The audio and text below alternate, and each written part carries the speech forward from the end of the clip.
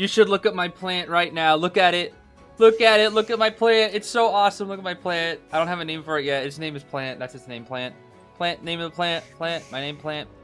No, not my name, Plant. The plant name, Plant. Hello. I don't know how to do intros. Today's it.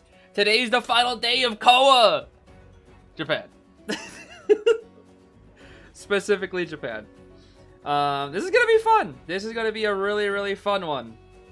Because we have watched every single match of Japan in live stream form, and today is it. Today will be the end of the Japan Qualifiers. All that's left after this, I mean, well, for live purposes, is China. We still have a lot more to do. We still have all of SEA to do, which I have like most of SEA recorded. I just need to actually upload it. And then all of Hong Kong, Macau, Taiwan. I haven't seen any of that region. And then the earlier days in China, we got to do as well. But for Japan, that ends today, baby. That ends today. Of course, our sets. We only have 2 left, similar like we did like the last 2 days. Our sets are QTD versus FL first. And then we will end off with AXIZ versus AWG. DFM qualified yesterday, so once again, huge congrats to DFM. I'm very, very, very happy that they made it in, because they deserved it. And my predictions for today is that I think the 2 teams that will make it in will be QTD and AXIZ. With how these teams have been playing, I think it'll be QTD AXIZ. My predictions are that QTD FL is actually a dead 50-50 matchup. I just kind of am betting that QTD will take it just because of how they've been playing. I think that will go all the way to round 5. And my prediction for AXIZ versus AWG, it will end in 4 rounds with AXIZ lead. That is my predictions so far. And so far, I've been pretty accurate about most things. So we'll see what happens today. Who knows? We'll have to see. Anyways, I hope everybody's having a great day. And then I have the chat pulled up for like past 5 minutes. I actually kind of rushed to get this stream started because I lost track of time. Because I was watching One Piece live action. I actually just finished it, or season 2, I should say. I just finished it up, and it was fun. I enjoyed it. It was a fun time. It was a very, very fun time. Very, very good time. I was kind of surprised that with the whole advertising that I thought they'd go deeper into the Alabasta arc, but they really didn't. They just kind of ended at Drum Kingdom, which is fine because Drum Kingdom's a really good arc. But they really did episode, or I guess I should just say episode 7, or Chopper's backstory. They really did that justice, that's for sure. I think that was the best one. Definitely the best one. You will pull Shia and Squire. I'm trans, if you didn't know. Oh, I did know that, actually. I did. You want me to pull? You want to talk about that monkey, huh? Can we call Zeez the Zote? What the heck is the Zote? Sounds like boat. Wait, didn't Doofenshmirtz have an innator that was like the Zotinator or something? I swear he did. Am I crazy? Am I a Doofenshmirtz innator? What the heck? I just broke one of my cards. That's sad. The A forces, it's fine. Well, I guess whenever we try to have to pull the gosh darn monkey, we'll have one more chance to pull the monkey. Perhaps. Who knows? The what? Yeah, didn't he have like an innator that was like the Zodinator? I don't know. He had a lot of innators. You accidentally picked Bloody Queen in rank when you only played her once before in 1. Am I cracked? Either that or the survivors have no idea how to fight a Bloody Queen. But if you're doing that on first try, that's kind of crazy. I can't lie. That is kind of crazy. Yo, why are we looking at Percy, bro? What's going on here? No, I don't want to look at Percy, bro. I want to look at my plant. Look at my plant. I finished the Arbor Day event. It's actually pretty nice. It's a good event. Curious, what? Hold on, let me see. My plant ended up being Mirror Evening Star. This was my plant. What kind of plants did you guys get? If you guys bothered with this event. I got Mirror Evening Star plant. These were my stats. I ended up having resonance more than anything, which is kind of funny. My diversity went down also, which is kind of funny. We got the same one. Oh, snap. Let's go. Let's go. Mirror Evening Star Plant. Whoa. Well, this is just the one that I got from the like event, but the one that it actually gave me was this plant for furniture, because you can change it, but it's like randomized. So there's like this plant. Yeah, it's randomized. So there's this one. There's one that looks like a pretty tree. Yeah, this one's really pretty. Let's see here. Dude, I know there's more. It keeps giving me like the same 4. There we go. This one's also really pretty, the roses. It changes like the bottom of it too sometimes. It's nice. Yeah. This one was mine though. I like this plant. Do you still have time to do the event? Yeah, the event is around for 4 more days before it leaves. So you can get your plant within 4 more days. Only 4 more days though. So pretty much until next maintenance. This event is really short. It's only around for 2 weeks, I think. This event. Pretty short, honestly.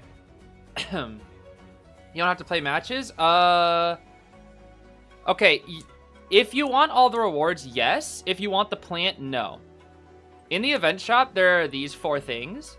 If you want to get all the rewards, you will have to play matches, yes. If you only want some of them, because you can get 70 acorns from the event, so you can either get this and nothing else, or you could get like 2 of anything else. Otherwise, you have to play matches. But if you just want the plant, you only have to play the event. You don't actually have to play the game. That's it. Not in the mood to play IDV, to be fair. I see.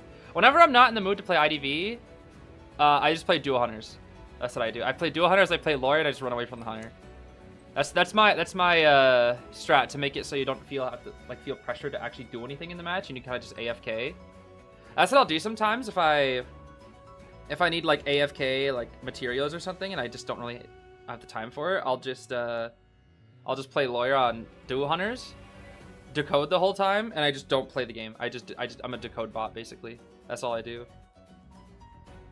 And I just use my map to run away from the hunter. It happens sometimes. Oh yeah, you can also AFK in the Scribbled Ideas map. I've done that plenty of times. I think I actually did that partially this week already, right? Let me see. Yeah, I did. I already did for 13 minutes. Pretty funny. Actually, we could hop into a Scribbly Bibbly Ideas map now, so we can do that. Let's see.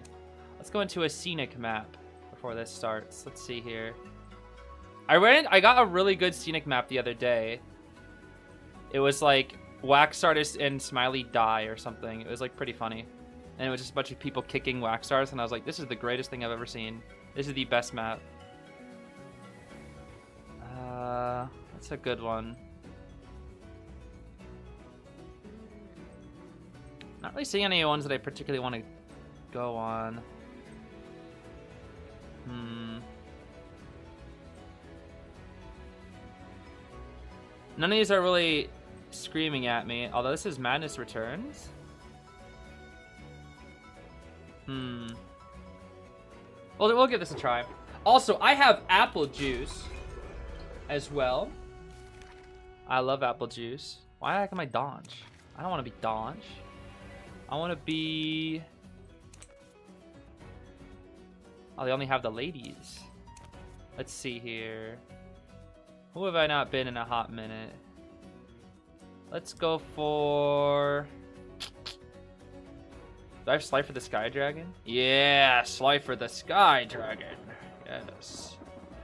Slifer the Sky Dragon. One called Escape Love the Map. What?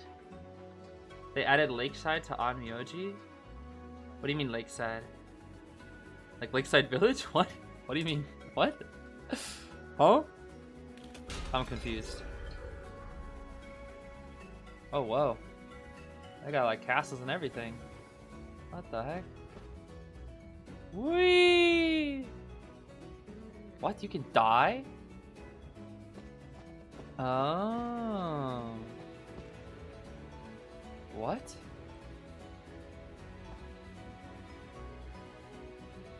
I thought this was a scenic map. Okay, it's fine. I'll just sit on this bird. Carry me, bird, carry me. As I wait for the COA matches to start. Come on, bird, you got this. I believe in you, little bird.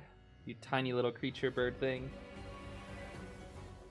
As a reminder, today's sets are best of 5s, which means that we are likely looking at an average of a 6-hour stream. So, if you're putting this on to sleep, or if you're just putting this on in the background, we got plenty of time. We'll be here for a while. And if you're actually going to pay attention, then take notes, because there's going to be a test. I'm kidding. I don't even know how the heck I would test you all. How many times were Goatman and Sangria not played in Scars vs. AWG? What's that? They weren't played at all? That's crazy, bro. Yeah, speaking of Sangria, hi there. Oh, wow, we're getting into it. Sheesh, okay. Let's do it, baby. Let's get it. Last day of Japan. Starts, that is quiet. Starts now. Let's see. We're going to ban out Lakeside and Moon River Park, so the big maps are gone. And we're going to choose Ever Sleeping Town, it seems. Wait, who banned what? Wait a minute. Okay, QTD picked. QTD picked, FL banned. Okay, I see. Still got to get my notes finished up here. Hold on a second. I have the sudden urge to draw Oddish from Pokemon. I'm going to do that after this match, unless I forget. Oh, wow, they're zooming through these picks. What the heck? Seer, I look down, I look back up, and the entire thing's already done. Seer, Explorer, Patty, Grave, Band. And we got Archer, Matthias, Officer Juz, and Prof. That was a fast banded pick, bro. Very fast. QTD, of course, hunting first. Itohasu. Can we just go Goatman? I think we should just go Goatman. Both Lizard and Robbie got played today in CN. Both had good results. It's crazy. Was it the same Lizard from the ZSLIN? Because that I believe. That Lizard was crazy good. The Robbie is crazy, though. The Robbie is kind of ridiculous. But the Lizard, I believe, because that Lizard was really good. That Lizard was like an insane Lizard specialist. Yeah, Freddy. That Lizard was like... that player is like an insane Lizard specialist. Like, they might be the best Lizard in the world. They genuinely might be the best Lizard in the world. Like, they are so crazy good. We're going to rock with the Qist here. I actually don't think Qist is bad into this comp. Qist is actually fine here. Especially since this is around a best of 5 set. I think Qist is actually pretty fine here. Qist can easily tie this comp and potentially win. Keyword potential. Keyword potential. The word that is banned in Zeus's chat. Can I have some ramen? Hi, Mimster. You want ramen? I don't have any ramen for you. Maybe I could make some. We got noodles. We have ramen noodles. I could boil you some noodles on the binary burner. Like I told you about our gosh darn stupid stove, right? That has a binary burner where if you set it on for too long, it will just either be fully on or fully off. It's really stupid. 2 of our burners are like that on our stove. We have 4 burners on our stove, and both ones with the dual burner are binary. And so if you put it above like 3 for a little too long, the stove will just like explode. And it will just get confused. And it's like, we will either be maximum heat or completely off. It is so stupid, dude. Yo, what's up, Zeus IDV? Why did I say the forbidden word? Yo, my fault, bro. My fault.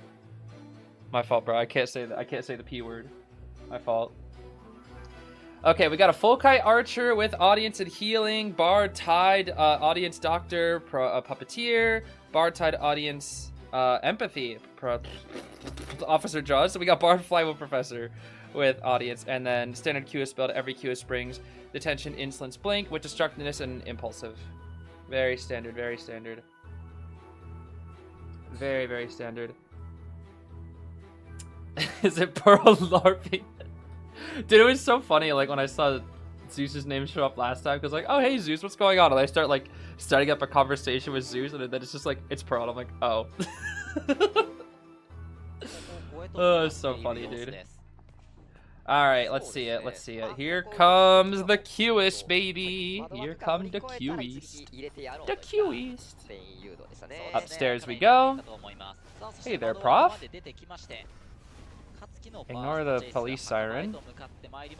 He's gonna have to use scale here. Yup. Ooh. I think Katsuki used that scale a little too early. Maybe. Yeah, maybe just a bit too early. Itohasu playing really well with these contact points, I will say. Keeping them all in the same string, so you don't have to put up as many. Well, potentially if you're gonna go for a lined one. This is actually not that good of a kite from the professor. Fly will pass. Nice. One more contact point. He's dead.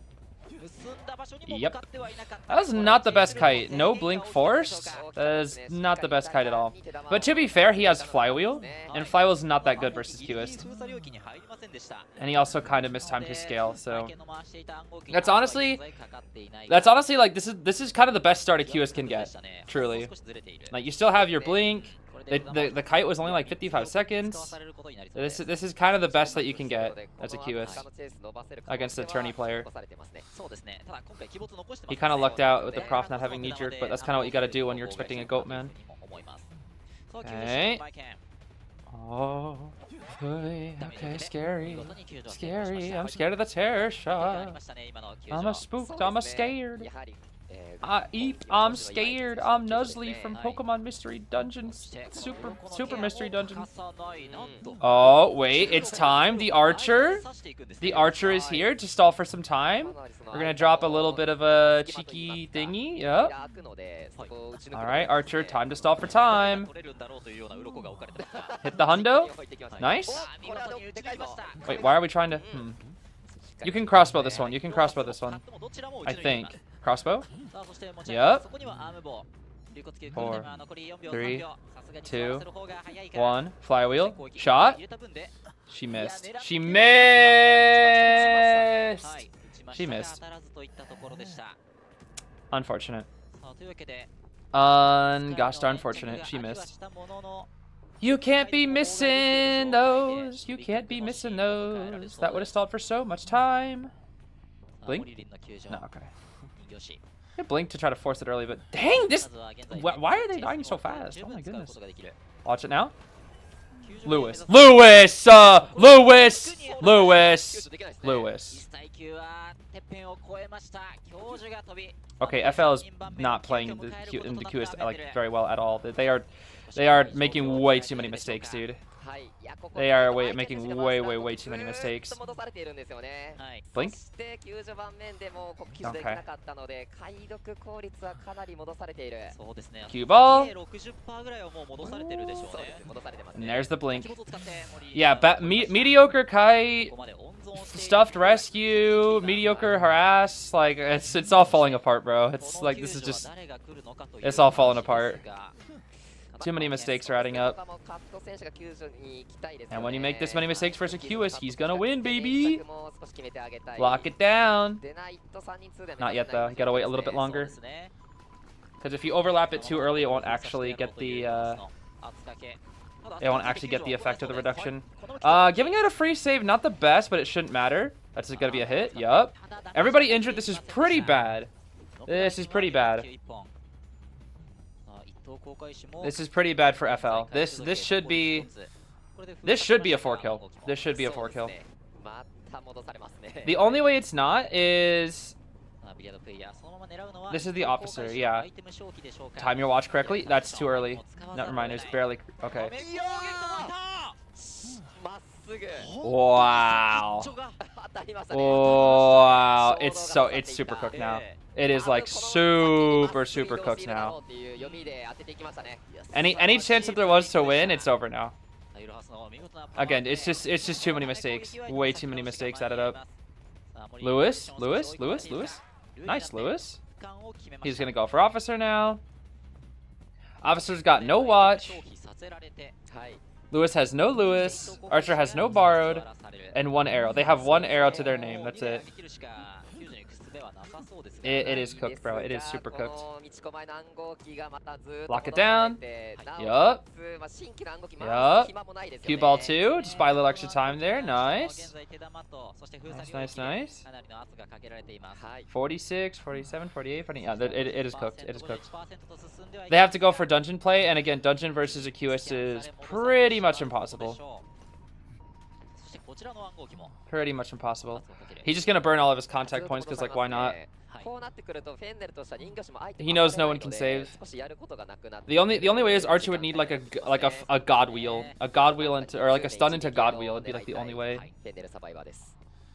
Quite literally the only way. Okay, cue ball again. All right. We're at least gonna finish that cipher. Oh, in a while from now. Yeah, it's so cooked, bro. It is so cooked. I think the biggest mistake was the stuff save on the Lewis. Lewis just waited too long. That's the problem. You can't wait that long versus QS, bro. You just can't. All right. This is gonna be a really good start for QTD. No tinnitus, so we know Archer's not here. We'll set up a big transportation contact points. Kind of low on our contact points though. They are pushing 2 ciphers that are on opposite sides of the map. Best case scenario, they could try to get 1. It's very unlikely though, especially since Blink and cue ball is up. Let's see here. He's putting himself in a corner, which means, oh, Blink here. Yep. Oh, he tried to Blink predict though. He tried. He tried it, bro. He tried it. QS can win. I mean, yeah, if the survivors mess up 50 times. I never said QS can't win. I just said that he's a tie. What the heck? Whoa, what the heck? I said QS was a tie god until survivors mess up, and survivors did exactly that. Mediocre kite, mediocre harass, and they came in too late for save.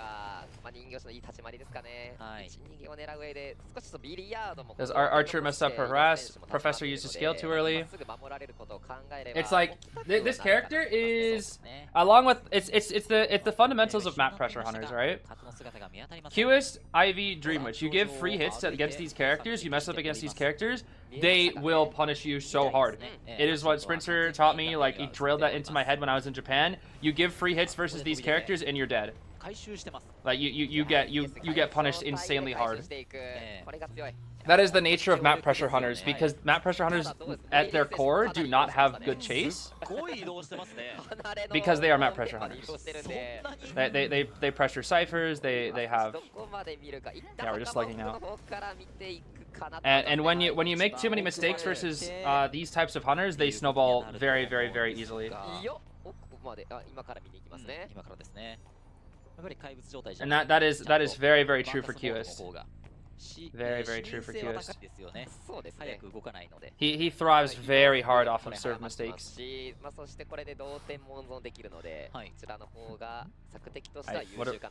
Does he think the Lewis is back here? That Lewis is gone, buddy. That Lewis is gone now. He is gone.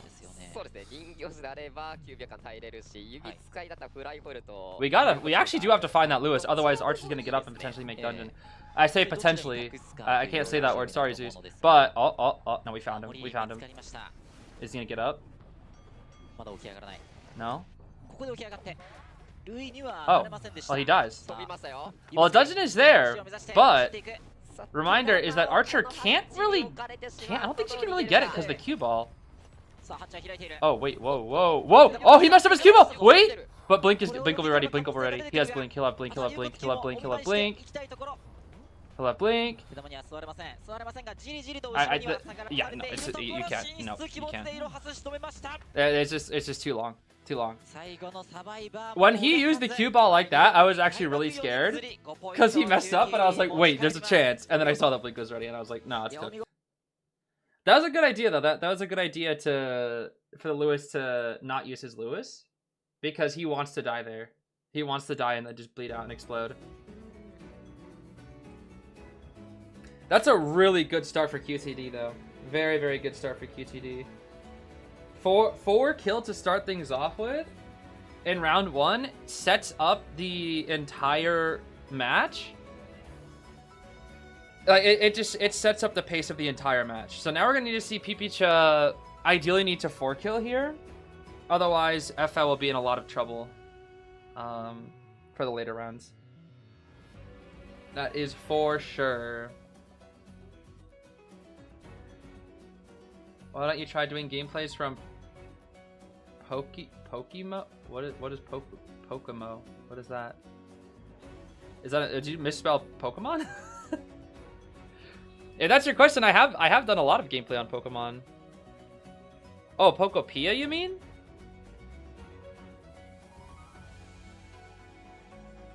Poke MMO? Is that a thing?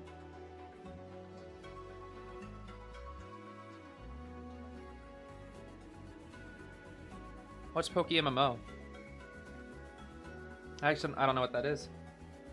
It's Pokemon, but online? Wait, what is that?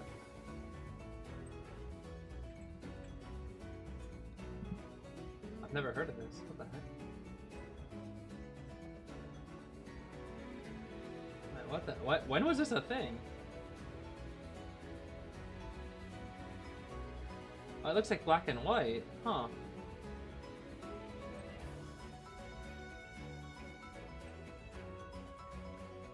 Oh, that actually looks kind of cool. Is there like a story to it? I guess it would be if it's an MMO, right? Maybe not a story, but maybe there's like quests. Huh. Interesting. Play the original campaign online with friends. Bruh. Look at this, bro. Like, what the heck? That's a lot of people. You can be the grunts? That's actually really funny. You can literally be the grunts? That's pretty goofy. I've never heard of this before. Huh. That's interesting. You can play like past the first 5 regions and play the friends. So you can play like from Kanto to Unova? Really? That's interesting.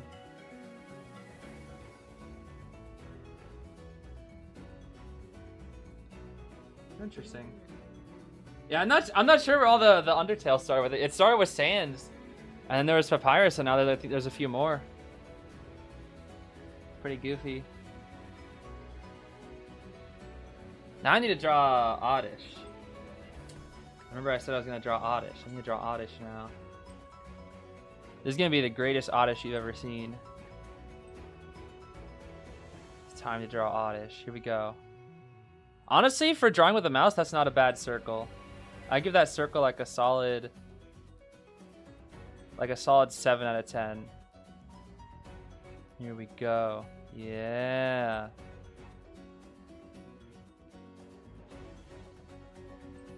It's Oddish time, baby. I think the leaves are a lot wider than this, but it's fine. This is just a really tall Oddish. Yes. It's a very tall Oddish. Here we go. It kind of looks like a Bob-omb that just has icicles coming out of it, but it's fine. Trust me, it's an Oddish. Now I just need to... This is probably the color of an Oddish, kind of. It's close enough. Well, no! I forgot this part. Ugh. Oh, great. Now the size is different. Okay. These are like the pattern on the leaves. Here we go. Okay. Oddish. Wait, Oddish is blue? I thought Oddish was purple? Oddish is blue? Wait, is it really? I always thought Oddish was purple. But it's poison. What? Oddish is blue and green? I thought Oddish was purple and green this whole time. What? I never knew that. Yeah, I'm colorblind. I never knew that. Wait, what? Wait, why is it blue when it's poison? I thought it because it was poison it was purple. Is this my self-portrait? No? What? I don't look like that. I don't look like an Oddish. I wish I looked like an Oddish. What the heck? Did I pause it by accident? Oh my, I'm throwing, bro. All right, it's fine. What do we got here? Hash is going Goatman. Okay. Goatman against Mage Knight, Meteor, and Lanternus. All right, that's a little bit niche, but I think it's fine. That's fine, that's fine. Seer, Enchantress, Puppet, and Grave have been banned. Okay, at least we're seeing Goatman. I actually agree with the Goatman pick here. We might have to go Abnormal Goatman, actually. This might be Abnormal Goat, because Hasha has to 4-kill to tie things up here, and I think you definitely can. I really do wish we could see the Japan crossover skins. That way we could see Himmel and Freerin. But, you know, it is what it is. I'll just cope and drink my apple juice. It's fine. Why must apple juice taste so good? I love apple juice. What is this apple juice? 100% pure apple juice from concentrate pressed from fresh whole apples. No sugar added. 100% juice. Ingredients: apple juice from concentrate, filtered water, apple juice concentrate, no sugars, sweeteners, or colors added, no preservatives, very low sodium, GMO free, gluten free.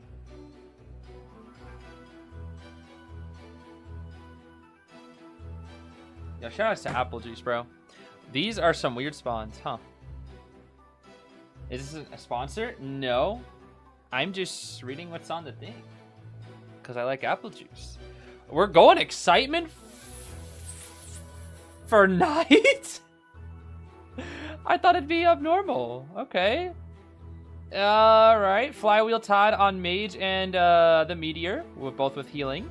We got a Borrowed Tide Knight with Audience Effect and Weber's Law. Then we have a Borrowed Flywheel Amanda with Struggle Build and Audience Effect. Is the Struggle Build called Will to Survive? I think that's actually what the official name of it is. Then we got Detention, Trump Card, Excitement, Rage, Wanted, Order, Berserker, Goatman. Interesting. Yeah, I'm assuming it's to catch the Knight off guard, but I feel like Abnormal is just a little more aggressive when you need a 4-kill? I don't know. It'll be good to catch the Knight off guard, but it's only going to work one time. So Asha's going to have to make that excitement count. This is true. Should try German apple juice? Really? Is carbonated H apple juice? Oh, I see what you did there. Carbonated apple juice, that does sound yummy. Okay, well, we're going for the Knight Sterling.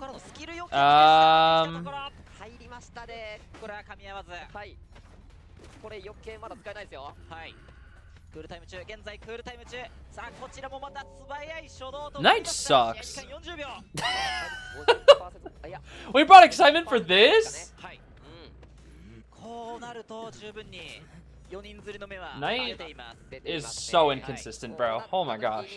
This character is so inconsistent. Oh my goodness, bro. And this is why Knight is niche in round 1. Let's see. Knight isn't actually that bad, he's just niche. Oh, that's a stuff to save. Wait, that's a 4-kill. That's a 4-kill. That's it. He 4-killed. No, that's it. I don't even care, that's a 4-kill. I can already tell, like, you stuff to save, that's all it takes. Yo, Oh man. Oh man. I can already tell. It's only been a minute. I can already tell this is 4 kill. This is already a 4 kill, bro. I kind of feel bad for Itohasu, bro. I really do. Itohasu's probably looking at this like, bro, come on. All you needed was 1. What's going on, guys? What is going on? The only way this isn't 4 kill is if we see the rebound of the century from the night, or Hasha messes up. This should be 4 kill though. Why are we? What are we doing? Oh my gosh, it's working. No way.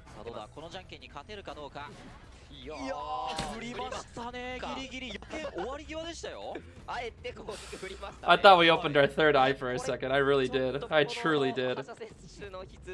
I truly thought we opened up our 3rd eye. He's dying with a helmet, bro.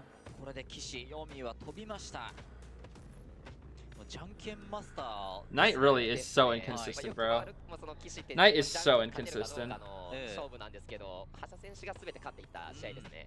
A little early, Hasha. A little early. A little bit early there. Let's see. Okay, now we drop. Pen DK. Wind Blast. We have excitement for it, though. Hasha. Hasha, they didn't even use the Wind Blast. Hasha, you kind of just wasted your trait, buddy. Okay, it doesn't matter. He should still 4 kill. I mean, now they know. Now they know. Now they know. So he basically didn't even use his trait. Oh boy. Yeah, I know Itohasu is probably just like, bruh. Come on, guys. Let's see it. Here comes Mage. We still have Tide Turner. Smackaroni and cheese. We can't get on Tram because of Tide Turner. Ooh, nice cage. That's a really good cage from Hasha. Really good cage. I love Goatman's attack recovery, bro. Just like the winding down, like kind of like winding his shoulders. Like, ugh, gotta stretch out my shoulder a little bit here. I feel like more hunters should do that, you know? I don't feel like a lot of hunters like, you know, stretch. I don't know. They might not feel so loose. They might feel so restricted. But Goatman, bro. Goatman's like, oh, I gotta stretch, bro. Gotta make sure my arm's in good condition for the next swing. Yeah, this should still be 4 kill. I'm very impressed with QTD Cypher. They're actually kind of bringing it back in terms of ciphers, but it doesn't matter. Okay, we broke the cage. Bonk. Meteor, you gotta live. Pen DK. Oh, that cage was not the best. Nice Wind Blast. And yeah, that's it. Ooh, that is gonna be it. Pen DK dead. Both stars injured. We don't even have borrowed on the Magician. Yeah, it's pretty cooked. Luckily, Lantinus does kind of help them out a little bit with like pausing the ciphers, so they can do ciphers while injured. So Lantinus is helping them in that regard, which could help them be very stealthy to try to get a sneaky 1. But the problem is now Hasha's caught onto the Magician, and we still have trait. Oh, that's a black cage now. Yep. It is indeed a black cage. Woo! That should have hit. That's hitting if I'm the survivor, bro. That's hitting if that's me. 100%. Alright. I mean, you might as well. Yeah, there's no reason not to at this point. There really is no reason not to. Are we really cheering? No, we're just gonna drag. Just gonna drag. Just gonna drag. Just gonna drag. Drag to middle. Drop. We got 10 billion energy. We're gonna check this corner. No tinnitus. We're gonna check this. We're gonna check graveyard. Let's see. No tinnitus yet. Yo, I know she's around here somewhere, said the goat man.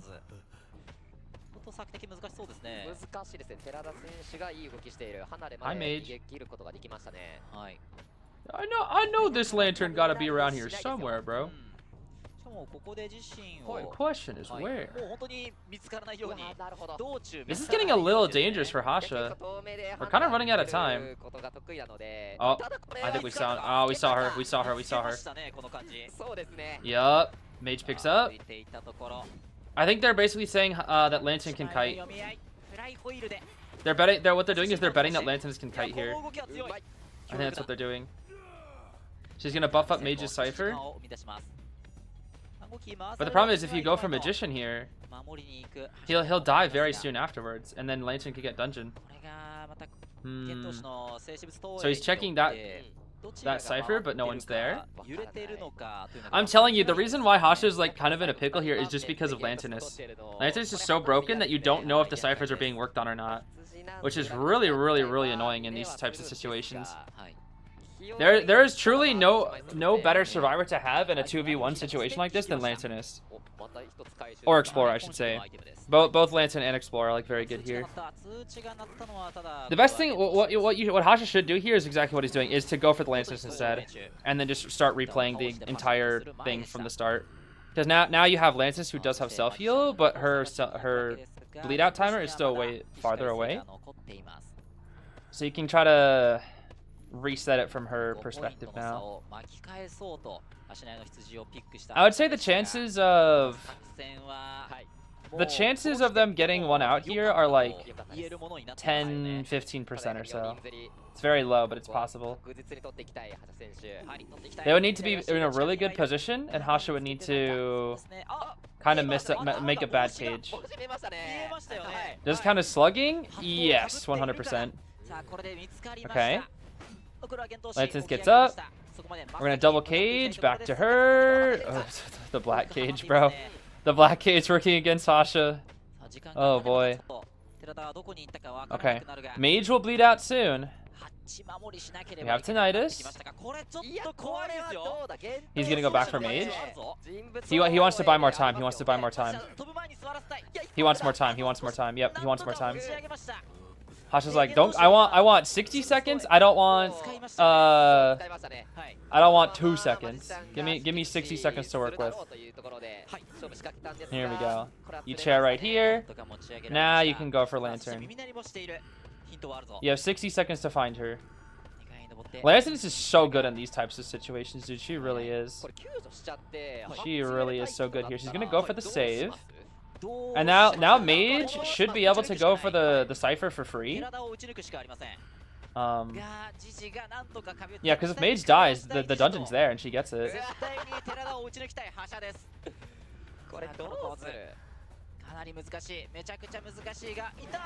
Okay. So hit on Lantern.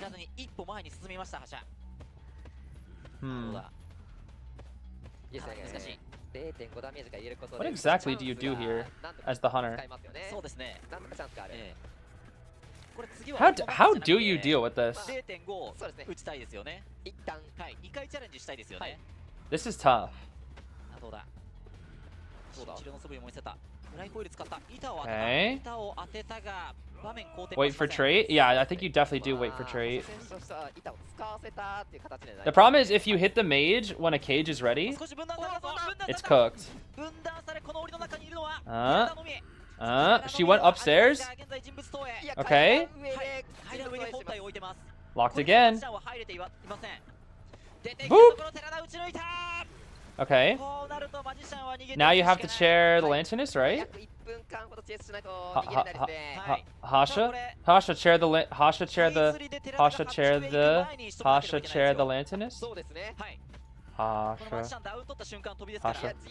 The Lanternus. Hasha the Lanternus. Hasha she'll be on the Lanternus. She'll be on the dungeon. Hasha. Please, she's gonna be on it. Don't hit him. Don't hit him. Don't hit him. Don't do it. Don't do it. Please. Tell me you realize your mistake that you're about to make. Please tell me you realize. Okay, please. He knows. He knows. He knows. Okay. Oh my gosh, bro. I was like, don't hit. Don't hit. Don't do it, bro. Don't do it. You got a chair, bro. You got a chair. You got a chair. You got a chair, bro. You got a chair. cage. There bro is. Okay, now you can kill. Now you can kill. Just cage again. Yeah. Okay. He's very far. One more. Oh my. Oh my. Oh my gosh. This is so... He has flywheel. But Hasha has blink. Okay. Oh my gosh. Oh, that was exhausting, bro. 12-minute Goatman match. Oh my gosh. And all that because of Amanda, bro. Oh man. Amanda's so broken in those situations. Literally drags on the game. Oh my gosh. Because you just can't tell if she's working on a cipher or not. Oh my goodness, dude. They need to nerf Amanda. Oh my gosh, they need to nerf Amanda. And in those types of situations, Amanda needs like a nerf to her secondary ability, or it's like it charges like twice as slow or something, because that's ridiculous. Oh, that is so ridiculous, dude. Oh my. Well, we at least got a 4 kill into 4 kill, which is good. So now it's a tied up set, bro. It is a tied up set, which is good. I like to see the tied up sets. I really do. I really do like to see the tied up sets, which means we get a guaranteed round 4, which is nice. Only issue is QTD, they didn't lose as many. Okay, well, they lost Knight. They lost Mage, Meteor, and Lantern, which are really good. But FL lost Goatman, which is way better. Way, way better. Also, I just realized Hasha's round 1. I just realized. That's interesting. PP wasn't round 1 this time. Okay, and then, yeah, they lost QS for QTD. And then, what were the survivors that they lost? Officer, Puppet, Professor, Archer. Okay, both sides lost some pretty good survivors, that's for sure. I would say QTD in general is in the lead in terms of character picks, though. Because they have, I don't know what's going on with the time bar. Because they lost Qist over Goatman, and they lost Knight over First Officer. So I would say in general, they're probably in a better position here in terms of character picks alone. Who do you think Nettie is going to power creep, and what hunter Nettie is going to counter with the upcoming COA survivors? I think they will officially kill Hullabaloo. I mean, I think Hullabaloo's kind of just... I think he's like... He's fine. Like, a 16-second double surprise, like, I think Hullabaloo's, like, in a good spot. I don't know. Yeah, I agree with final deduction being needed. I fully agree. Games with no final deduction, that's why, it's because of, like, the clerk match that we saw last year, the 25 minute clerk match. That's why they added final deduction, because otherwise you can just keep hitting and carrying and hitting and carrying. And dude, you guys, it was awful in COA 7. Let me just tell you, it was even worse in COA 7. The amount of freaking operas and gamekeepers that just drag people around the entire map, especially gamekeepers, because what gamekeeper would do is he would hit you, pick you up, wait till you struggled 4 times, drop you, trap a trap, pick you back up, drop you in the trap, hit you, and it was just that on repeat for just minutes and minutes, because his traps used to recharge so fast. Gamekeeper's traps used to recharge 1 every 40 seconds. It was ridiculous, bro. He got his traps so fast. So you could basically carry people around for like 2 minutes straight and still have traps. Oh, it was awful. It was like so slow. It was awful.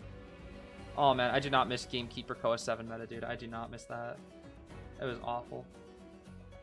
If Mage heal stalled Lantis on top of dungeon, what could Hasha have done? I don't know. But I think the whole point is that you can't heal forever. I think that was the biggest thing. Is they can't, like, eventually you won't be able to heal the Lantinist anymore at some point.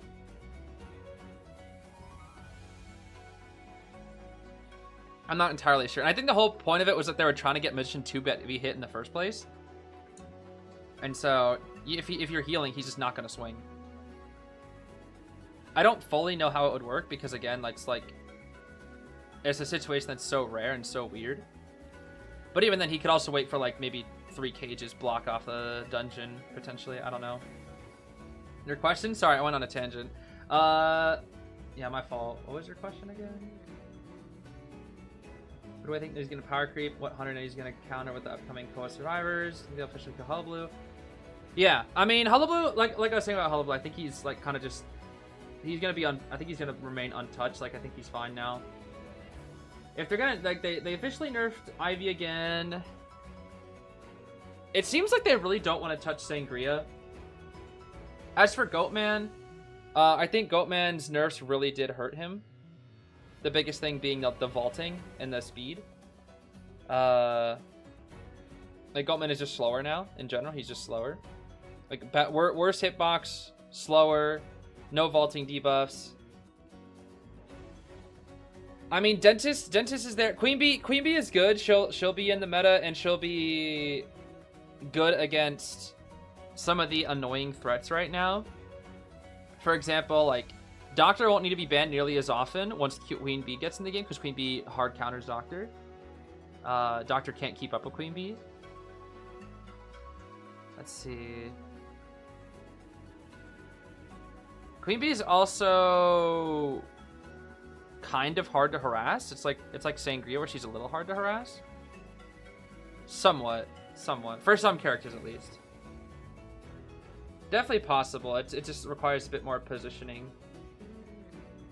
But Queen Bee's chase is quite good and her camp is quite good.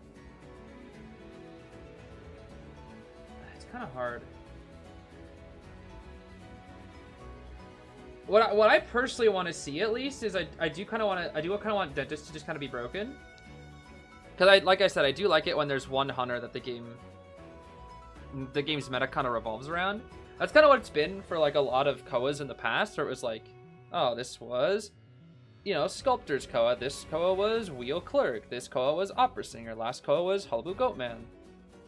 With also Opera and Ivy there too. It's like, this COA is mainly just, there is no hunter that the game revolves around right now. This COA is just play one of the top 6 hunters. Basically, it's like play Opera, Ivy, Hullabaloo, Goatman, Peddler, or QS. Like play one of those 6. And that's about it. And you also have, you know, your niche picks. You have your Dream Witches that are also quite effective in the meta right now. You have Wax Artists, which can play well on certain maps into certain comps and like actually do extremely well. You've got your Gamekeepers that can still do well on his map. You've got your Clowns and your Wheels in China that do well. Yeah, you've got Nightmare, who's like, you know, cooking on Lakeside and Moon River Park usually. You got Bonbon as well, the Thai God. I mean, who could forget gosh darn Bonathan? But you know, there isn't like one hunter that's just the best. And I kind of like it when there's one hunter that just is the best that everybody needs to have. Like every player, every team needs to have that hunter and be super proficient at that hunter. Because for my opinion, that kind of gives the IDV tournament scene an identity. You know, when you think back to previous COAs, it's like, you know, COA this was this character. Like COA 7, that was Opera's COA. And to a lesser extent, Gamekeeper. Like for me, that was my very first one. That was Opera's COA. Like if you think about COA 7, everybody will tell you, that's Sangria. When you think about COA 6, at least I wasn't around for that, but it was Wheel Clerk. That's what it was. COA 4, it was like Galatea BQ Dream Witch, right? Like that, I think that's what it was. Or was BQ the previous year? Maybe BQ is maybe BQ Dream Witch was like COA 3. I don't really remember, but I know Sculptor was like crazy in COA 4. And then you look at this COA and you're like, Goatman again? Opera maybe again? I don't know. It's like, it's weird. Hello Goatman were like the kings of the last year, and like Opera Ivy were there too, and they were still super efficient. Opera was the most played hunter last year even, but it was like, that was because she wasn't banned as often, mainly. So that she was picked more often.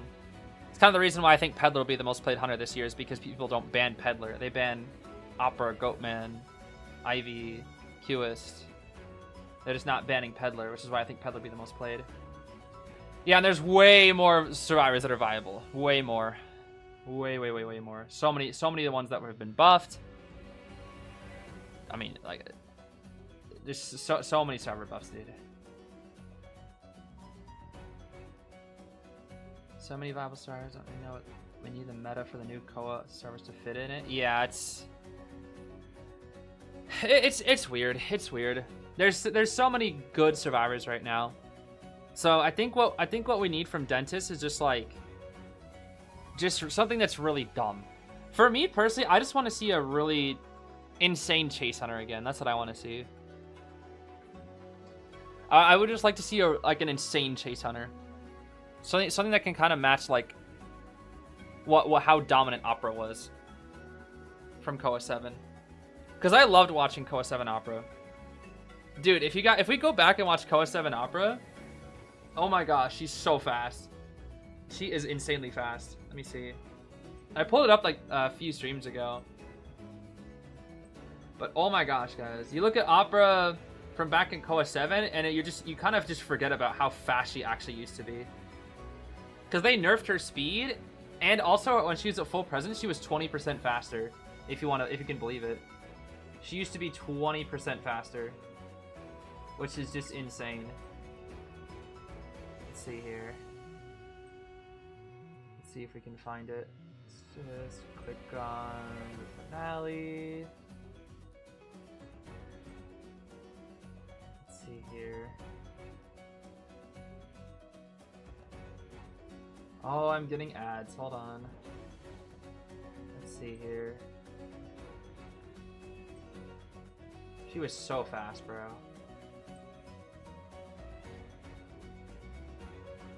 Let's see. Let me see if I can find some full pres Peter. This is how fast Opera used to be. Look at the speed whenever she starts like dashing with full presence. Look at that. It's like you can... Her full presence was so fast, dude. Her full pres was so fast. It was insane. I want to see if I can find like where she starts dashing like crazy. And Peter was like the best Opera. Look at that, bro.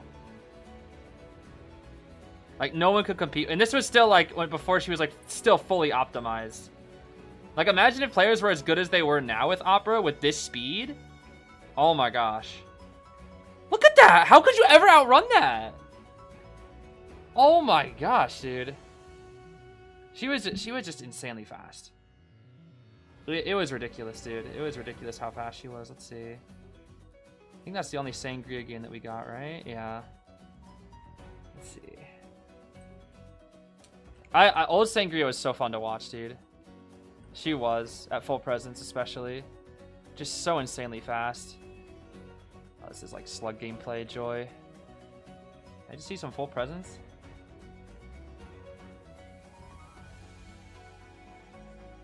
Look at that, dude.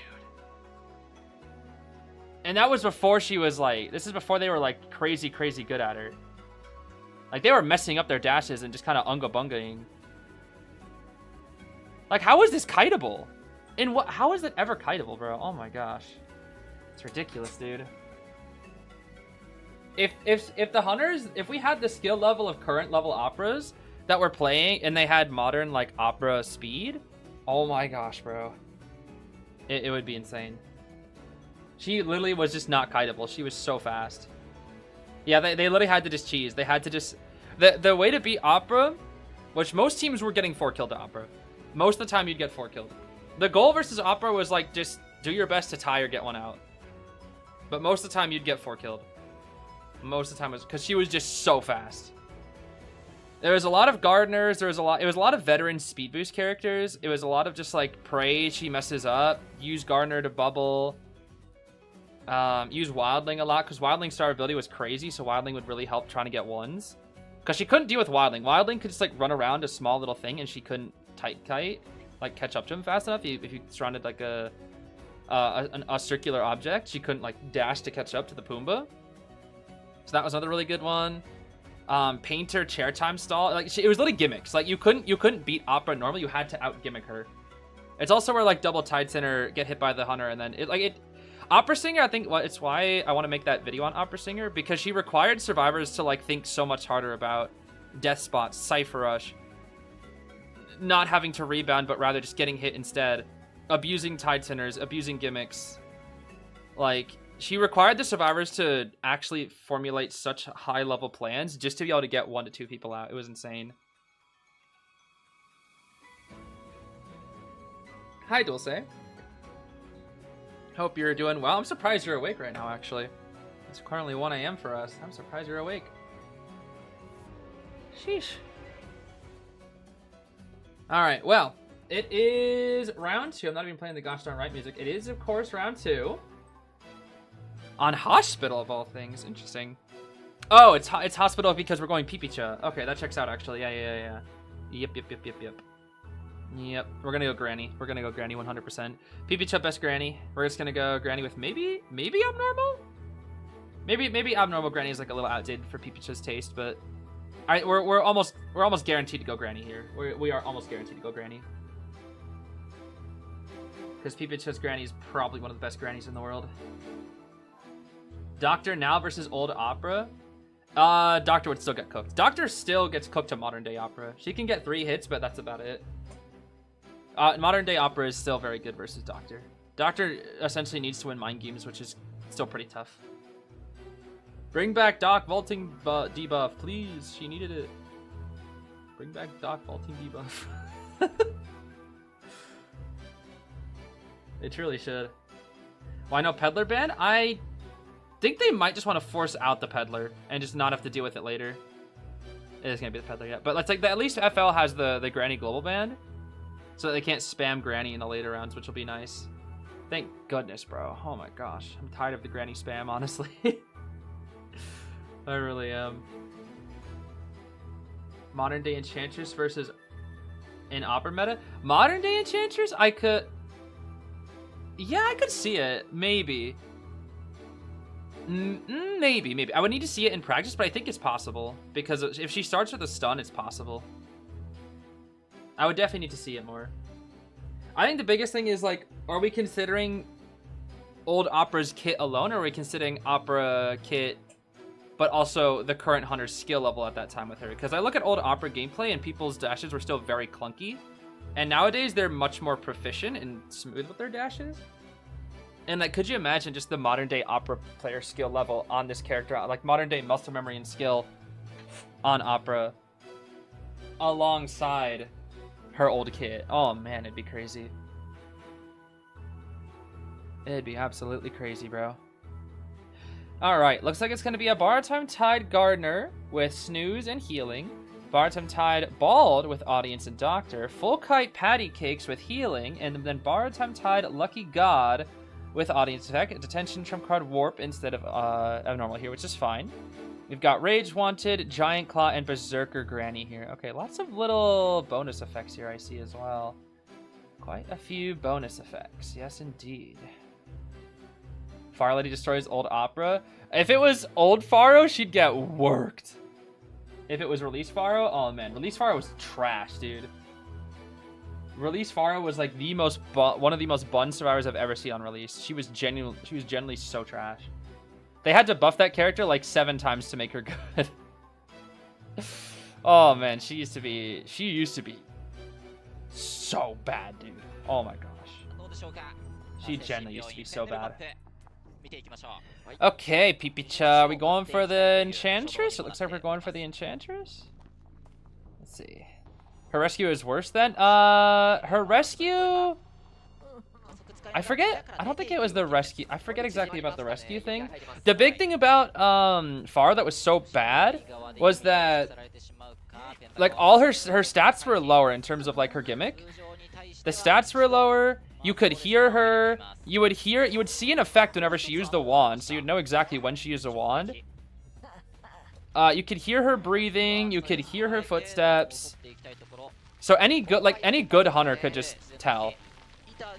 Which would just basically make it so the quote-unquote 50-50 mind game was basically like, okay, is the hunter a good hunter? Yes? Okay, you lose. Like, A lot of people in my comments kept telling me, oh, she's not that bad, she's not that bad. But it's like, that's because you're going against low-level hunters. If you go against a high-level hunter, they're just going to use their ears to follow you, and that's all. That's all it would take. That's quite literally all you would have to do against old Farah. Just use your ears, and then you just spot her immediately and kill her. She was genuinely so garbage. But now they made her silent, made it so her cane you can't tell, made it so her her gimmick recharges way more consistently, and then made it so you can use your wands to accelerate the invisibility. They gave her just so many buffs, dude. So many buffs. So many gosh darn buffs. Okay, well, that was very standard. I mean, the Enchantress ran into the Lucky guy. Lucky used a pocket watch. He pocket watched. Oh. That's just to buy time. That's just to buy time for the Bald, I think. Yep, just to buy time for Bald. That's fine. That is fine. That is fine. We're gonna probably use the Bald Smoke here. Yep, Bald Smoke. Into Bald Smoke again. Ooh. That's not gonna be a freebie. No freebies. No freebies. No freebies. Nope, no freebies for you, Bald. Well then. Not what I was expecting, but I guess it's fine, bro. It's whatever, man. I don't even care, man. I don't even care, man. It's fine. Whatever, man.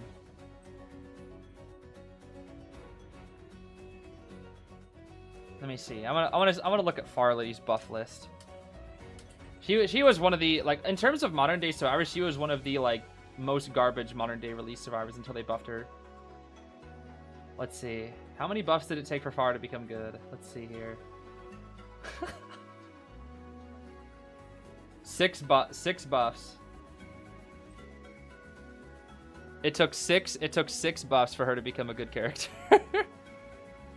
Oh my goodness, dude.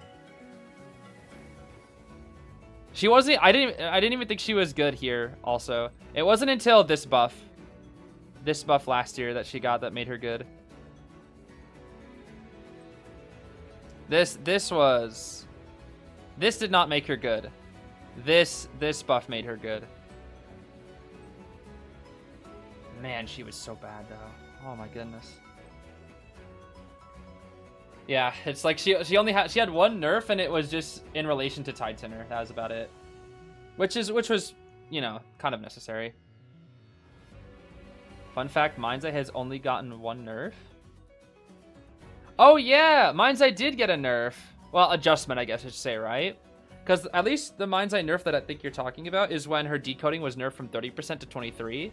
But it was also so that they could take away her vaulting debuff from -30 to -23, right? If I remember correctly. I think that's what it was. I'm pretty sure, at least, anyways. What is that movie on the right? I have no idea. I think it's an ad. The thing is, whenever you go on the IDV wiki, they always spam ads. It's just the wiki sites. I think the wiki site host just kind of spams ads at you, which is kind of annoying.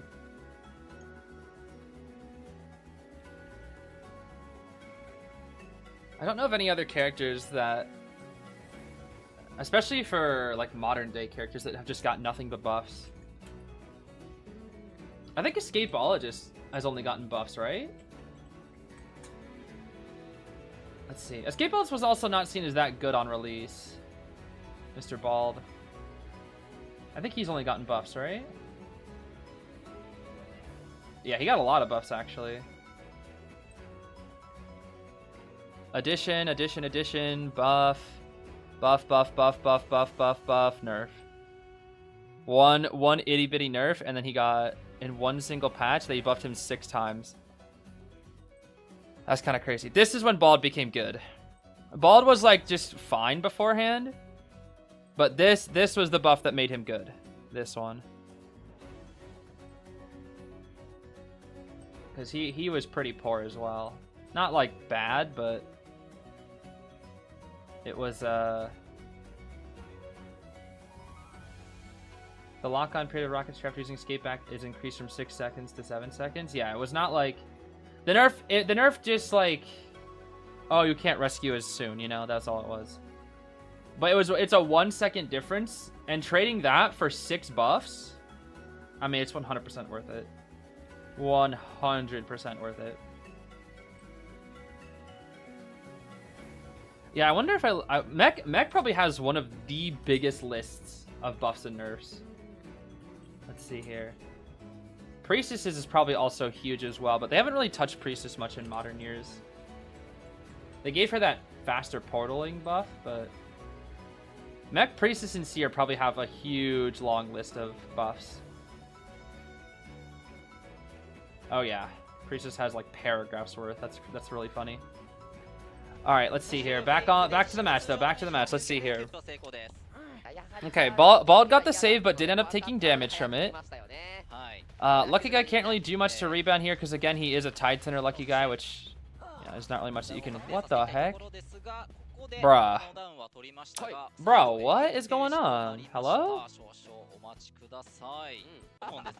Bruh, what is this? Anyway, look at all the Priestess. Look at this. Oh, it's pretty funny. All these things. And then nerf. Nerf. Nerf. And then the new buffs. Buff here. Oh, man. Yeah, all these adjustments. Yeah.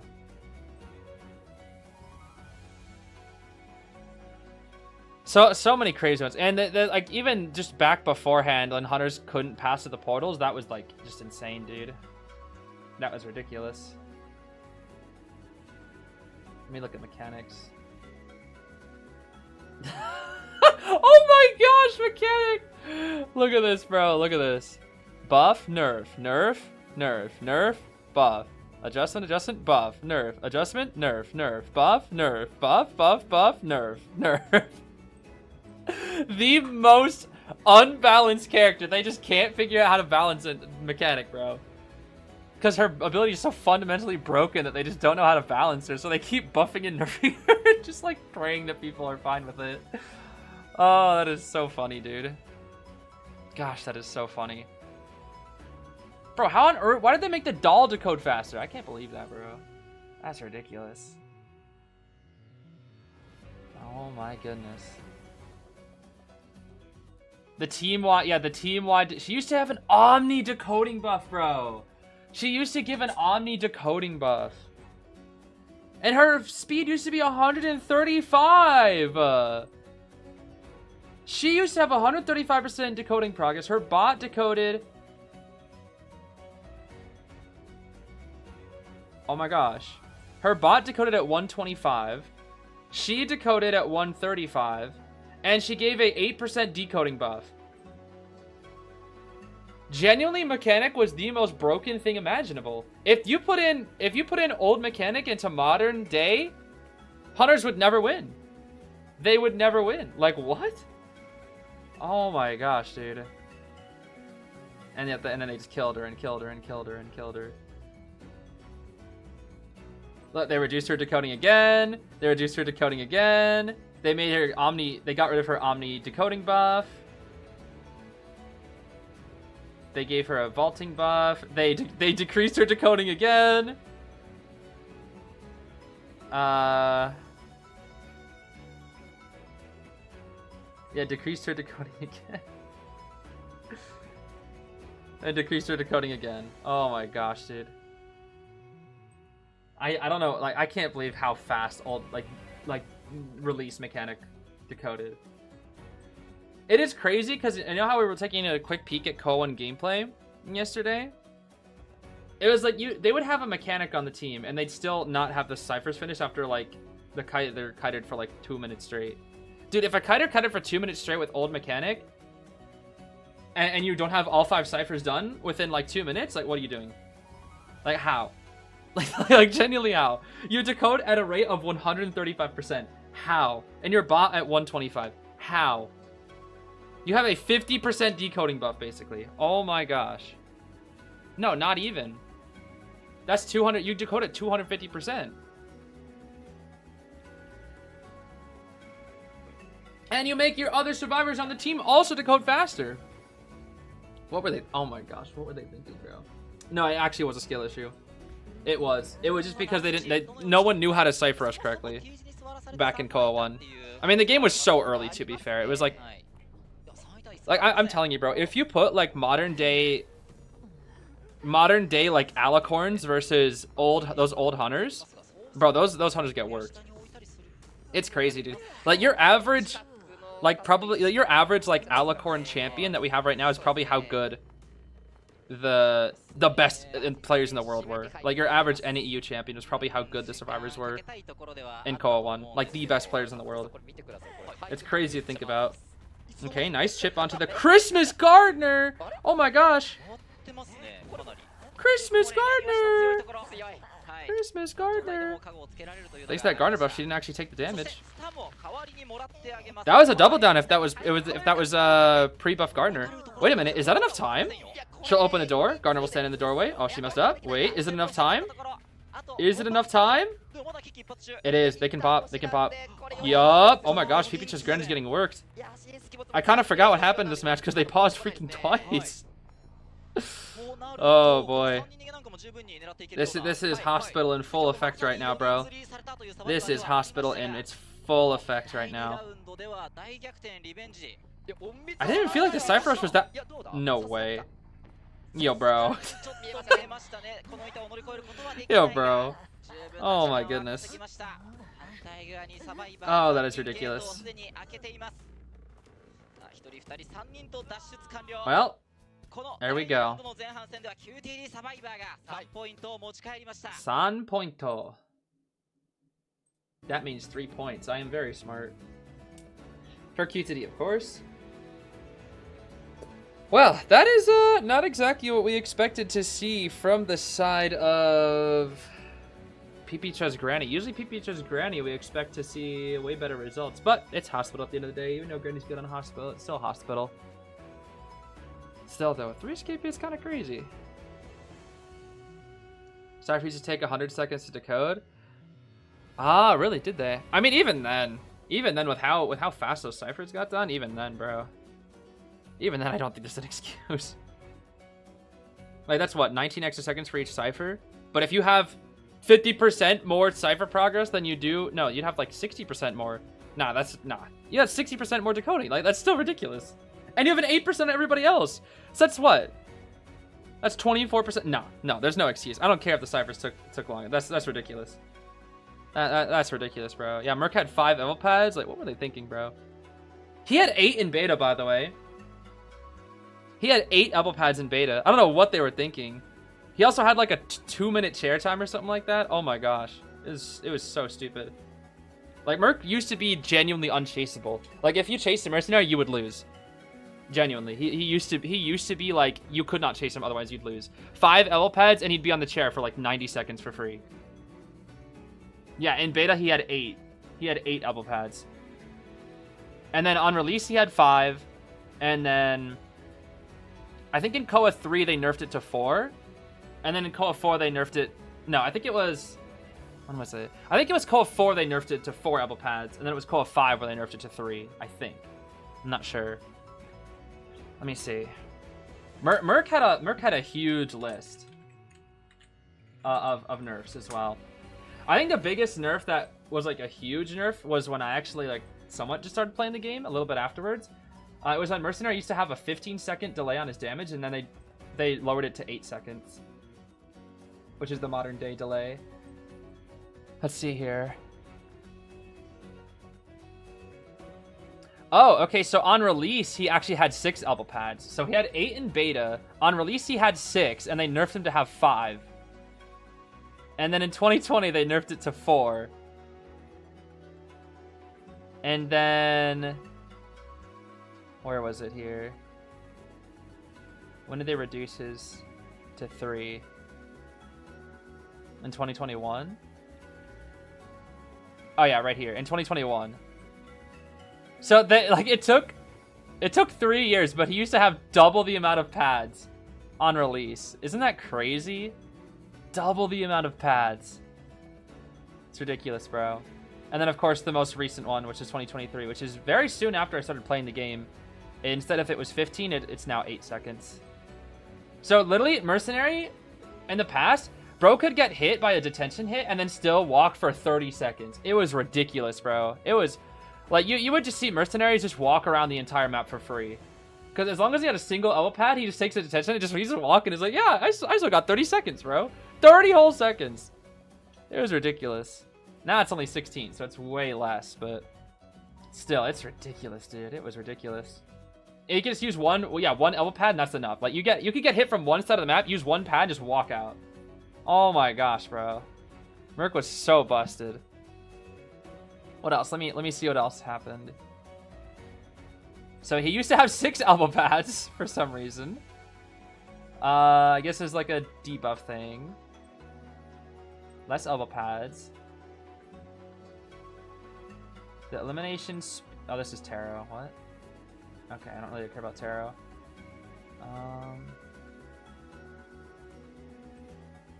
Yeah, okay, I think this was it.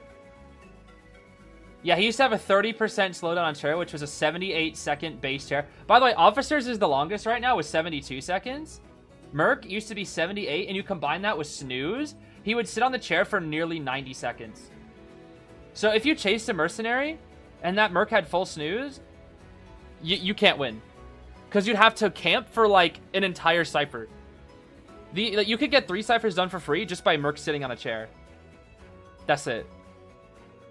Like, like, Cyphers take 81 seconds, and he sits on the chair for 78. For free. Just for free. It's insane, dude. Like, Officer still has 20% slowdown, but Mercs used to be, like, 30%. And they reduced it to 10%, which is now the modern one. Oh my gosh, it's ridiculous, dude. It is so ridiculous.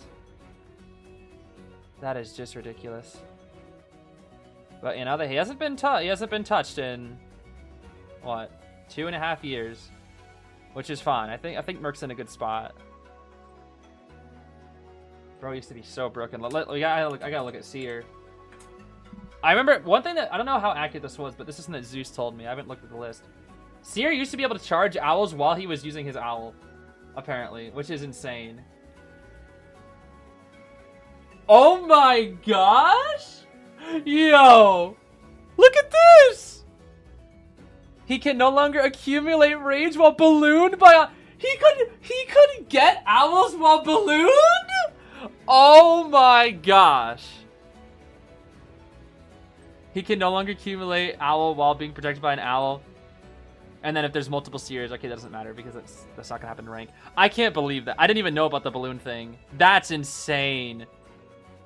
While you're ballooned, you get free owl. Oh my gosh, that was so broken. I mean, they nerfed that very early on, clearly. They nerfed that very, very early on. They didn't let that last longer than 7 months, but even then. Oh my gosh. Dude, and the owl used to last, I think, 15 seconds, right? Where was it? The length of the owl, right? At least that's what Zeus told me before. Hold on. Maybe it was always 8 seconds? At least Zeus told me it was 15. Where is that?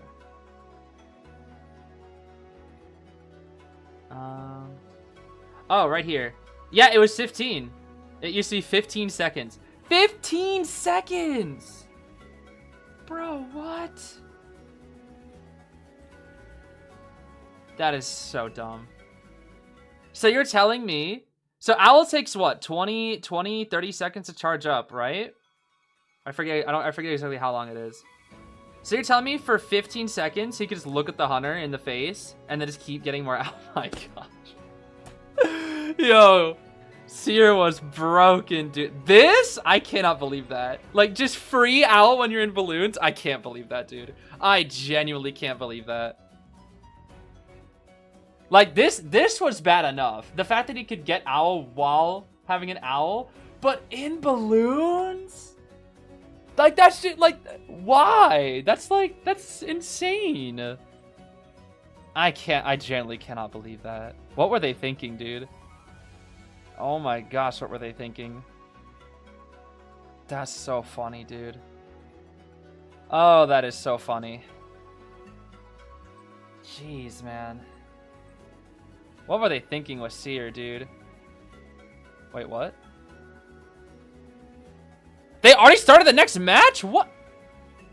Okay, that is spoilers. It's Granny. Uh-oh. Dang, I did not know they started the next match. What the heck? Wait, what am I doing? What am I doing? Alright, never mind. We're good. Okay, what do we got? What do we got? It's Granny. Okay, wait, what did they... Oh, I gotta see what they banned. Hold on. I'm curious! What do they ban? Enchantress, Lucky, Gardener, Mech. Okay. They banned Dream Witch as well. Interesting.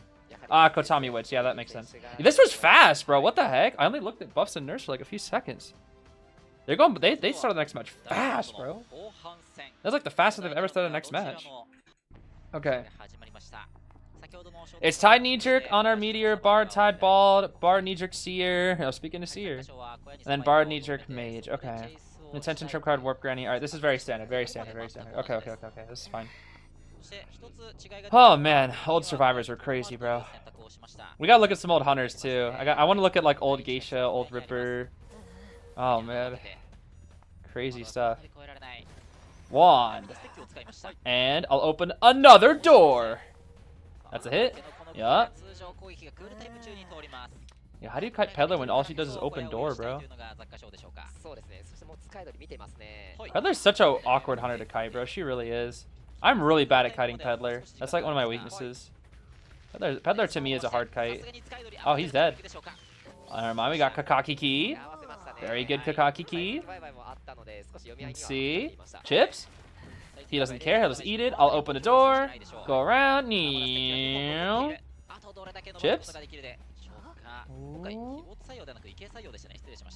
He can't drop it, he can't drop. Woo, that was close. Another door. Warp. Where'd he go, Kotami? Another door! I'll open. Oh, wow. Okay. Interesting. Okay, we'll pick up here. Ciphers are fine. These are actually winning ciphers. You can win with these ciphers. Since you have double Tide Tenor, you can actually win with these ciphers. It'll be tight, but you can win. It's like super easy to tie with these ciphers, but survivors can win. Survivors can definitely win. Let's see. We just need 2 good saves. 2 good saves, 2 Tide Tenor, cheese, and we good. Cloud. Ooh. Ooh. No double down, no double down. Okay. Nice chip dodge. Very good, very good. Watch out for the vine. Good vine. Boop. Granny. Okay, next up will be Bald. Yeah, it's going to be very tight. It's going to be very, very tight to get these ciphers done in time.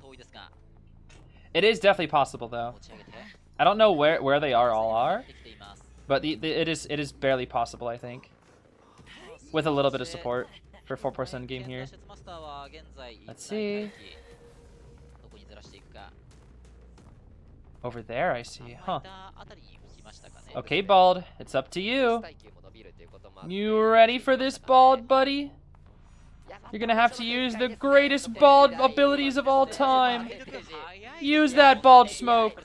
Use that shiny bald head.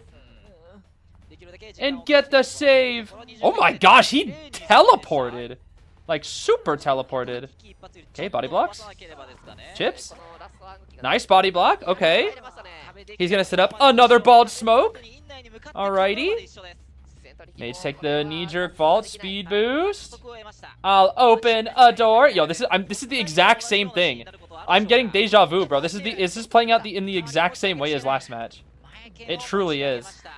It is truly playing out in the exact same way. The same doorway, except now he's taking the other.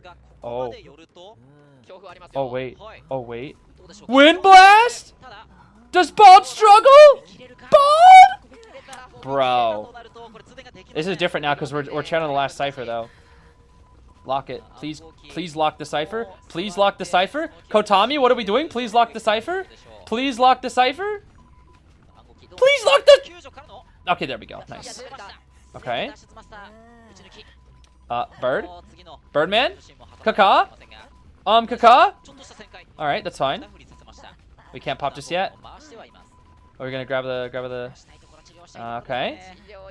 Hold on now. Hold on now. Hold on now. Chair on the last cipher. Here, Abnormal would guarantee the tie. I actually don't disagree with an Abnormal play here. But Birdman does have an owl. He does have a cheeky owl. I think Kotami thinks that they can potentially get more. Oh no. Just pop. Why didn't they just? Oh, they're starting a new one. Okay, I guess that's fine. Bye, bird. Oh, You do know you only need a tie, right? Or wait, no. Yeah, no, you need a tie. Huh?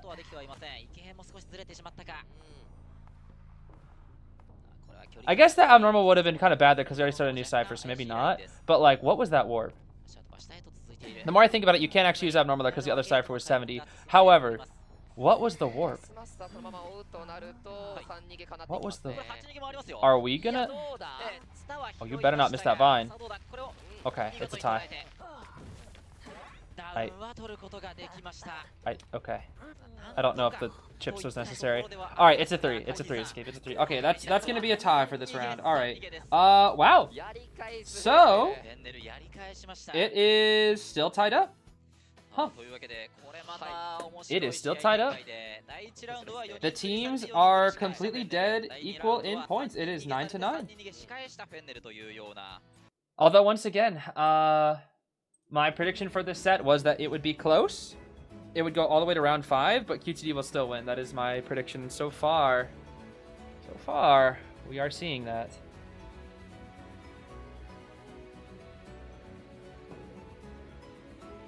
A Doom Shock? What?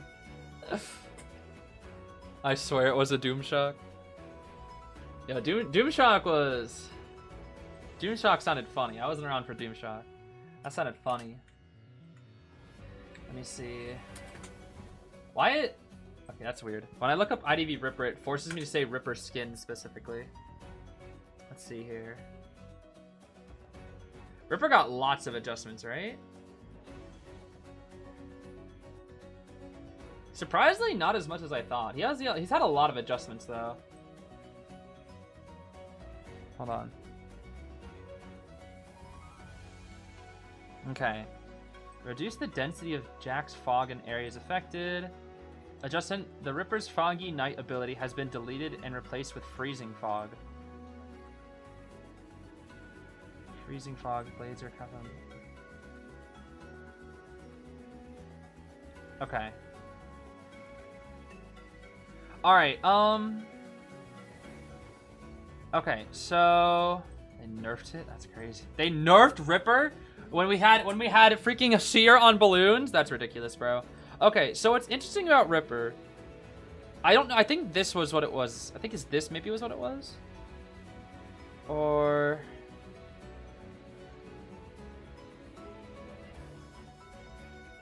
I think that might be what it was.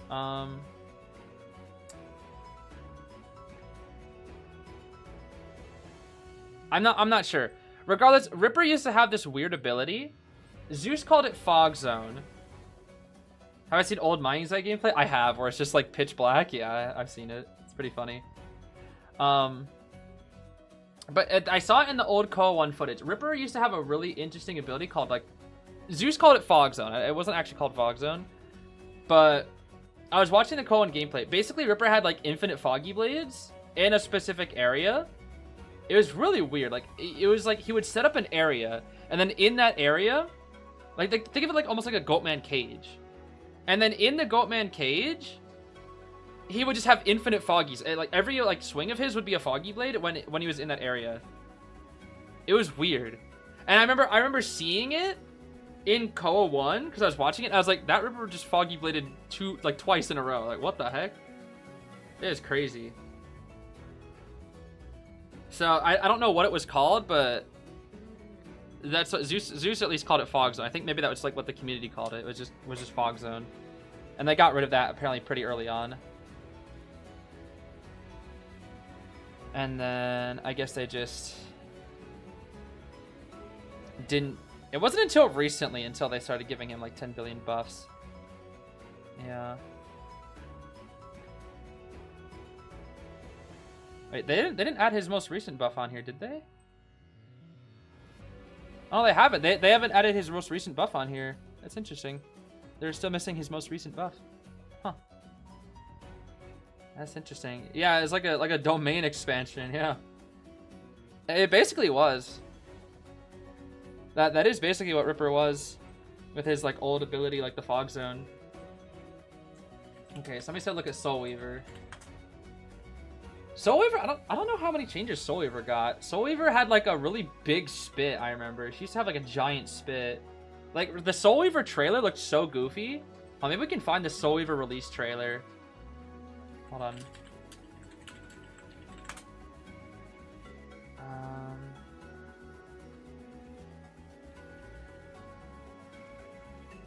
They might have it on her page as well.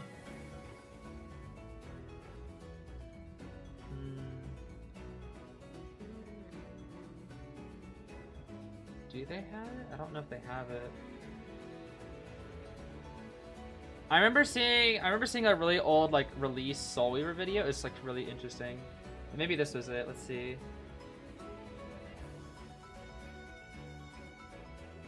Yeah, look at this. This looks so weird. Hold on, we'll quickly look at this, then we'll get back to the match. This looked so weird, bro. This was like release Soul Weaver. She looked really weird. Like, look at that. She like trap you. Look at the web shot. Look at that. It was huge. It is ridiculous, bro. Like it was like just a. Like if I see that coming at me in my match, I'm like, oh my gosh. That's scary. Oh my goodness, bro. Okay, we ban out Dream Witch and we ban out Wax. Wait, why are we banning Wax? What? I guess it's Lakeside. I guess that's fine. Okay, yeah, that's fine. That's fine. It's Lakeside. Seer anti-ban. Okay, we're gonna pick Archer Puppet. Yeah, how do you dodge that? I don't know. Did it go bigger the farther it went? I have no idea, bro. I have no idea. I just remember seeing that for the first time. I was like, what the heck is this drill spit thing? Like, what? Oh my goodness, dude. It was ridiculous, dude. It was absolutely ridiculous. Where do you go for the changelog? You just look up IDV character, go to the wiki, and then scroll down toward the bottom, and you'll see like the change list. Although it seems they don't have the latest buffs and nerfs. I think like for the past like 3 months, they don't have any of the latest buffs and nerfs. They only have it up to like November of last year. But everything else they have they have it all like chronologized or what's the word I'm looking for? I don't even know, bro. It's too late for this. Okay, we banned out FO and Doctor as well, and we picked our last two picks as Merc and Finn, which is pretty good here. This is not a bad comp, especially since they're probably expecting Ivy as well, is my assumption. I think they're trying to bait Hasha to go Ivy, but Hasha will... Oh no, it's like they're baiting Opera Ivy here. They want them to play Opera Ivy. Hasha might have to play something weird, because otherwise you're going to lose Opera Ivy here, and ideally Opera Ivy... Not having Opera Ivy for the later rounds might hurt a little bit. Definitely might hurt a bit. So Queen Bee won't appear in the COA finals? I have no idea. I really hope that she will, but I do not know. We have not received any word yet, sadly. Unless they posted it recently. I don't know if they have, but I really hope she makes it in. I really think that she did, but like as time passes, like my gut is telling me that she probably won't make it in, which is really sad. But I'm praying, I'm like crossing my fingers that she does. Okay, Hasha will go Ivy. Okay, Hasha's Ivy is really, really good though. This is the thing. Hasha will lose the Ivy here. It will be global banned. However, I think Hasha's willing to take that risk and say, I will go Ivy now. Because I'll just 4-2 with it. Because I think Hasha's probably assuming that it'll get banned later. And then we'll still have some pretty decent characters for the future. Yeah, it is a best of 5 here. It is a best of 5. And pretty expected spawns here. I think they kind of want the Finn to get chased, I'm guessing. Yeah, I would not play Bloody Queen with this.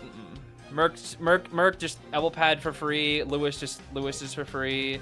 Finn is possible, but a good Finn can deal with it. And then Archer would be the only chase. Archer's the only one that gets countered by Bloody Queen. Which is fair because you would want to chase the Archer, because Archer kiting Bloody Queen is very, very, very hard for Archer. And a good Bloody Queen can always like just easily kill her in 2 mirrors. But an Archer who is harassing a BQ, now that is another story. If Archer harasses Bloody Queen, that Bloody Queen is cooked. She is dead. But if an Archer has to kite against a Bloody Queen, that means the Archer explodes. It's gonna be Bard's Tide, Puppet, and Merc, Full Kite Finn, Bard Flywheel Archer, and then Detention, Insolence, Blink Ivy with Hunt, Claustro, and Berserker here. Didn't a BQ destroy an Archer and IGL? I believe that was Jin, yes. I believe that was Jin versus Red. Red's Archer. If I'm... Or wait, was it? Was it Jin versus Red? No. No, it wasn't Jin. Who was it?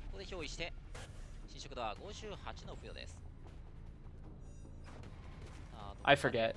I don't think it was versus Red. I forget off the top of my head. We'll break this pallet. And then... It was Bailu. That's right.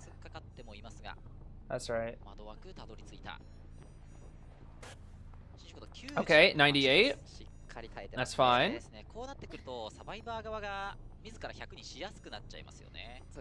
Finn's still kiting. Finn's still kiting, bro.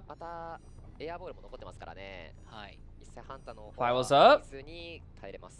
He might want to force the... He might try to... Oh? I thought he was going to try to look at her and use the ball to block. That'd be interesting. There's the spook. Main spook. Okay. Terad? I don't know how to pronounce their name. Okay, Flywheel to get the 58. Not too shabby. Their routing is like a little weird. They look a little... Oh, Archer. Nice. That'll delay the blink. That is simply just to delay the blink. We go for the spook. There's the hundo. This is good. This is good. That Archer shot just delays the blink here. Just delays the blink. How about Neum? Hasha's aiming just to blink here. Don't look at her. Don't look at her. Blink, blink, blink. Oh, unfortunate. No blink force. Okay, it's still 3 Cypher Kite though. Still 3 Cyphers. Still 3 Cyphers. Still 3 Cyphers here. Okay. It'll be an upstairs chair, which is notably difficult to rescue from, but definitely possible. I've seen Mercs go crazy with some pads on the staircase, that's for sure.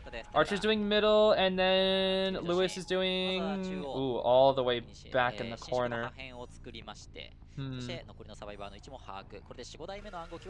Oh no, sorry, that's mercenary. Wait, Lewis is saving. For some reason I thought Merc was saving. Lewis is saving first. Okay, Zeez. Not even gonna use the Lewis. Okay, that's fine. No Lewis at all, I see. That is fine. I would have personally Lewis did it? Lewis did it?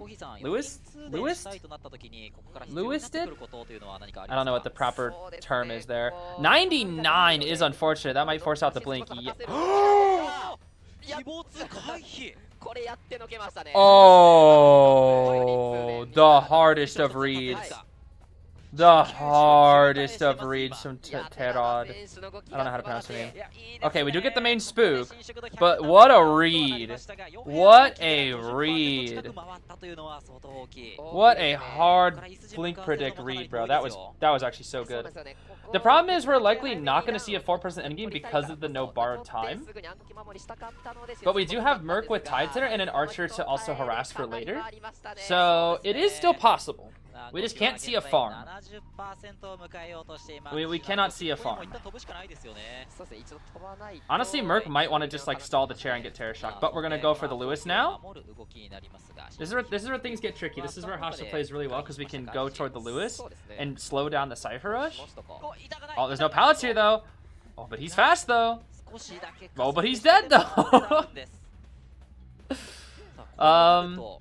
Finn, it would be best if Finn could find a locker to hide into. That would be best case scenario, but there's no lockers nearby. If Finn could hide into a locker like for the rest of his days, that'd be ideal. We're constantly stalking him with the Yith. Constantly stalking him with the Yith. Archer is nearby though. He might honestly just like use his ball to face downward. Oh, he messed up. Okay, never mind. That's fine. That's fine. Archer's here. Then needs to kite a little bit longer. There's the pew pew. Nice 100. And the crossbow too for extra measure. We do get the save. Finn has distance. They should double rush on the Cypher now. Oh, no, they're still a little bit far actually. Okay. They should make that pop. They should make that. Nope, we're going to go back. Nice, Hasha. Nice. Trying to give them another chance. Ooh. They'll move out of the range. They might try to finish the heal now. They will try. Nope. Hasha's like, you're not getting that heal, bro. You're not getting that heal. Oh! Oh! What the heck? They still got that. Oh my. Oh, there. That's it. We recall the it. That's it. They're going to pop. They're going to pop. There's nothing Hasha can do about it. We've got the ball. We're going to camp the ball for a while. Camp the ball. Camp the ball. Camp the ball. Near the speed. He should outspeed it though. He didn't outspeed it with the Finn speed? What? Wait, that's kind of crazy though. I'm actually kind of surprised. No one's on a gate though. No one's on a gate. This is the problem. No one's on a gate yet. They do have two characters that can eat the detention, but there is nobody on a gate just yet, which means he can still tie. He can still tie. Flywheel. We got Blink. We need to shoot an arrow here. Pew pew. Okay, it's a tie. Whew, that was close, bro. That was way too close. That was way too close. Only getting a tie here, though, is a bit unfortunate. I'm not going to lie. Hasha, I know, definitely wanted more. Are we? Don't push for... No. Don't. No greedy, bro. No greedy. Bro, you got a tie against Hasha Ivy, bro. Like, you got to be happy with that. You do not greedy this. No way. I think that was just a distraction. Surely a distraction. Yeah, if you get a tie versus Hasha Ivy, bro, you gotta take that. You gotta take that, bro.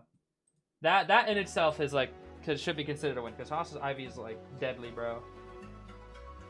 That thing is deadly. Once again, it is still all tied up though. 11 points to 11 points. Still completely tied.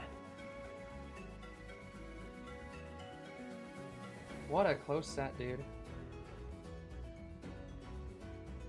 What was it? 4 kill. It was 4 kill, 4 kill, 3 escape, 3 escape.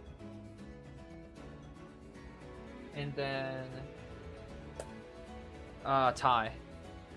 QCD is non-professional. No, QCD is professional, but they are a new professional team. They are the newest one. They weren't here last year because they didn't exist last year. They started IJL summer, I believe. Is when they became the 8th professional team from Japan. Which is pretty interesting. That's for sure.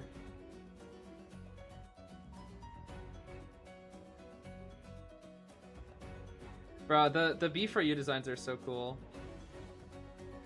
They're trying to put like some merch together for the future.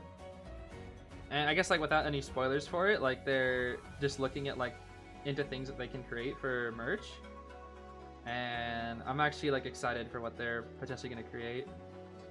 So I've kind of been sitting in like the meetings for the potential B4U merch, and it's like they're cooking up some stuff, bro. That's all I can say is they're cooking up some stuff. I'm excited. Yeah, QTD is playing really well this COA. They are playing super well this COA. Have you seen the old OG version of IDD where we had hooks, blood, and terror? Yes, I have. I've seen like where the survivors had their heads cut off, where they were hung on the hooks, where Leo had the sickle, where Clown had the chainsaw, all sorts of stuff. Where they were like, it was scary, bro. It was like, IDV used to be scary, bro. And now the only time you can really see horror aspects in IDV is more just the jump scares, the kind of intensity of the I guess I would call it less of horror, but more intense. In terms of like consistently playing the game with the heartbeat and whatnot.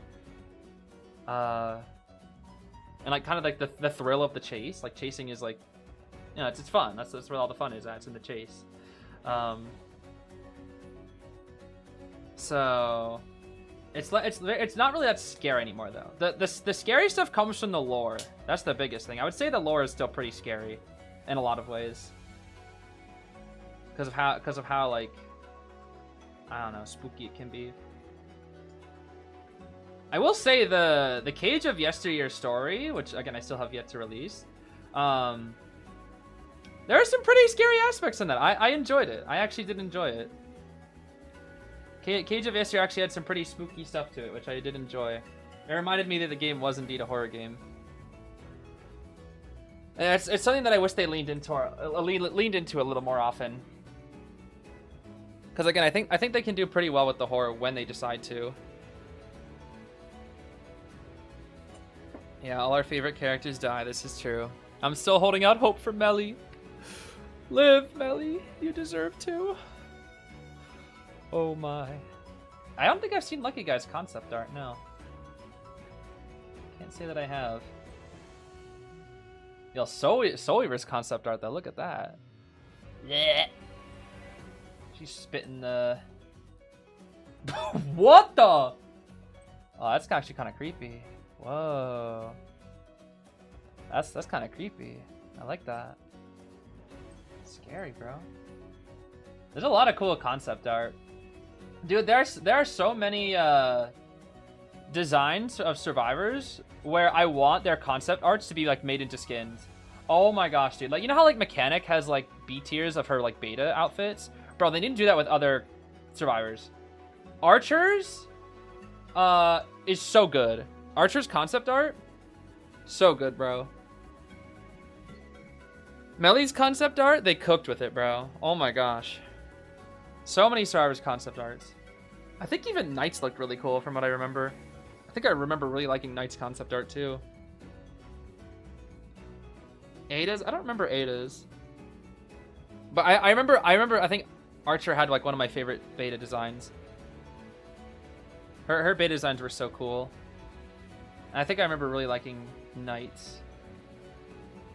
I guess we could pull up a few of them after this match, maybe. Alright, I'm playing the wrong gosh darn music, bro. I'm throwing, bro. That's a little bit loud, is it not? There we go. Okay. Enchantress, Explorer, Finn, Novelist. As our bands, we banned out the Dream Witch from Kotami and the Goatman. We'll get rid of... we got the Cordy, the Gardener, the Merc. There's a very safe team in Airplane. Okay, this is safe.deck the team. This is like one of the safest team comps you can ever play. The problem is they're losing 4 safe survivors here, and they're all going to be global banned. But I think FL is very desperate to tie here. They really, really want to keep this tie going. When you play a comp like this, it's not that hard, or it's pretty tough to win, but it's very easy to tie. Very, very, very easy to tie. I like how Transcends ends almost every sentence with I'm Transcends. It really like adds to it all. I really do like it. Oh yeah, Nightwatch's concept art was cool. Yes, it was really cool. I remember it. Dude, he looked sick. The aura he had, oh man. Like, I already really like Nightwatch's design, but his beta design, bro, he was actually like pretty scary. He had so much aura.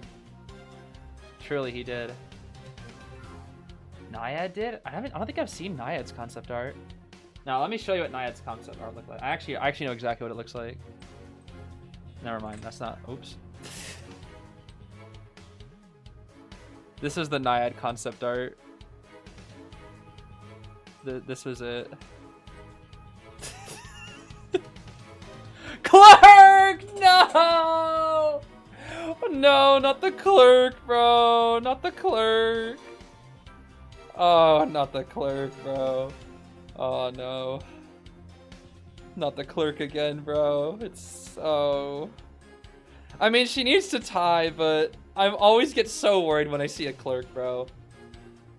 Why was there an oddish there? Don't worry about it. You don't gotta worry about that.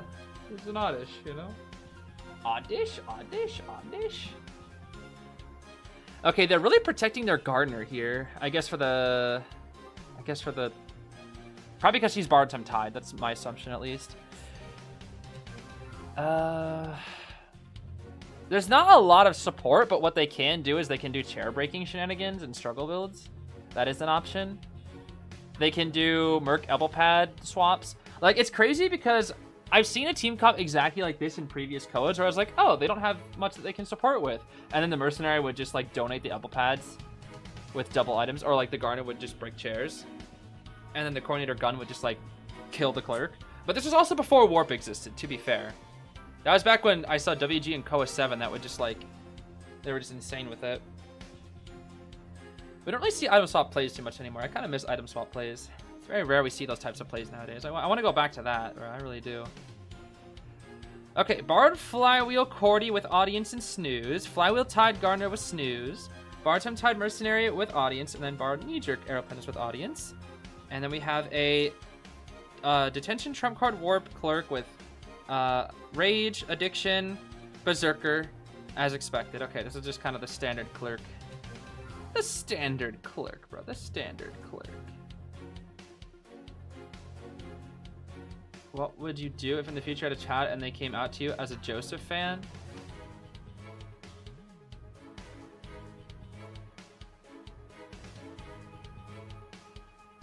No, that's not possible. Impossible. Absolutely impossible. There's no universe. Because I would walk straight to Nettie's headquarters and uninstall Joseph from the game. Why? Dang, Kotami's so fast! What the heck? Why are you so fast? Oh my goodness. Look at that, this clerk is zooming! I don't know why this clerk looks so fast. Am I crazy? Like, she looks so fast. I know she's got Hunter's Instinct, but even then, she feels really fast. Okay, we are actually going for the bubble. We went cross map for the bubble. We really want this bubble dead. Bro, it's the freaking it's this clerk, bro. This is actually one of my favorite clerk skins. Moridin. Oh, we got hardcore mind gamed, buddy. We got hardcore mind gamed. We're gonna warp here. Oh, we can't because the coordinator. Why are we warping when we're just gonna get shot? I mean, that was a really good warp, I'm not gonna lie. That was a really, really good warp. However, there's a coordinator there, and I don't really agree with it. I mean, without the flywheel, it would have worked. Oh my. Okay. Please keep going for the gardener. Okay, good. If you stopped charging the coordinator, that would have been really bad. Because then they would have got their tide tenor back. And the coordinator has a chair. I mean, Garner and coordinator have the same chair time, but Garner has Sui, and they also. Please don't get mind gamed again. Bubble! Bubble! Bubble, bubble, bubble, bubble, bubble, bubble, bubble, bubble, bubble, bubble, bubble, bubble, bubble, bubble, bubble! Bubble! It's enough! The bubble is. She had another one. Oh my gosh, that vaulting speed! Ew! Ew, that vaulting speed. Alright, this is looking like a tie. First chair, these are the ciphers. Yeah, this should be a tie. Only one tide tenor? Yeah, this should be a tie. This should be a tie. Unless we want to do some item swap plays, which we don't have the ciphers to do that. We're gonna push this cipher a little bit. We are greeting for that cipher. Oh my gosh. Look at that. That Merc is greeting for that cipher. He don't care. He's like, yep. I'm gonna decode. I'm gonna decode, and I'm gonna decode, and I'm gonna keep on decoding. We're gonna lock down Cat again.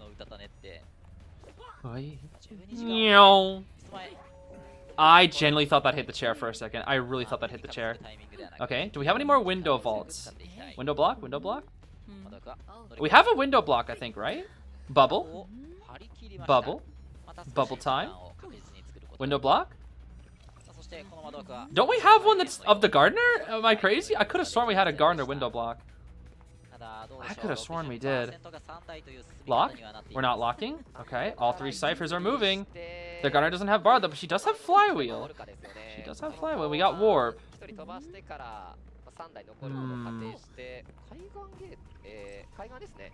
Okay.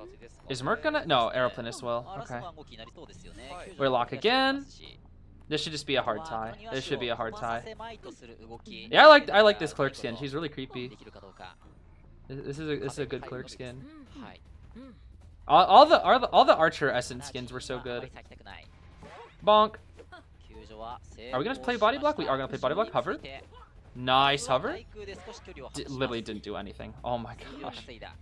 Warp. Bubble. Unfortunate. We need that bubble a little bit earlier. Okay. That's crazy. That hover bought no distance, bro. That hover literally didn't do anything. Clerk is just so fast. I don't know what it is with Clerk. Like, she has 4.73, which is about as fast as Anne, but she feels way faster than Anne. It feels like her movement speed is like 4.8 or something, or like 4.85. It really does. I just realized something. Clerk can win. Oh my gosh! Because of the airplane is dying, Clerk can actually win now. Oh my gosh! Clerk can win.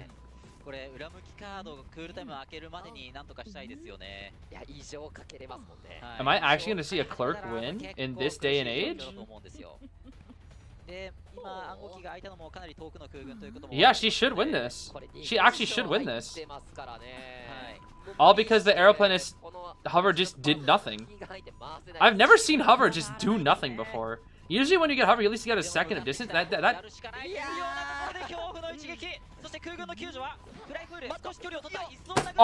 What? Can we? What?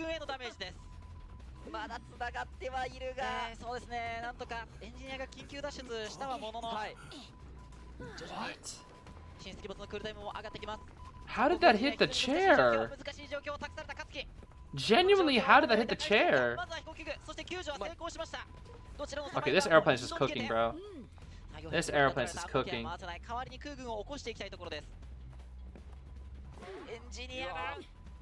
I mean, the cipher is 86. You cannot push that. Never mind, it's actually pushable. She should have locked one of them, I think.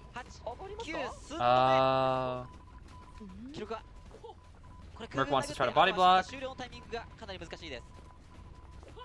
Okay. Oh, they get the pop off. But this should be cooked. It should still be cooked, because Cat has no self heal. Dead. Yeah, it's cooked. Warp. Bro, Clerk is gonna 4-kill all because the airplane is hover just did nothing. Bro hovered and then just insta died. Because Clerk is just so fast for some reason. Break the pallet.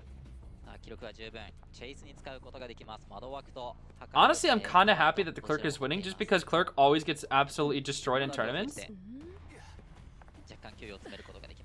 But this team comp, again, doesn't really have that much support. And they didn't utilize any of the stuff that I mentioned before, like chair breaks or... Oh, they couldn't do chair breaks, but... Sheesh! Yeah, and there's no selfie. There's no selfie on the court. There is no selfie.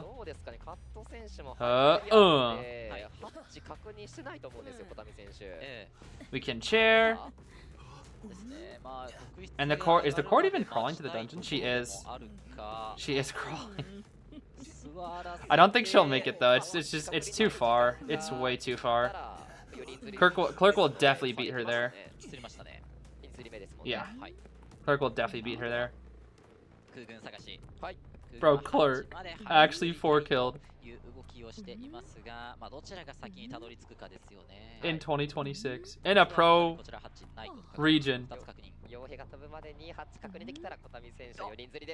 And there she is. We found the Cordy. That is a 4-kill for Clerk, bro. A 4-kill for Clerk. Oh my gosh, it's been so long. It has been so long since I've seen a Clerk get a 4-kill. In a pro region, I should say. Clerk always destroys non-pro teams. But oh man. Never doubt a Clerk again. Okay, to be fair, the reason why...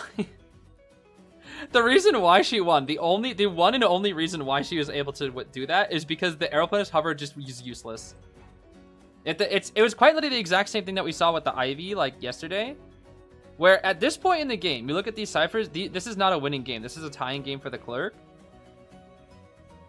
And then the aeroplanist hover just doesn't do anything. And he immediately dies. He needed to jetpack here. If he jetpacks, it's a different story. Because aeroplane is dying there, it means that Gardner is out in the open, and then she can insta-warp. and hit her before Bubble's ready. And now, in this position with 2 injuries, it's just too much. It's just, you can't do anything.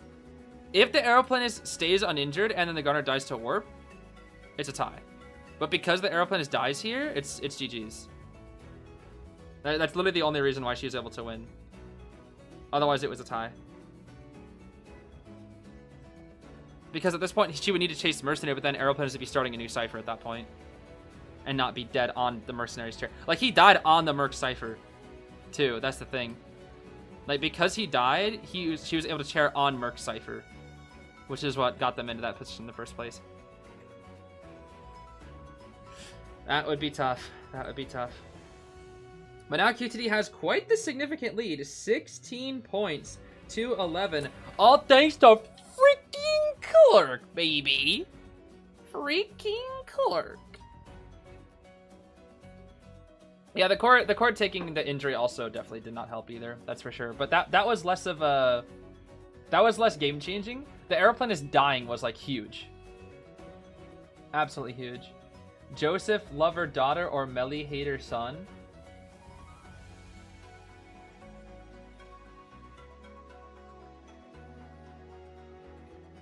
No. No. No. That's my answer. No. Absolutely not.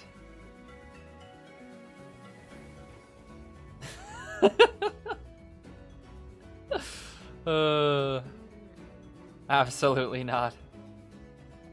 Doctor Potential Son? What the heck?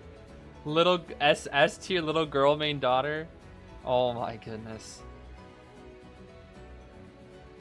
Nah, bruh. He really needed to jetpack there. He really needed to jetpack there. I think the whole point was like, they're like, oh, let me support and die, but the Deciphers just weren't enough. They just weren't enough, unfortunately. Pull she and Squire for me? Okay, well, I'll try to... I have my cards in my hand. I'm still shuffling them. We have a 1 in 30... Or sorry, not 1. We have a 1 in 13 chance, actually. Because there are 3 monkeys in my deck, and I have 39 cards because one of them broke. I have to like replace the sleeve. So with 3 out of 39 chance, that's 1 in 13. That's like what, a little less than 10%, right? It's like what, 8.7 or something like that. So we have like around an 8 to 9% chance of pulling this monkey. Let's see. All right, shuffling is done. Draw. It's Shien Smoke Signal. Okay, we are safe once again from the monkey. We are safe from the monkey. Yet again, bro. Yet again. Yet again, we are safe from the monkey. That monkey will show up one day, though. That monkey will show up one day. Let me see how close I was to getting the monkey. Let's see. That's crazy, actually. Shien Smoke Signal was both the first and second card. How far was the monkey in? Let's see. Here's the monkey. The monkey was 8 cards in. Okay, we were pretty far away from the monkey. That's good. Oh yeah, the concept arts. Wait, who did? Oh, let me show Archers. Archers is really cool. Archers also really funny to me because they couldn't figure out what eye to give the eye patch on. It's so funny, dude. Like it's like it reminded me of the Zuko like the scar's not on the wrong side kind of meme, because they really couldn't figure out what to do. What the heck is her concept art? Do they not have it on her gallery? No way. I swear they did. They don't have it? Or is it in the overview? Oh, it is in the overview. Here we go. Oh, that's only part of it. What the heck? No, that's not all of it. Where's the rest of it? Okay, well the left outfit here is such a banger. I really wish they put like this as a B tier for her in the game, because this outfit is such a banger, bro. It is such a banger. I don't know where the rest of it is though. They had like she had like 2 other runs, I'm pretty sure. But yeah, they cooked with Archers. concept art. Yeah, I'll eventually pull that gosh darn monkey at some point. At some point. Let's see. My concept art? My concept art was very simple. Very edgy. My original character design, it was so easy to draw. It was just this.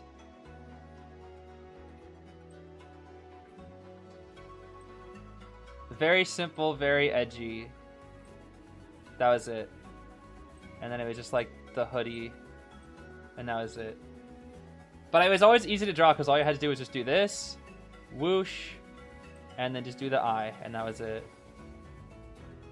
Very, very simple design. That was like my original character's design. And then he grew up out of his edgy phase. I did see that. I've seen all of Fran's art. Fran's art is so great. Same with Mia's. I've seen all of Fran's and Mia's art, and it warms my day every time I see them post art. I think that's my favorite channel in the Discord server is the fan creations channel, because it kind of like just reminds me of like why I do this every single day. It really does.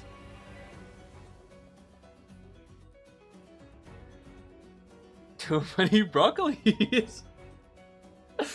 Too many broccolis. Bring back Edgelord. The good old classic Edgelord. You see that? Let me see Knights. I gotta see Knights concept. Where was Ricky's? Where's this guy, Ricky?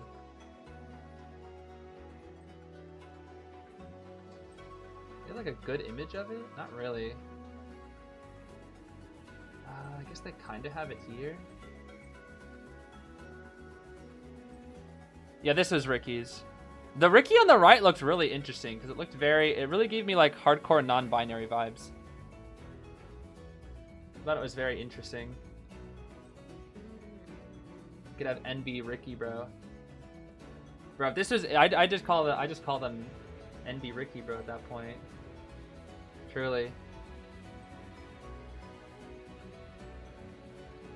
I could have sworn he had one more. I swear they have like one more. I know they do. I just can't find it. I swear they did. Like both Knight and Archer.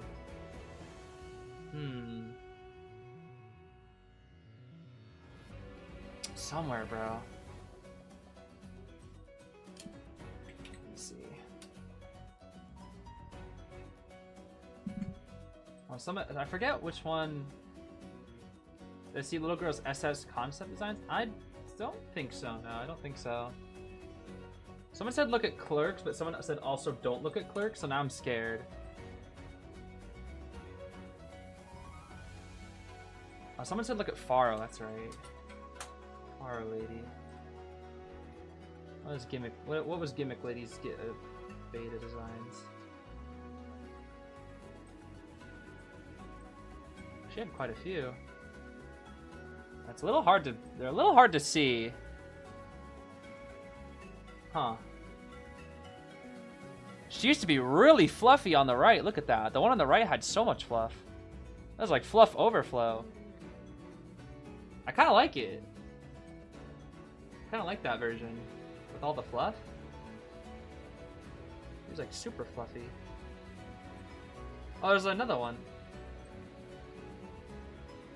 Oh, this one's just like, but the outfit just like poofs out instead of being more tight, I guess. Oh, I guess the one on the right looks more like a bathrobe. Which is kind of funny. As opposed to this one where it's like more of like a, I don't know what you call it, like more like a rich lady dress. I don't know what you call that. The one on the right looks more like a bathrobe though. I don't know what to call it. I don't know much about fashion, bruh. Whoa! Hey! Whoa! How are we doing these so fast, bro? Oh my gosh! I mean, I'm not really complaining. To be fair, we are getting into these just way faster than I thought. Okay, so what the heck's going on with this team comp here? Hasha's still here. Love to see Hasha out here once again. We got the Seer Anti-Aero Novelist bands. We banned out the Sangria and the Dream Witch. We got Forward, Patient, Nort, and Daunch, bro. The Daunch is here, and yet for some reason the survivors look like they're in 60k, or not 60k, 60 FPS, which is kind of crazy.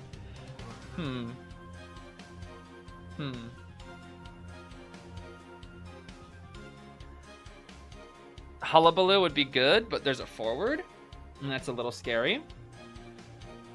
You could go Excitement Hulla for a tie. You literally cannot go Bloody Queen, or you will just explode. Bloody Queen is unplayable here. You cannot play BQ. What else do we have? Ivy, Goatman, Peddler are gone. You have QS, but I would also not QS in this. QS and BQ cannot play. You have. I think you literally only have Hullabaloo. I'm gonna be honest. I think you generally only have Hullabaloo. Yeah, you only have Hullabaloo. That's literally the only character you can play into this. I generally feel like with this comp, there's nothing you have that would work on Arms Factory. Generally, I can't think of a single character that could work outside of Hullabaloo. That's all you have. That's tough. QTD really forced Hasha into a corner, making it like you have Hullabaloo and nothing else. That's literally the only viable option. Everything else would just get absolutely worked. Especially since FL is down too. They are so down. There's too much support, and then the Doctor like just shuts down so many different hunters. Like Bloody Queen with infinite Doc body block, it's impossible. And then you have just forward and Norton to back up as well. Not to mention Patient. Like you can't, like you could chase the Norton because you counter him, but at that point like the Doc just runs into body blocks for 5 years, and then what do? And then like when the Doctor takes too much damage, then you send in the forward, and the forward can then support. And then once the Doc heals up again, she can come back in. It's just infinite. It's just too long. Bloody King would just explode. We got a Borrowed Tide on our forward with audience healing. We got same on the Emil, except swap out the healing for empathy. We have Full Kite Norton with healing, and then Borrowed Knee Jerk Emily with Doc. We got Inso Trump card Excitement. I agree about the Excitement, honestly. Hulla with Destructiveness and Mischievous for that forward here. Okay. Can you say Emil is very cutieful? I just realized that cutieful is a combination between cute and beautiful. And I always thought cutieful was just supposed to be a cute way of saying cute. Like, oh, it's cutieful. I just realized that it is a combination of both. I feel really dumb. How did I just now realize that? Oh my gosh. I might have the brain size of a pea. Oh my goodness. Okay, well we're gonna be chasing the Norton first here, it looks like. I don't know, bro. That's just not in my vocabulary, so I didn't realize it until now. I don't know. I might have one of those gosh darn pea-sized brain at this point, truly. Okay. Well, Norton's rocking that Nymph Award skin. He's looking as fashionable as possible here. Of course, we forced out the first set of double surprises. Pen DK. What do we got here? Pen DK. Donkey Kong. Nice snipe. We're gonna need a good snipe here. Good snipe. Nice patience here. File not quite ready. Okay. Another one. Drop of the pallet. Okay. Not so bad of a start here. Not too bad. Nice stun. Pallet volume all the way over here. We got the pallet, or sorry, the window speed boost. Oh, he just passed it on by. Interesting. Oh, this route. I like this route. Hold on. Oh! Wait, that was crazy. Oh my gosh. And it's basement too? Wait, I like the route, but Hasha's snipe was insane. Hold on. That was wild.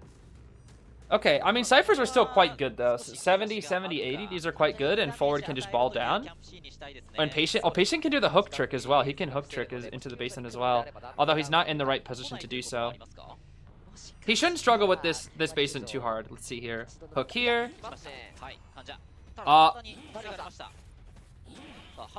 How he is, this is quite literally I could not think of a worse positioning to rescue from.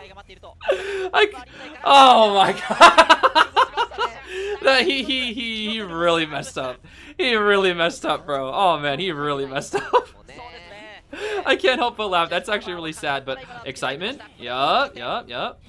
Okay. I can't help but laugh a little bit, because that was just like, everything that could go wrong went wrong. Truly, every possible thing that could have gone wrong with that rescue went wrong for that poor Emil. Oh my gosh, dude.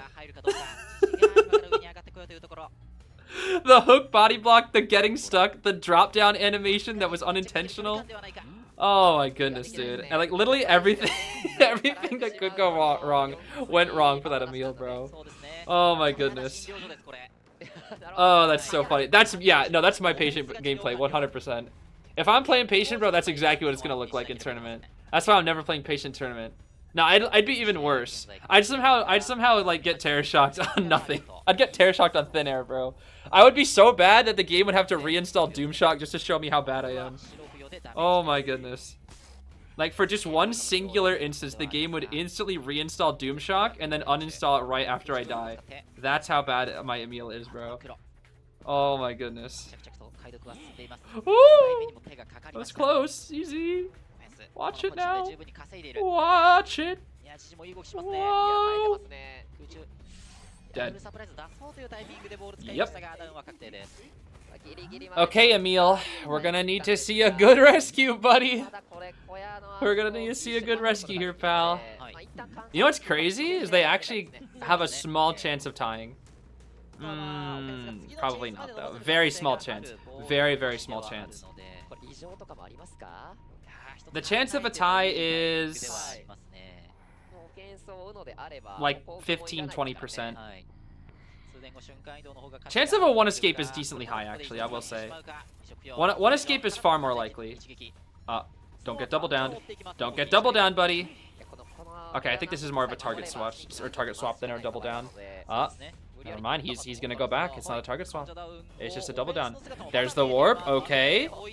Zeez needs to kite now. Zeez basically just needs to kite. Basin's gonna be there though, which is unfortunate. We have to kite for a little while, but clone is ready. Down we go. Yep.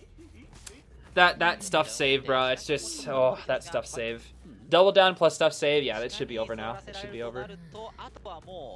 They have to sell the forward. They 100%. Look at the Doc Coder, bro. Oh my goodness. They do have to sell the. Oh. Dodge is going for it. How is that not a terror shock? Hello? What the heck? Bro, the Dodge is gonna heal. She's gonna heal. Don't let her heal, bro. Okay. They can get one. They can get one. Patient will pop. They can get one. They can get one. Let's see. If Richard they win. By the way, I'm envy Richard. Oh my gosh. They can get one. They can get one. They can get one. They can get one. He wants to kill Emil so that he can slug Emil. It all depends on Emil's kite. Emil has to clutch up here. Actually, it doesn't matter. Never mind. There's no detention. It's fine.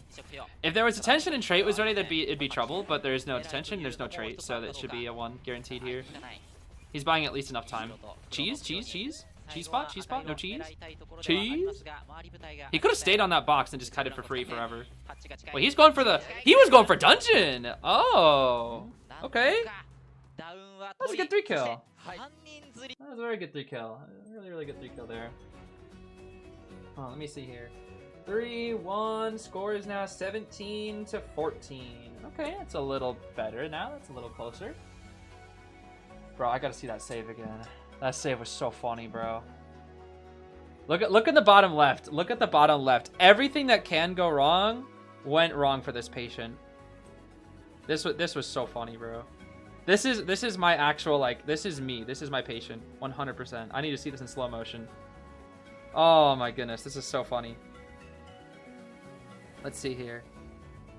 He gets him. He could have hooked right here, but he waits for some reason. He hooks. I don't know why he hooks straight into the hullabaloo. This is like me hooking the clerk, bro. He hooks into the hullabaloo, backs off away from the double surprise. And he's like, okay, we got this now. Let's do this. He tries to dodge again, gets hit, and then gets stuck in the drop down animation, which means his entire speed boost is canceled. And then it's like, you know what? I'm out, bro. I'm not built for this.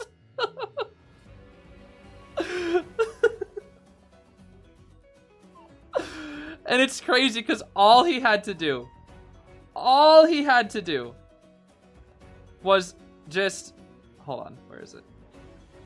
He just has to hook right here. That's all he has to do. If he hooks here, he makes the save.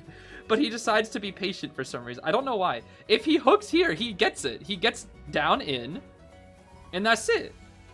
He I don't know why. I guess maybe it's nerve. It might just be a nerves thing, of course. But like, all you do is you just hook right here, and that's it. And then he's like, nah, bro. Let me hook the hullabaloo. That's me. That's literally my patient when I hooked the clerk, but instead he hooked the hullabaloo.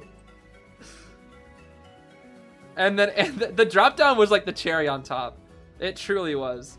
Cause like he's like, okay, you can run down and you probably barely still get the save, right? You probably barely still get the save. But no. He tries to dodge, fails, and then drop down. And he's just like, nope. Bye. Oh, that's so funny, dude. Gosh, that's so funny. That truly is my type of patient gameplay. If I was ever in COA and I had to play patient, that is exactly what would happen. That is exactly what would happen to my patient. I don't even care, bro. 100%. No questions asked. That would be my patient gameplay. No questions asked. I'd find a way to do worse, truly. I would find a way to be even worse than that. Oh my goodness. Whew. That was funny, bro. That was funny. You play rescue like that, but you're playing with 220. Okay, if you're playing with 220 ping, I mean, that's awful. Hey, Zeez, bro.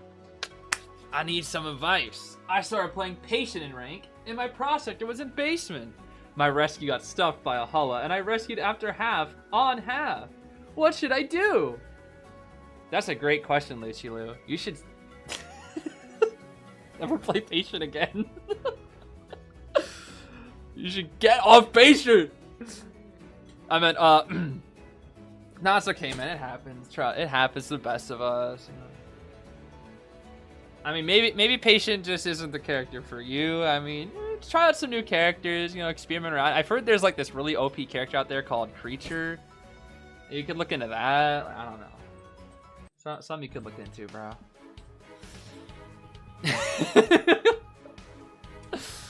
Okay, jokes aside, let's see. Round 4, second half. They're actually being pretty speedy with this, which is something I do like. Oh boy, here comes the doc again, baby. The doc, the anti are here. No hesitation on that. We got the Dream Witch Opera Band. We have what? We have Goatman, we have Qist. But we're not going to play Qist or Goatman because Doctor.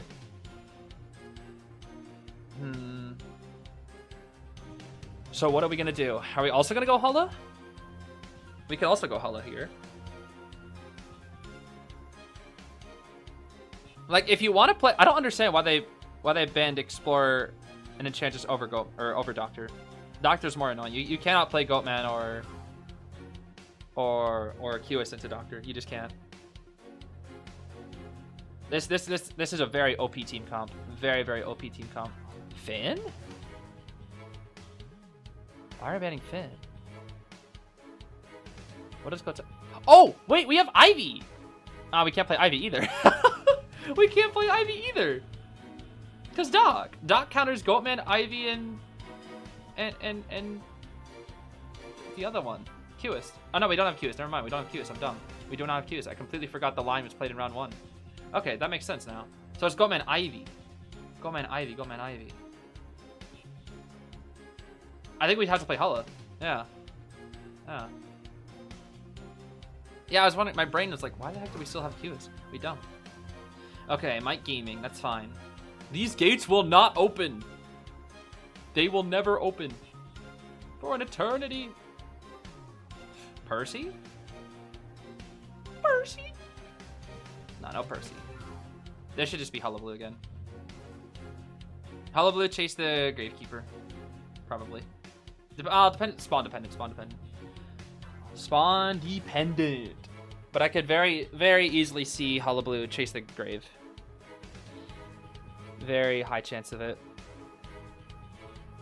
Because Doctor just shuts down everything else. You cannot play Ivy, you cannot play Goatman. It just, she shuts them down completely. That's why you gotta ban Doc, bro. You gotta ban the dodge. Unless it's bait and you're just crazy with the hula hoop. But to be fair, right, I forgot about this creature.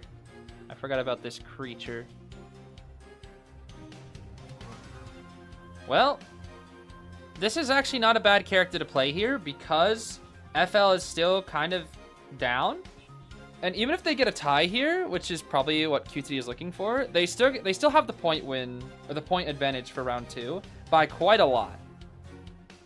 So I think Kotami's like, okay, we're not doing too good here. Let me just tie, and then in round 5 we'll close it out. Because QTD still has the 3-point advantage.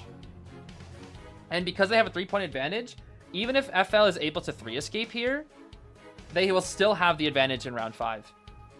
So it's gonna be tough. That 4 kill really helped them from last round. It really did. And at this point, we're trying to protect the Acrobat for some reason. I don't know. It would have been a 5k with Patroller Lucino. Patroller Lucino, yes, against Gravekeeper. Yeah. It's broken.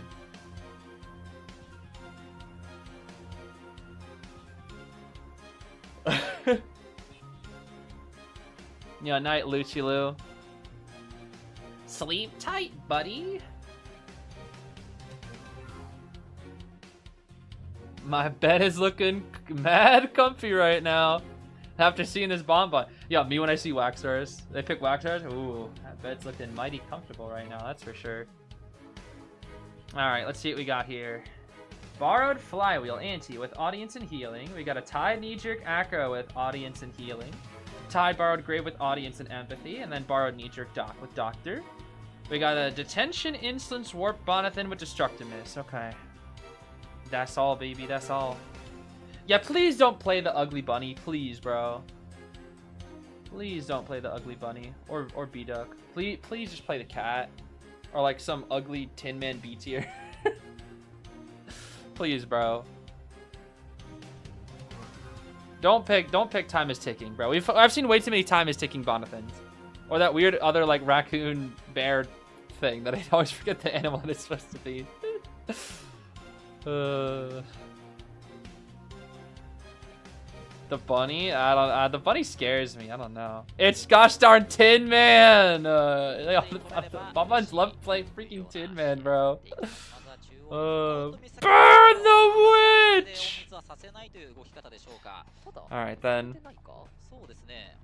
Well, Tin Man is here, bro. This guy Tin Man. Let's see. Yeah, at least it's not Time is Ticking. This is true. It's his best skin. Nah, best Bobo skin is the cat. I want to see the cat. I love the cat skin. I really like the cat skin. That's the best Bonbon skin in my opinion. Okay, Li Tian-Chen. Let's see what you got, bro. Let's see what you got. We're kiting. We're acrobating. Chasing acrobat first is gonna be tough. I'm not gonna lie. This is a tough kite. That's a forced red bomb. That's good. That's a good spot to get that red bomb. Delays the warp too. It's good. Actually, never mind. The warp is still on cooldown. Well. Oh. Ooh. Okay. That was good. Using the bomb because we're scared of the. Oh, smack that Tin Man. Okay, that's a wasted trait. He can kite forever now. He wasted his trait. This Acrobat's gonna kite forever. He's gonna get red bomb back. Oh man, he's gonna kite forever, bro. No, that's huge. That is huge. That pallet stun was like game changing. That one singular pallet stun, bro, that was game changing. Genuinely game changing. Okay. Kind of forced out of the area now. Mike Gaming. We're going to middle. Oh, time bomb? Okay, he'll take it. Oh, Anti got hit by it too, though. Not the best. Definitely not the best.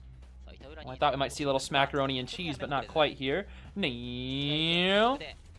Nice.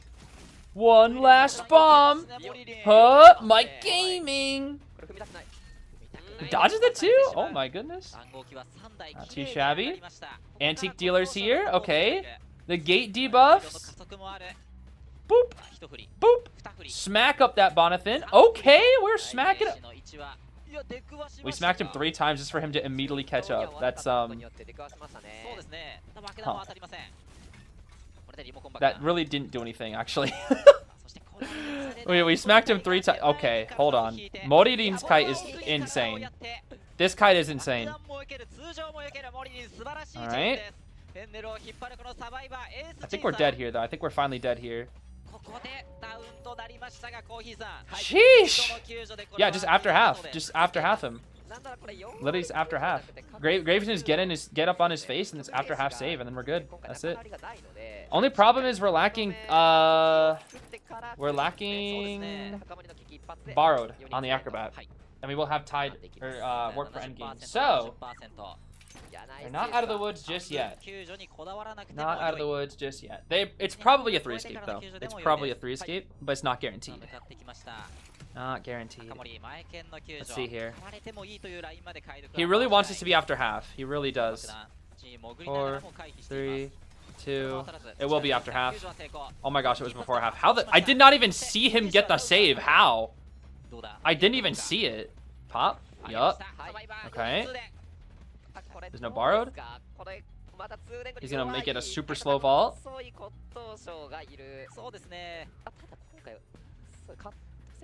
Yeah. That should be it. Takes too long to chair. And there's no TP. If he had trump card, it's a different story. That is a 3 escape. All because he chased an acrobat. He should have just chased the dog, honestly. I don't know why he chased the acrobat. I don't know why he chased the acrobat. I really don't. Acrobat's a hard chase. And then the second he got the pallet stun, that was it. That was quite literally it. Like if that happens to you as a hunter, like trait is so important. If your first trait is like completely useless because you lost a mind game, that's it. That's just it. And what's crazy is QTD is still in the lead. This is the power of a 4 kill, dude. This is the power of a 4 kill. Because QTD got 1 4 kill, and then that got them 5 points, and the other team got 0. And then FL just 3 killed into 3 escaped, and it's still not enough. That's the thing, is like you can 3 kill and 3 escape, which is technically 2 wins, and that's still not enough. This is why 4 kills in tournament are so important, or 4 kills and 4 escapes, because they net you 5 points instead of 4. They get you a bonus point, and your opponent gets nothing. It's ridiculous, dude. So QTD, if they tie it up in round 5, they'll win. So FL they have to get 1 more person out the gate. Aren't they even now? Nope. They are not even. Each team has a round win, yes, but in terms of points, the score is 18-17. So QTD has 1 extra point, which means FL have to put in even more work in the next round. Wasn't it better trump card than Inso for Bonbon? I don't really know. If I'm being fully honest with you, I don't really play Bonbon enough to know. Bonbon is a very adaptable hunter. I think the only reason Bonbon didn't tie there is because his warp was made pointless by the Acrobat's winning mind game. If the Bonbon wins that mind game, it's a completely different game. Completely different. Because then he would die at middle. Which would mean that the entire, extra 40-second kite wouldn't exist. Which is why it's so important for Bonbon to actually get a hit with his trait. But he was not able to do that, which is unfortunate for him. Unfortunate for Bonbon. Bonbon. Use your new manager position, have Netties add a feature where Peepers and Patroller will wear costumes based on the hunter. The manager position for the non-professional team be for you? Huh? Pardon me? What? Kind silly.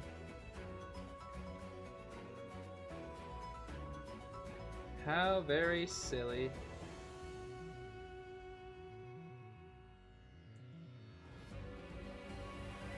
Gender fluid? What the heck is... Wait, what? What is that supposed to be?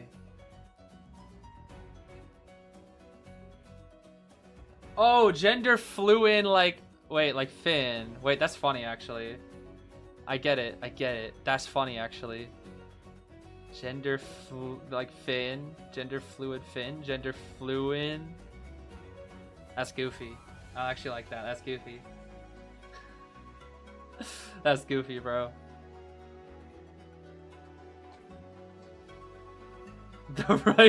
This writing is fire. So goofy. Need to take a picture of Kazuneko? I would love to one day. Well, actually, maybe not so much. I don't like taking photos of myself. Actually, it's a fun fact. I think I've told this many times before. But yeah, I think something that I find to be very interesting, I guess just looking back on my life, is that I know there's a lot of YouTubers out there that, you know, don't show their face, right? But I'm a person that throughout my entire life have always hidden from the camera, unless I've absolutely been forced to. I hate having my picture taken, which is why I don't think I could ever face reveal, because I'm just like, I don't even know if it's like a fear of cameras or what, but quite literally, ever since I was like a young kid, I would always hide from the camera. Always would. I was watching some of my old videos from my time in Boy Scouts, where sometimes my friend would have the camera, and every time I was shown on screen, I was always hiding behind something. Or I would always duck and cover every time the camera would face me. And this is from a very young age. This is like when I was 11. And it's crazy because like I would always hide my face. Whenever it was school photos, there was like a big shot of everybody. I always do my best to like cover up my face. It's funny, in my high school, like, I think not graduation photo, because like there are a lot of photos of me that like were forced to be taken and whatnot, but there was like one that was the entire like senior class of my graduating year of high school, and if you look back on that, my hand is covering my face, because I went to a relatively big school, so they like couldn't tell. So if I pull up like my entire senior class picture, my hand is covering my face in the photo. It's pretty funny. Same thing in in my middle school one as well. In the middle school one, when I graduated from 8th grade, my hand is covering my face, which I find to be very interesting. So like throughout my entire life, I've always not tried to take pictures of myself. I've always been the one holding the camera and never the one having my picture taken, which I find to be a little interesting looking back on things. Pretty much, I think like the last time I've had a public photo taken was like, I think it actually was my senior year of high school like photo that was taken. I guess no, I guess that's a lie. I guess it would technically be last year for my updated driver's license, but I guess that's like legally required. But in terms of one that would be like displayed to people, it'd probably be my senior photo from high school. That's the last picture of me I think that would like exist. That's like would be public and not just like in some freaking government data center or something. I don't know. Everything else is either private photos, which even then private, you basically have to fight me to get a private photo. I don't like taking photos of myself, dude. My family hates taking photos with me. They always get mad. They're like, show your face, smile, smile. I'm like, no, I don't want to. Can I be behind the camera? And a lot of the time they're just like, fine, you can be behind the camera, whatever, bro. I don't know. It's just I think it's just I just don't like. Ever since a young age, I just didn't like being on camera. I don't know.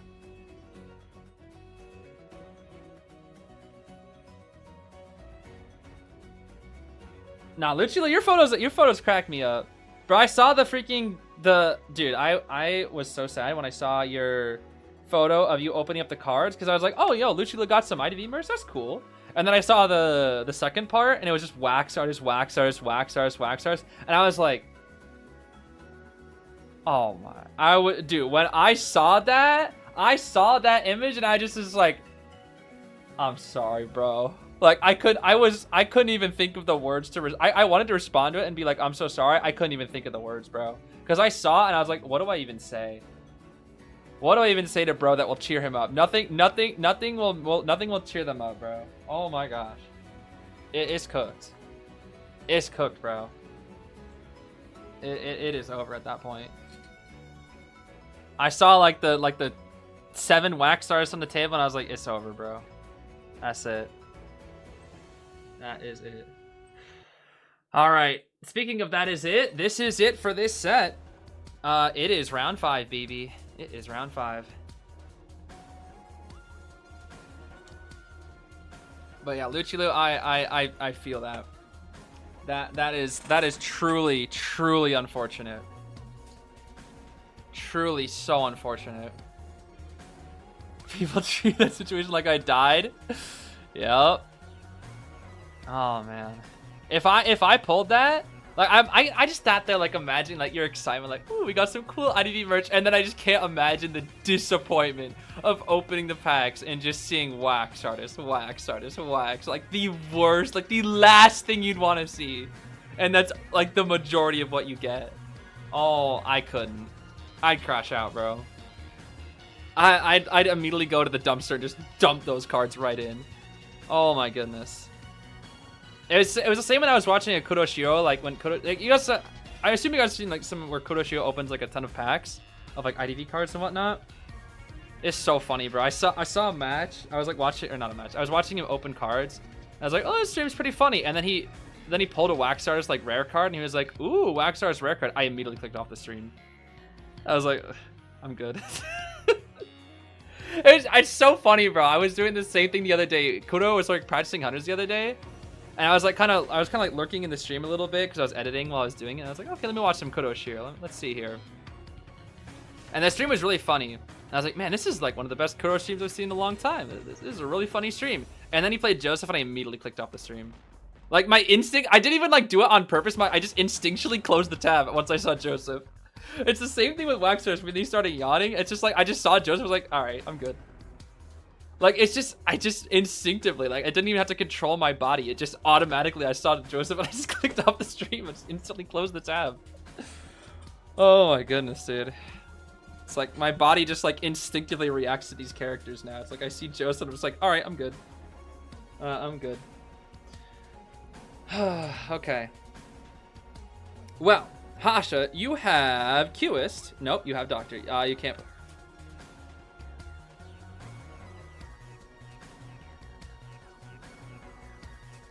I cannot wait for this Doctor to eat the cue ball for the Embalmer like 8 billion times and then keep healing and healing and healing. That you cannot win. You can tie. It is impossible to win. It should be impossible for Qist to win. This is Qist's best matchup, but I genuinely do not know how he wins. Because Doctor. You can tie. You cannot win. You should not be able to win. It should basically be impossible. The survivors have to mess up. That's quite literally it. The survivors have to mess up. You can chase Embalmer and then try to like tie. But you would like if Hasho like gets better than a tie, I genuinely will be very impressed. If the survivors also play well. If the survivors mess up and Hasho, okay, the survivors mess up. Yeah, that's fair. But if the survivors play well and Hasho wins, I will be thoroughly, genuinely like insanely impressed. Because I don't know how you 3-kill a Doctor. I don't. Not to mention Anti and Grave. I mean, that's also tough. That's also quite tough. Imagine they play Joseph and Koa. If they play, I mean, the only time you're seeing Joseph and Koa is like, if the match doesn't matter, which won't happen in the current bracket system. I don't think. I don't think it's possible. Okay, we have a borrowed. Tied on our Emily with Doctor, Bard Flywheel Anti with Audience, Bard Tied Cheese with Audience and Healing, Full Kite and Bomber with Healing, and then a Detention Trump card, Blink Qist with Destructiveness and Impulsive. Again, I don't know what Trump card does here. I don't really think it does anything. If I'm being fully honest, I really... he's gonna have to hit every cue ball, but the problem is the Doc can just body block the cue ball and heal 10 billion times. I don't know. I generally do not know. The only way I see him 3-killing is endgame, you chase the Doctor, blink her, chair her, and then have enough resources to go for somebody on the gate who also doesn't have a lot of resources. That is quite literally the only way I can see him doing it. He would have to chase Doctor endgame after killing the Embalmer, and then blink. We're chasing the Gravekeeper. I mean, get rid of the Rescuer, I guess? That could work. And the Embalmer is going to try to take Kite on purpose? To help his grave. Yeah, he wants to take Kite on purpose. Interesting. Red light? Brother. We gotta watch out for those red lights, pal. I'm sorry. We gotta watch out for those red lights. This is the second time this has happened to QTD, where they're just like falling for like the oldest trick in the book. Let's see. Their final cipher is quite slow here. It really is quite slow. He needs to get distance from Coffin or force split. Oh, he's dead. He should be dead here. He should be dead here. We don't have cue ball. There's the blink. Yep. Okay. That is death. Blink was forced. Ciphers are 70, 60, and 20, which are pretty slow. We're gonna probably save first, right? Save first. Yep. Save first. I break it the pallet. Is red light that old? I mean, red lighting is very strong. And when I say oldest trick in the book, it's just like a very classic trick that, you know, I think what I'm trying to say is the Embalmer just committed to the pallet drop a little too early. That's the biggest thing. Ooh, the slow vault, a little unfortunate. Okay. Cue ball. He dead. Force another contact point here. Nice. Okay. And the dodge! She's on her way. The evil is here. The evil has arrived. He's in the... What? That's a pallet stun and a half? Wait, did he do it too early? He may have done it too early. The evil is here. The evil is... The evil has arrived. The dodge. The dodge. Oh, he's dead. I don't know why he flywheeled. That's not a thing. That's not a thing. I don't know why he did that. That's not a thing. Okay. He will coffin. Ciphers are moving very fast here. The Donch is healing. The Donch has healed. That is not... No. I don't know why the game thinks there's a 30% chance to 4-kill. That is not happening. I am sorry. That is not happening. That is impossible, bro. Not with a Donch. Not with a Donch. Alright. Jump on over here. Is he just going to run to the Donch? He's going to run to the ante! He's running to the ante! Cue ball? Okay. Whoa! That hits! That's crazy. Yep. Oh, ante won't make it. She won't make it in time. Hold on. Yeah, she won't make it. She won't make it. She won't make it. You're way too late, pal. You are way too late. No, you need to come in way earlier. Okay. Alright, so how does he win from this position? I genuinely do not know how. I genuinely do not know how. Because Doctor. Oh my gosh, the grave healed so fast. He healed so fast. Because, okay, Doc is unchaseable. You cannot chase Doctor. You cannot chase Doctor. Like, what do you do? What do you do? In a battle of attrition, how do you beat a Doctor? I don't know how. Oh, grave. Grave. That's a bit of a cheeky mistake. Okay. We should be able to break the shovel here. Maybe? Shovel? Nice. Okay. Last two ciphers are 80 and 80. They're gonna pop. He predicts the cue ball. Nice. Don't blink.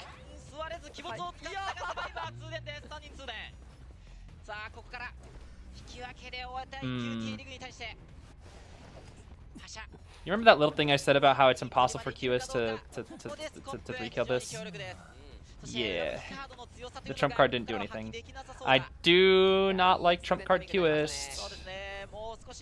Okay. He doesn't have any contact points. It's cooked. He can't make it to this other map. He's out of contact points. It's a tie. Yeah, that's tough. That's tough. Yeah, I mean, as expected, you can tie, but you cannot 3-kill that comp with QS. You can't. I don't know how it's possible. You would need to be chasing a character with no items and then blink in the end game, not use the blink there. Is a tie bad here? For FL, yes, because FL is down.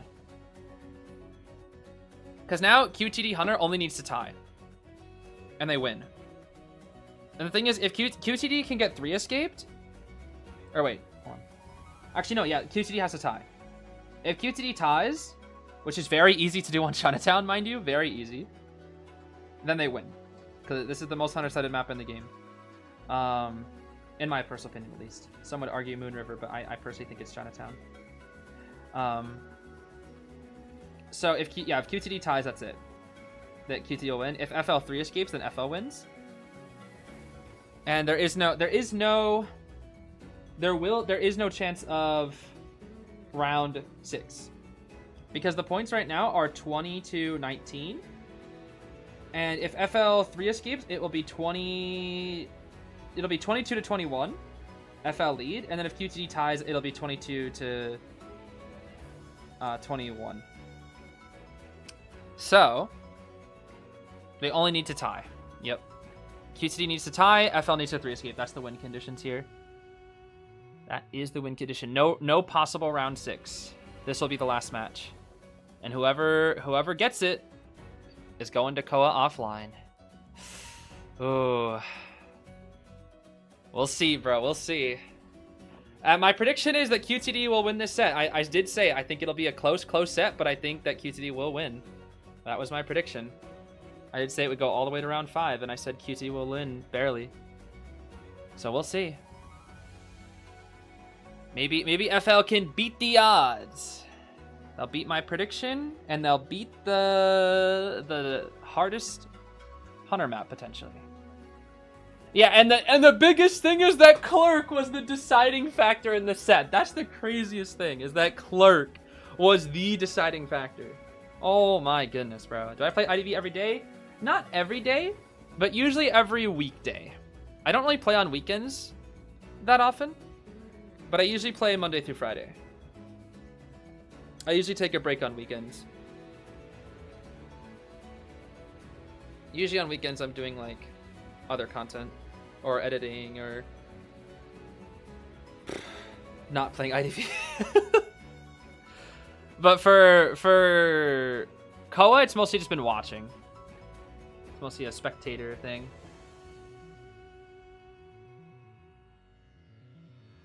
You treat IDV like a job? I mean, it is kind of my job a little bit.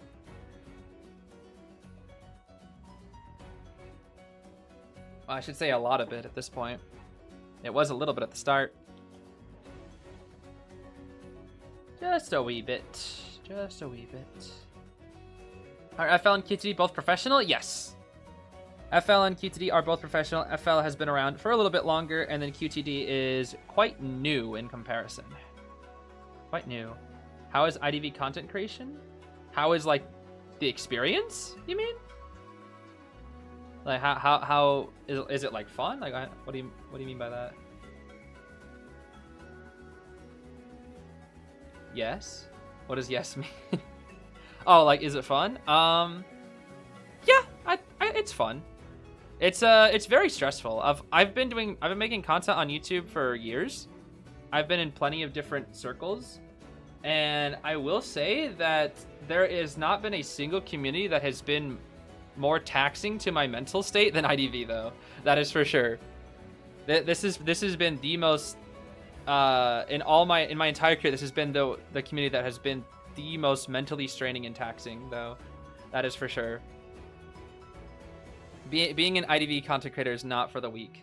It truly is not. Not at all. There's a lot of good things about it, and there's a lot of bad things about it. Just bullshit and Squire and your mental health will be better. All right, if you say so. Let's see. Let me get to shuffling. Let me get to shuffling here. You can say it. No, it's definitely not the worst community. There's worse communities that exist. That's for sure. There definitely are.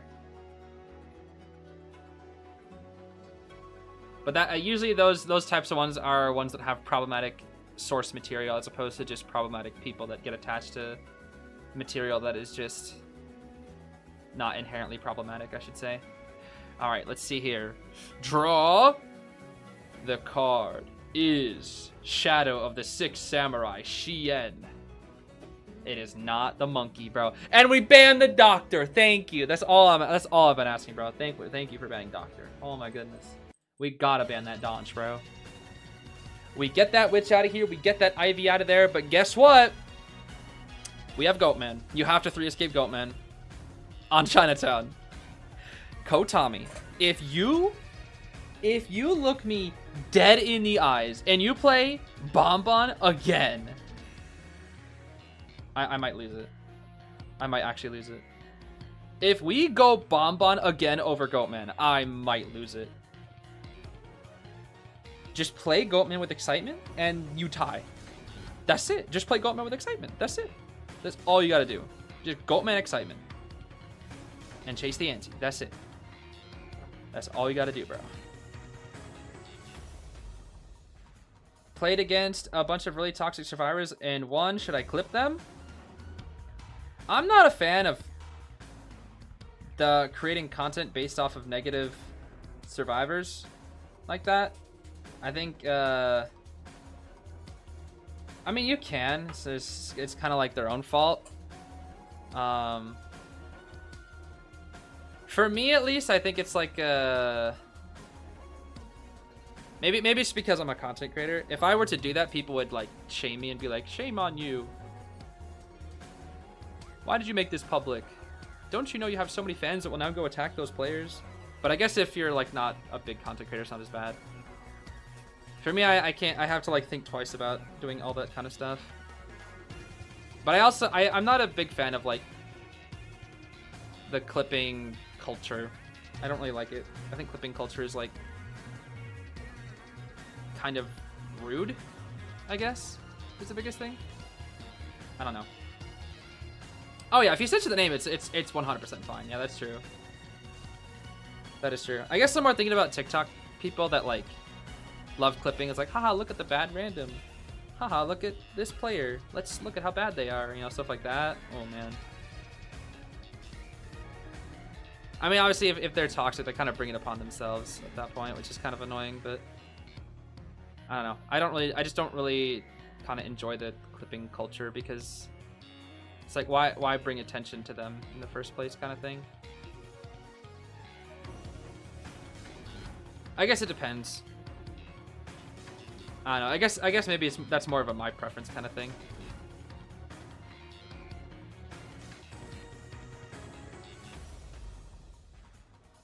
Okay, Kotami, what's it gonna be? Oh, wait, we have Sangria. I just realized. You can go Sangria or Goatman. If you go Bonbon, thank you, thank you, thank you, thank you, thank you for going Goatman or Sangria. Thank you, bro. All you got, and you just gotta play Excitement. That's it. You just play Excitement, Goatman, and you're chilling. Finn is Buns versus Goatman. Wildling is not that good. Anti, you can counter with Excitement, and Explorer, if he's ever caught, he explodes. Thank you. Genuinely, thank you, Kotami. Thank you for not being weird and playing Bonbon. Because I know if I saw Scars versus AWG, they'd be playing Bonbon here. Or like Wax Artist. No, you play Goatman or Sangria on Chinatown. When you have Goatman or Sangria on Chinatown in round 5, you play Goatman or Sangria. You don't play freaking Granny. I mean, Granny was banned in this case, but oh man. And like, you just need to tie. You go Goatman or Sangria. Thank you, bro. Thank you. Oh. I need to calm down. I need to calm down. I need to calm down. I need to calm down. I need to calm down. I need to calm down.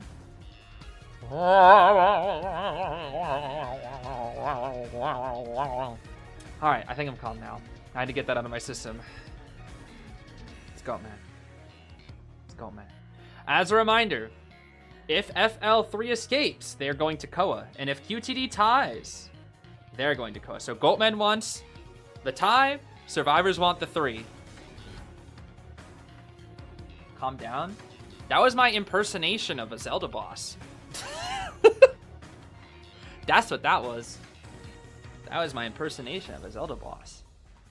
Bard Flywheel Anti with Audience Healing. Bard's Tide Audience Empathy and Airwalk Explorer. Exact same build on the Wildling, but we're swapping out Airwalk for healing. And then Bard Knee Jerk Audience on the Fin. We've got Detention, Trump Card, Excitement, Goatman. That's what I said, baby.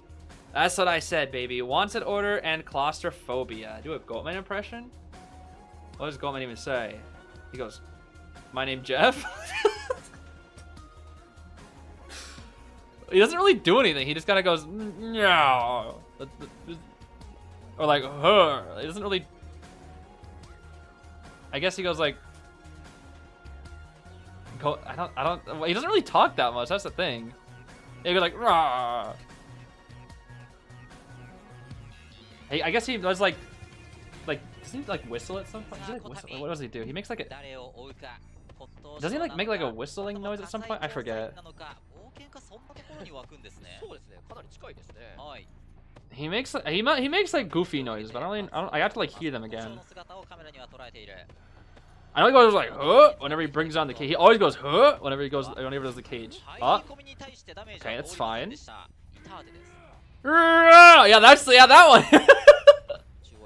When he goes huh, or like rah when he gets hit by the pallet. That's what he does when he recovers. Yeah. He's a very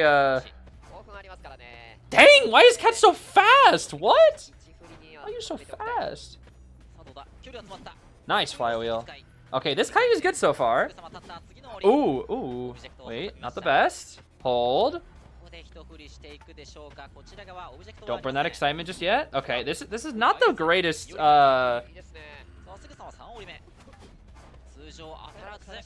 We're kind of getting pushed back, so we can't really excitement. There we go. Okay. There we go. We're actually cutting a lot of kids, but the ciphers for some reason are kind of slow here. I'm not gonna lie. They are indeed quite slow. Bruh. Alright, this cat is actually cutting very well here. But now we're out of flute. Boop! That was a really good kite. That was a really good kite. And now the Pumbaa is here, baby. It's Pumbaa time. We'll break this pallet while we're waiting. You have to buy some time for some cage energy. Ooh. Alright.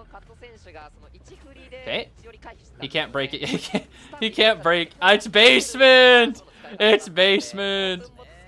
Oh, it's basement, bro. It's basement. Okay. We do have double tide. And we do have an explorer. Pages, or sorry, not pages. The ciphers are pretty good. Oh my gosh, the Wildling just did like the classic Griffin strat, where you just wait at the top of the stairs and then come down. We're stalling the chair. I agree with that actually. Basement cube kite. Basement cube kite. He's on his Pumbaa. How many times you gotta hit that Pumbaa? Oh my gosh, he has to hit his Pumbaa so many times. Oh, that's so funny, bro. They are like min-maxing this, bro. They're actually doing pretty well here because the kite was so good. Woo! Scary. Oh my goodness. Back into basin again, bro. Oh my. Okay. This is gonna be tough. They gotta send in the explorer. They actually have the ciphers, but the problem is it's Goatman in basement with trait. It is Goatman in basement with trait. What are you gonna do, bro? What are you gonna do? We see the Explorer. We smack the Explorer. And then what? Okay. We'll stall a little bit. Alrighty. It is possible they pop. Okay. It is possible. The flywheel is ready from Cat. But there's claustrophobia. There's claustrophobia though. Makes it really tough. Nice flywheel. That's a giga flywheel right there. There's no chair. It's gonna be so close. It's gonna be so close. But there's Goatman. It's Goatman, bro. TP. He goes for it. Can they make it? The Finball! The Finball! The Finball! Oh my gosh, the Finball! That's actually what did it. The Finball was the last cherry on top. That was what did it. Because he would have caged and they would have blocked them. Oh my gosh. All because of Cat's insane kite. Oh my gosh. They had just barely enough time. Oh my gosh.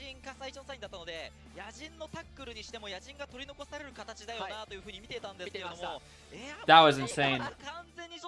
Dude, they proved me wrong, bro. They got it. They 3-escape Goatman on Chinatown, bro.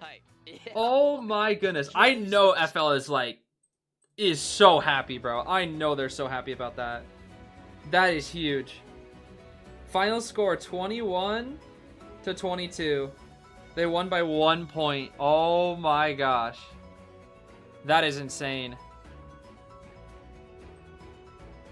They min-maxed everything with the Pumbaa and the Explorer, and they bought the perfect amount of time. Like 1 second more and it was over. They literally bought the perfect amount of time. Because he TPs, and if he instant cages here, he gets the Pumbaa. I'm pretty sure he instant cages, but the ball made it so he had to like get interrupted. Yeah, because it interrupted the cage. That's insane, dude. That is insane. That is actually insane. He simply just got kited way too long. Because he brought excitement for Auntie, but like that was just a really good spot for her, honestly. She played around the excitement so well, and her kite that kite is just so long. That's a nearly 2-minute kite. And then Pumbaa stalled for an additional like 20 seconds. So it was basically a 2-minute kite. And then because Explorer was out there, they were able to get the ciphers done so fast. That is ridiculous, bro. And then the Pumbaa in basement getting on his Pumbaa to stall for additional time. Oh my goodness, bro. That's just insane. I think there is definitely a bit of a very small amount of Hunter air there too, but a lot of this was just what a good kite from Cat. A lot of it was like the counterplay of excitement, because they were just using flutes to push Kotami back as opposed to stunning them, which was all that they really needed. It's crazy that you get 4 killed to Clerk. You get 4 killed to Clerk on Lakeside, which is just insane. And then you play against Goatman and you win on Chinatown. Like, Goatman should not lose on this map. Oh my goodness, bro. Again, he also probably could have played the basin a little bit better. He could have maybe set up a cage to easier kill Auntie a little bit faster, that's for sure. Yeah, he didn't do the best, but he didn't do the best camp in the basin. Whew. And then the fin ball was literally the cherry on top. Because if he TPs here and he gets the perfect cage, he can catch the wildling at the last second. Like, he would have caught the wildling there, but the fin perfectly put the ball, which interrupted it. Whew. That was insane. That was so clutch. That was so clutch. What a close set at the end of the day. What a truly close set. I do feel a little bad for QTD because they actually had the lead in the entire set. And then FL just sneakily got the comeback in the end. Whew. That was probably the best set I've seen from the playoffs of Japan. Yeah, that was definitely the best one. That was a really, really good set. That was really, really good. Oh yeah, I'm still on the public map. Oops. Wee! Now I can get my rewards. Is that it? No, there is one more. There is one more. There is one more. Bruh. How do I get out of this? Oh, there we go. There's AXIZ versus AWG. The last set of Japan is AXIZ versus AWG. Last one. My prediction was QTD versus FL. QTD would win barely, but it looks like FL barely won. So now I'm wondering, my prediction for AXIZ. What is this noise? Oh, it's probably this, right? That and the logic path points, I'm guessing. Oh yeah. Oh dang, I got a lot of. Sheesh. I got a lot of cubes from that, huh? Cubes. Dice? What? Why did I call them cubes? Am I stupid? Don't answer that. That's crazy. Oh, sorry, my fault.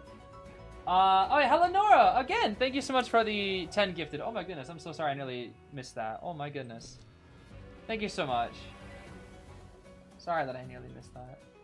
That means since you're playing melee? I guess it depends on what rank you are, and then if you're just beginning her, or like if you've been playing her for a while. Do we have another round? Yes, there is one more set. There is one more set.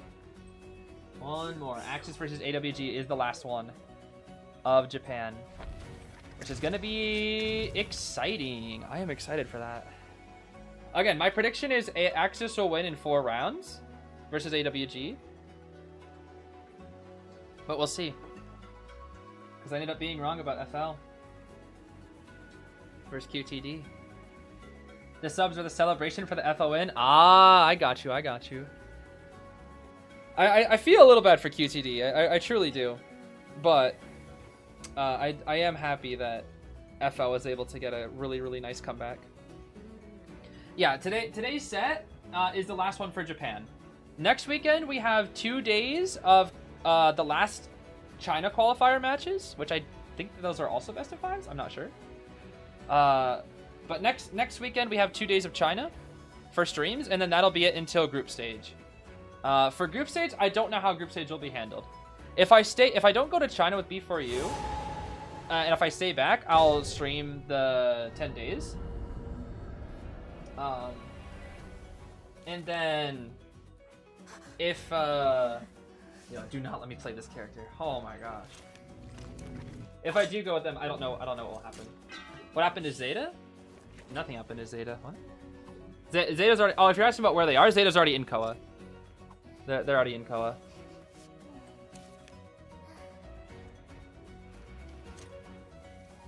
Let's see. What map is it? Yo, that map that I hate, bro.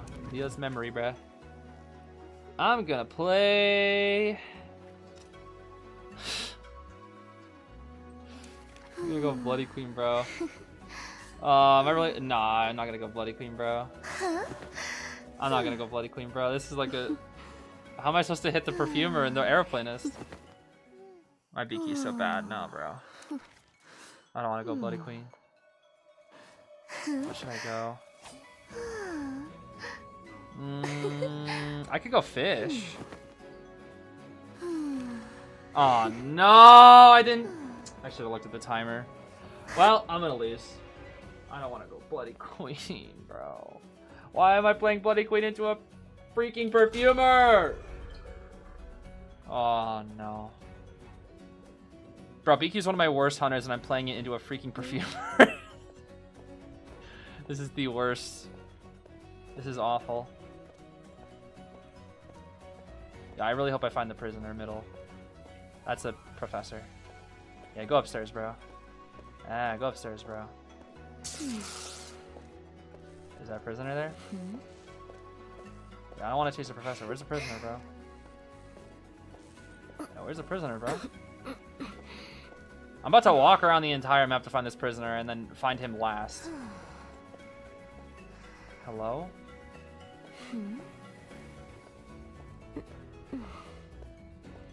Is that the prisoner? Oh my gosh, the prisoner! Oh, my Bloody Queen's crazy. What? Never mind. I'm the best Bloody Queen on the server, totally, 100%. Definitely not trash. Huh? This guy is shock and flywheel. Okay.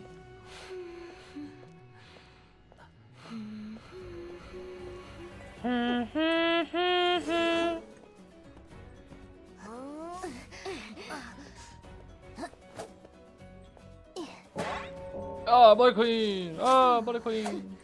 The swap! Is basement here? Yay! Basement! Yay, basement. Yay, basement. I can only win off I can only tie off basement. I don't know how to, I'm so bad at this character.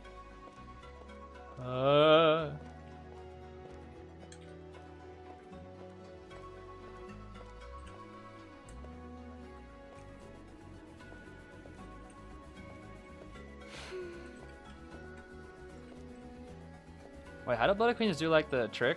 Is this it? I think this is it, right? Woo! Wait, I might be the best Bloody Queen on the server, actually. Hold on. Guys, let me cook. Let me cook, let me cook, let me cook.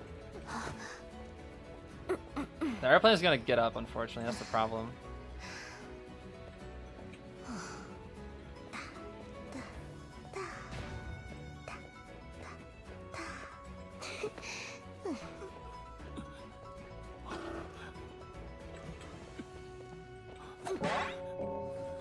Okay. Yeah, Bloody Queen.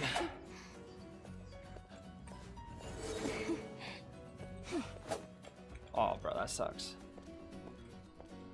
Nah, that's fine. This is all we can do.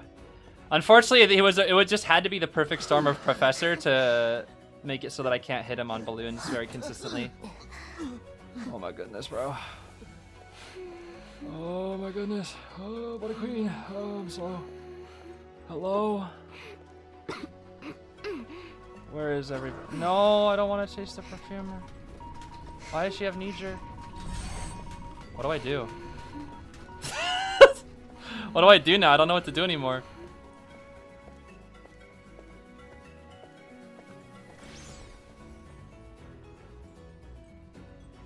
Haha! Please let this be the professor. Oh, it is. Cool. Dang. That's ouch.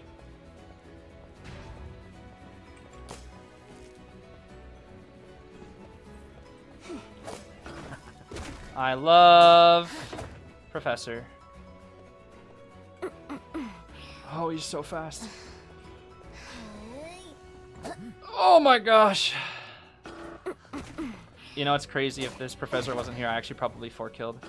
But because it was Professor, I actually couldn't like just spam balloon hitboxes for free. It's probably primed now, isn't it? That's not actually. That's nice.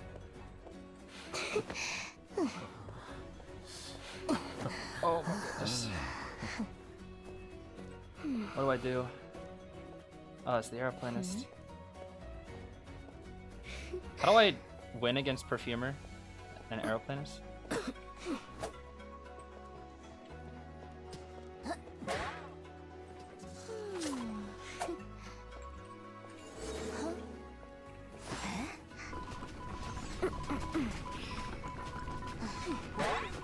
Bruh.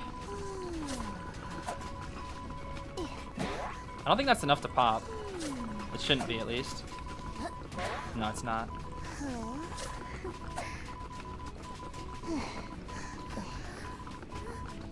Let me see if I can force out a resource from the arrow.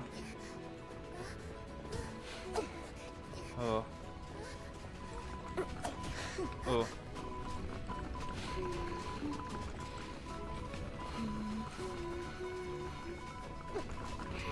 So what do I do here?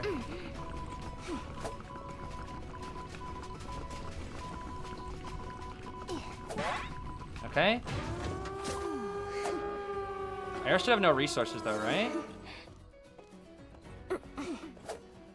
Bruh.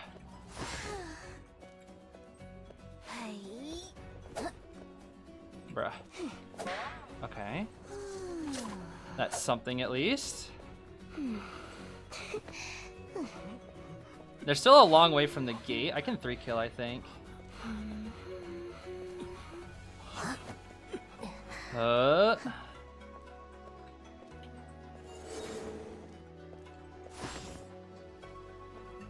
see. Yeah, they have to run away.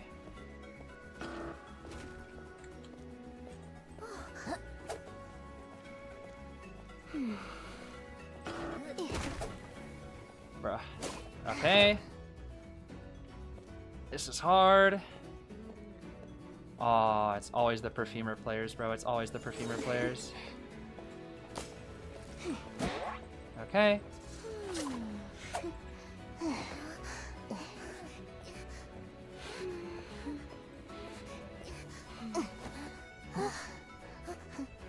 Don't have the game sense to outplay me, please. Okay, thank goodness. Bruh. I don't like playing this character. Ah, it's a tie. It's a tie. A shame. Too many counters, bro. Too many counters. Too many counters. Such a shame. I really should not have played Bloody Queen into this. This is why I didn't want to play BQ into this. Kind of sad. Pretty sad. Pretty sad. Yeah. Pretty sad. Oh my gosh, wait. No! Oh, that was so close. Oh, that was so close, bro. That was so close. Bro, what is this matchmaking, man? Yo, if there wasn't Professor, I actually 4-killed. That's so sad. Quite literally, that was one of the niche times where Professor excels, because I literally 4-kill if that's not a Professor. That's so sad. That's so sad, bro. Oh well. That's such a shame. Oh, what a shame. What a shame, what a shame, what a shame. I keep getting massive champions, bro. My trash hunters. Give me a break, bro. Oh well. I'm jealous of how fast you move? Yeah, and I'm jealous of the people who have 10 ping. Oh, I am. Truly, I am. Truly, truly, truly.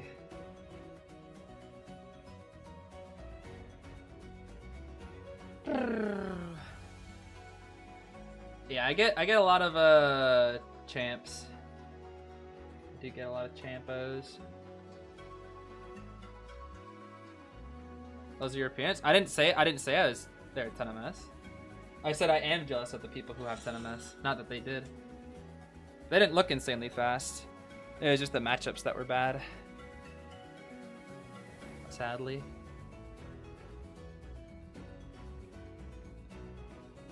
When are COA group stages? I think they're in like mid-April. No, I was just talking about because my average is 70.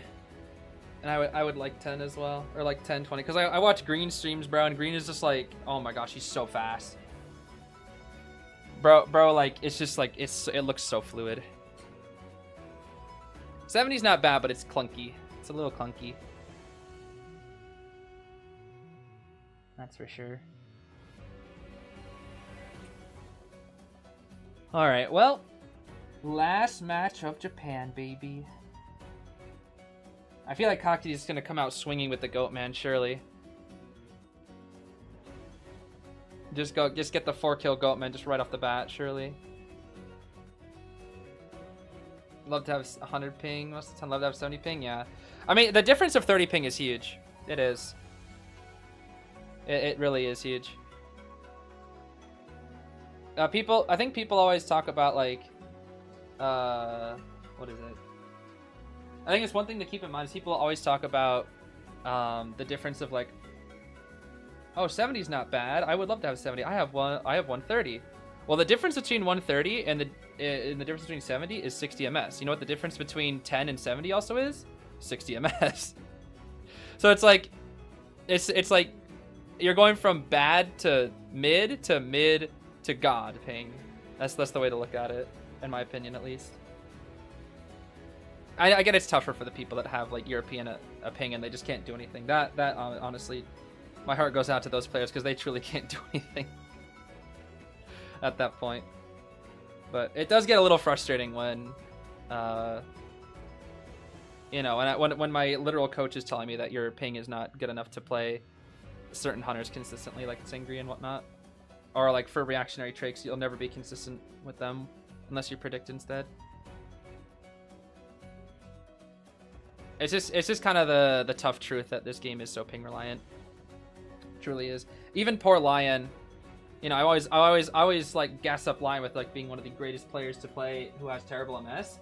Even he at many times, even though he's like, it likes it because it's like, oh, it's a challenge and it's really nice. The unfortunate thing is that many of his kites are brought short because he presses flywheel or he uses a reactionary item and it just doesn't come out. Like the ping restricts even him. It's just that he's one of the players that have been able to be just so goated and can predict instead of react, which is just very impressive. That's what makes Lion such an impressive player to watch. Is how despite the huge difference in ping, he can still make it work. Oh yeah, the glitch back. Okay, they took that out though. I don't know if that's like a ping thing, but they did take out the flywheel where you get sucked back. That happened to me several times, and it's really annoying. It happened to me a lot versus Lucchino specifically. Whenever I was flywheel his Grand Slam, so many times I would flywheel and then get sucked back into it, and then he just hit me. It'd be like the flywheel gets me no distance at all. And then I play like a star that has a flywheel, and they're just like halfway across the map after the flywheel, and it's like, oh. It's pretty funny. And then when I get sucked back into Lucchino jump. They did take it out though. It was a bug that they knew about, and I think they took it out like, what, last month or something? They patched it last month or something. I forget. Something like that. I don't think it was a ping issue specifically. At least that issue of the flywheel that like drags you back. I don't know what it was, like some interaction or programming issue, I'm guessing, that had something to do with like the positioning of the survivor based on the attack. It was a bug. Yeah, it was a bug. Because it would happen to me with 70 ms, like, and it would be very significant. That's the big thing. Yeah, that's another thing. Oopsie, that's another thing. Well, the thing that really can be annoying for people who have bad ping is also the inconsistent levels of said ping. Because if your ping is inconsistent, it also makes your timing and muscle memory inconsistent as well. So you mess up all your timings, because if you're used to playing on higher ping, you're gonna press things early. Which actually happened to me the other day, because I was fighting I was getting chased by a Lucchino, and I guess Lucchino again. And I knew he was gonna blink, so I pressed flywheel, but I flywheeled too early by like a couple frames, and he hit me like on the very end of my flywheel, and I was like, you know what's funny? It's like if that was my 70 ms flywheel, because I had god ping that game, which was nice. But if I had my 70 ms, I would have flywheeled it because of the slight delay. It's kind of funny. So it's why I had to drop Opera as well. It's not just because of like I couldn't play her at 73. It's like I can tie with my Opera at 73. Can't win, but I can tie. The problem is what Aaron told me, is that your muscle memory is changing every single game, which is why you keep messing up your dash. Because if your muscle memory changes every single game, because if you watch my videos or streams, you'll know I have 3 different pings. It's somewhere around like 15 to 25, somewhere around like 48. It's usually like around 20 ping, around 48 ping, and then like 73 ping. Those are like the 3 different pings that I usually get on average in most of my games. Most of the time it's 70, sometimes it's 40, and very rarely I've got that 20. And now I only play Opera when I have the 20. Because otherwise, if I play her at 40 or 70, it's different. It's just too different. My timing gets completely thrown off. Especially when I play her back-to-back. When there's like a little bit of a gap in between, it's not as bad, but when I play her back-to-back and like only play Sangria, it's, whew. It's tough, bro. It is tough. 100 main with 130 MS average? Yeah, that's bad. That's not good, unfortunately. That's unfortunately just... I don't know what you do with that ping. You play camping hunters and you pray. Like, that's it, sadly. That's all you can do. It really is a shame. 130 is tough. That is tough. 130 is, it's possible for Survivor, but for Hunter, that's really hard. Because if you're going up against survivors that have 100 ping, they're 100 ping more than you, or 100 less ping than you. I mean, what are you doing? Like, what can you do? They're just gonna outrun you. You can walk and they'll just be faster than you. It's so bad. And I felt it, bro, because I'll play on Asia server occasionally with Hunter, and my Hunter ping is like, at best it's 90, at worst it's like 210, and yeah, it's tough. Will you ever get out of Griffin when you're 230 ping?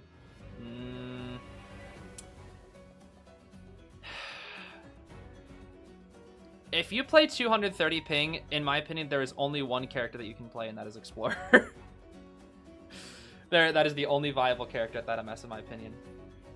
You would have to play either like Lawyer or Explorer, and just spawn in the best areas and hide. Like if you have trash MS, I recommend you play hiders. You play gimmick characters. Or Ada, maybe.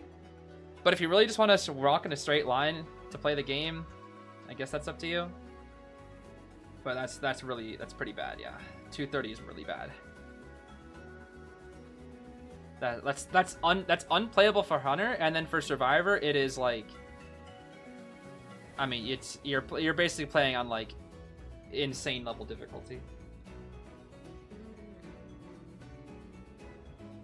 230 is really bad. That is very bad. Like, that's why I would say go Explorer, because you just out gimmick the Hunter. You don't kite them, you just gimmick them. That's all you can do. Sangria with yellow ping? Yeah, Sangria with yellow ping, you can only tie. You can't win against a good team of survivors. You just can't. You cannot win. It's too hard. Simply too tough.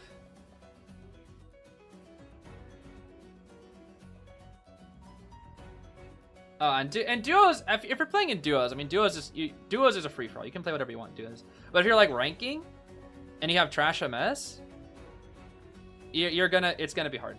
Like at the end of the day, it's just too hard. How do you find playing 230 Hunter? I don't even think there's a Hunter that can deal with 230. I don't think so. Is Goatman ping dependent? Somewhat. After his nerfs, I would say a little bit more. Which hunters are ping dependent? Typically chase hunters. Like fast-paced chase hunters typically need good MS. The hunter that is, or the character in this game that will always be the most ping dependent will always be Opera Singer, though. Opera Singer, the difference between the difference of even just a simple 20 ping is noticeable. That's you can tell.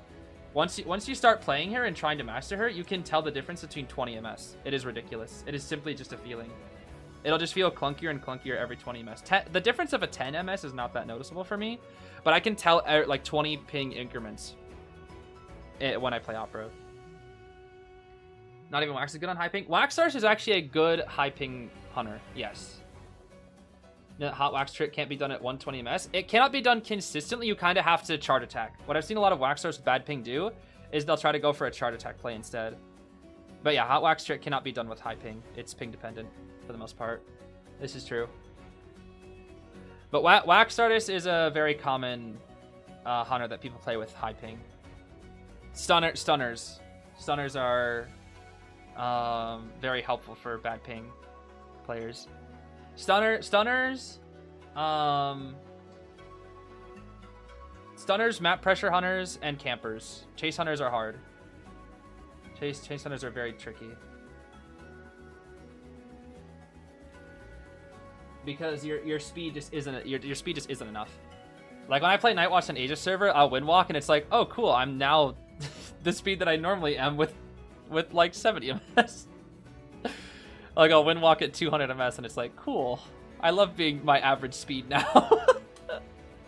Oh, Mata-Eyes. Yeah, Mata-Eyes is actually a character you can win with like really bad ping. I completely forgot about that. That's right. Mata-Eyes is one of them. The problem is Mata-Eyes takes an insane amount of time to learn. And if you're going to try to play with Mata-Eyes, you have to hit your blink, and hitting your blink at high MS is also hard. But it's possible if you can strategize on corner the survivor and put them in an area where you can guarantee hits.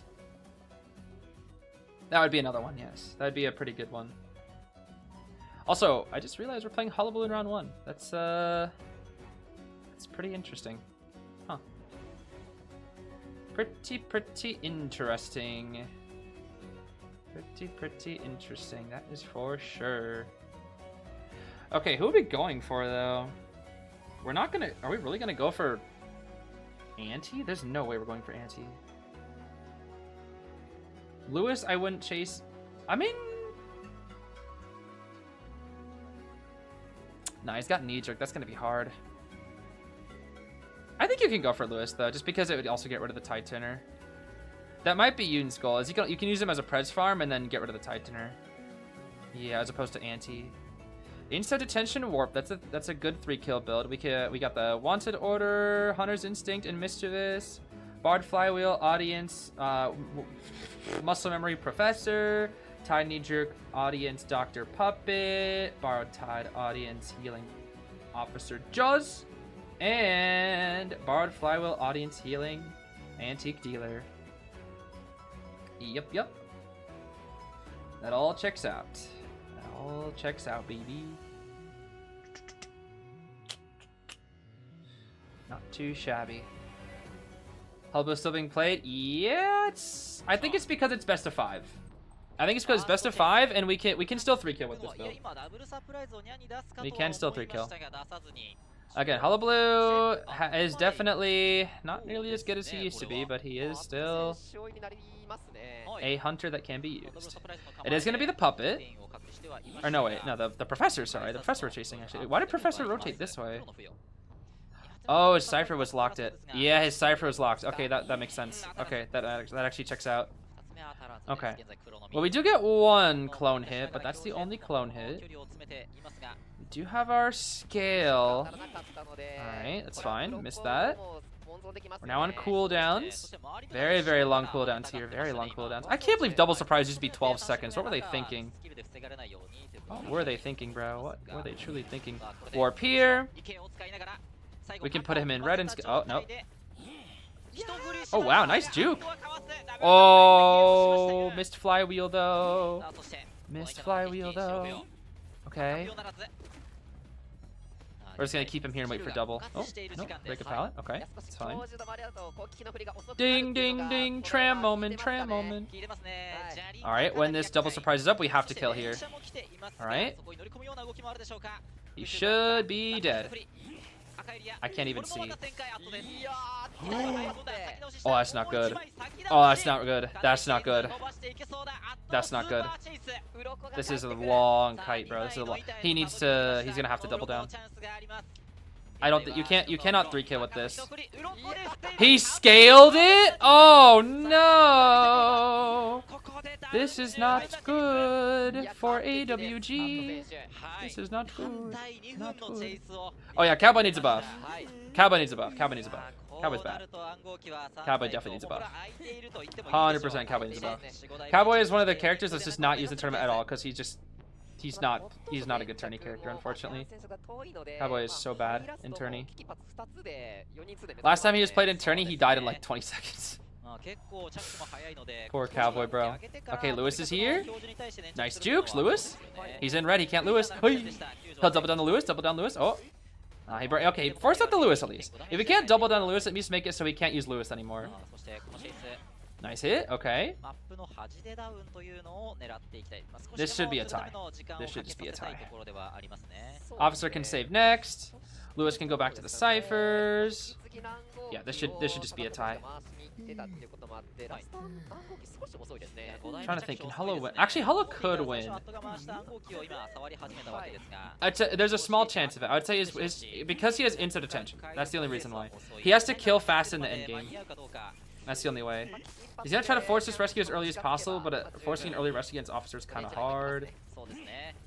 Okay. Just swing randomly. Nice. Ooh, that was close. We don't have sneak.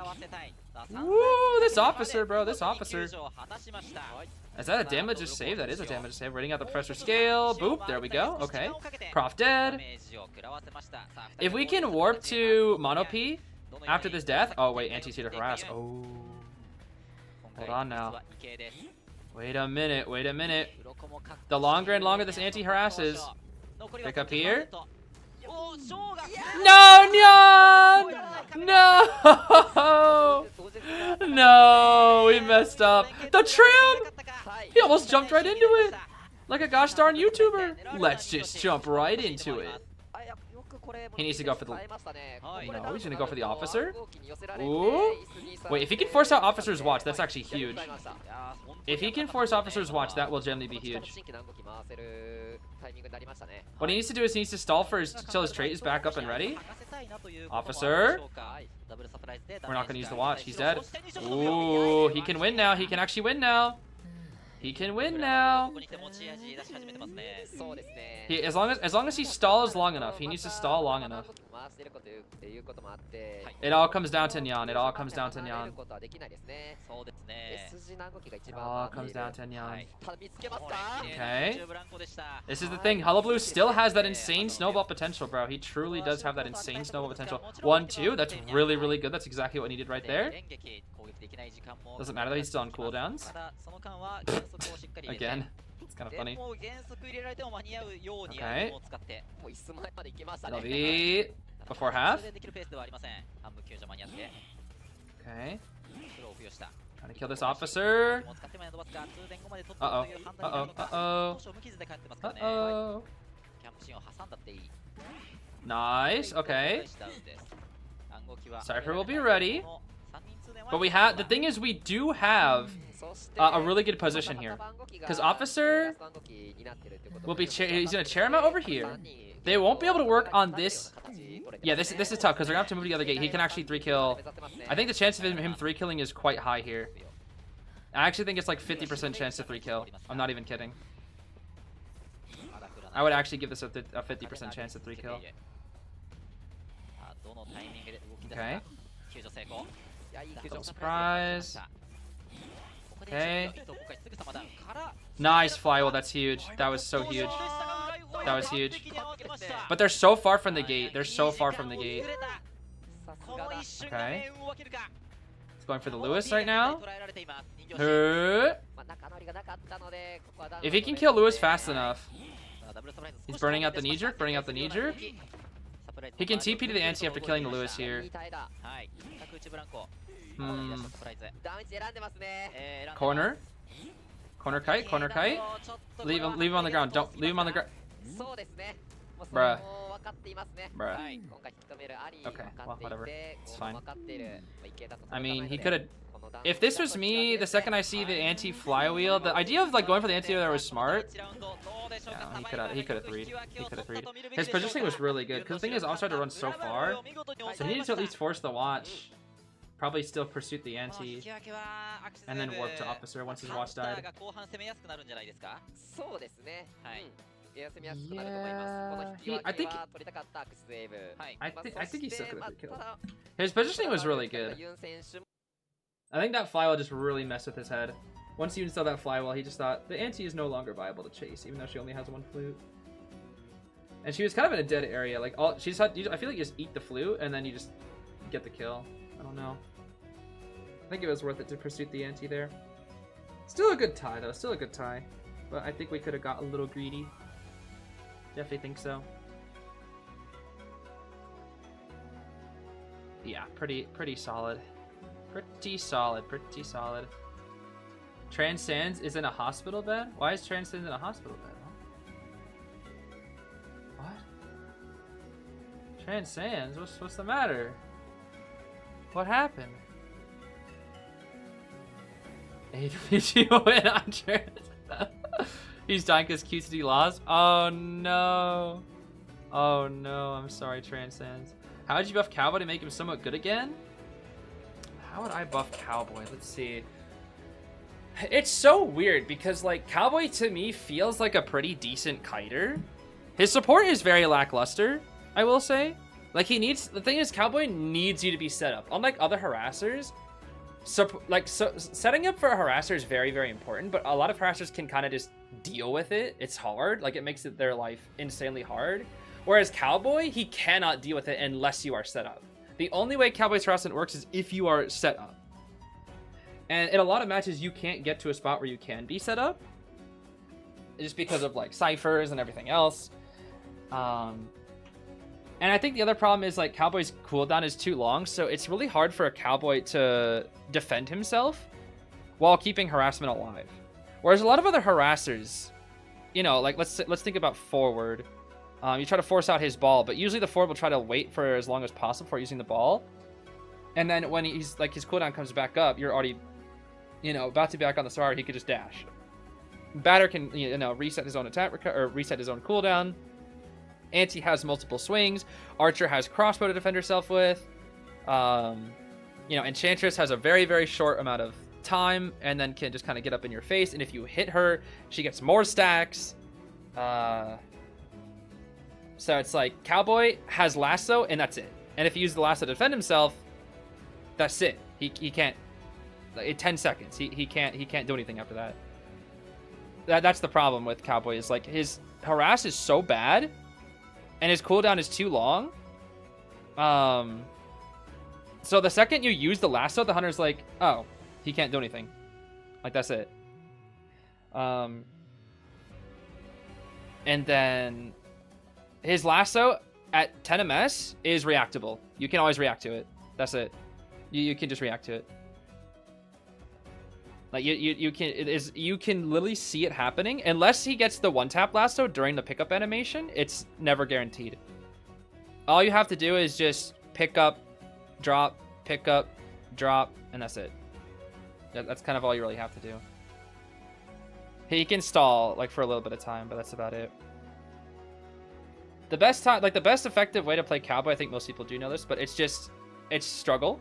You don't try to, like, lasso for actually success. It's to grab the survivor, put them into a corner, drop them down, run away, repeat until they struggle. That's how Cowboy harass works.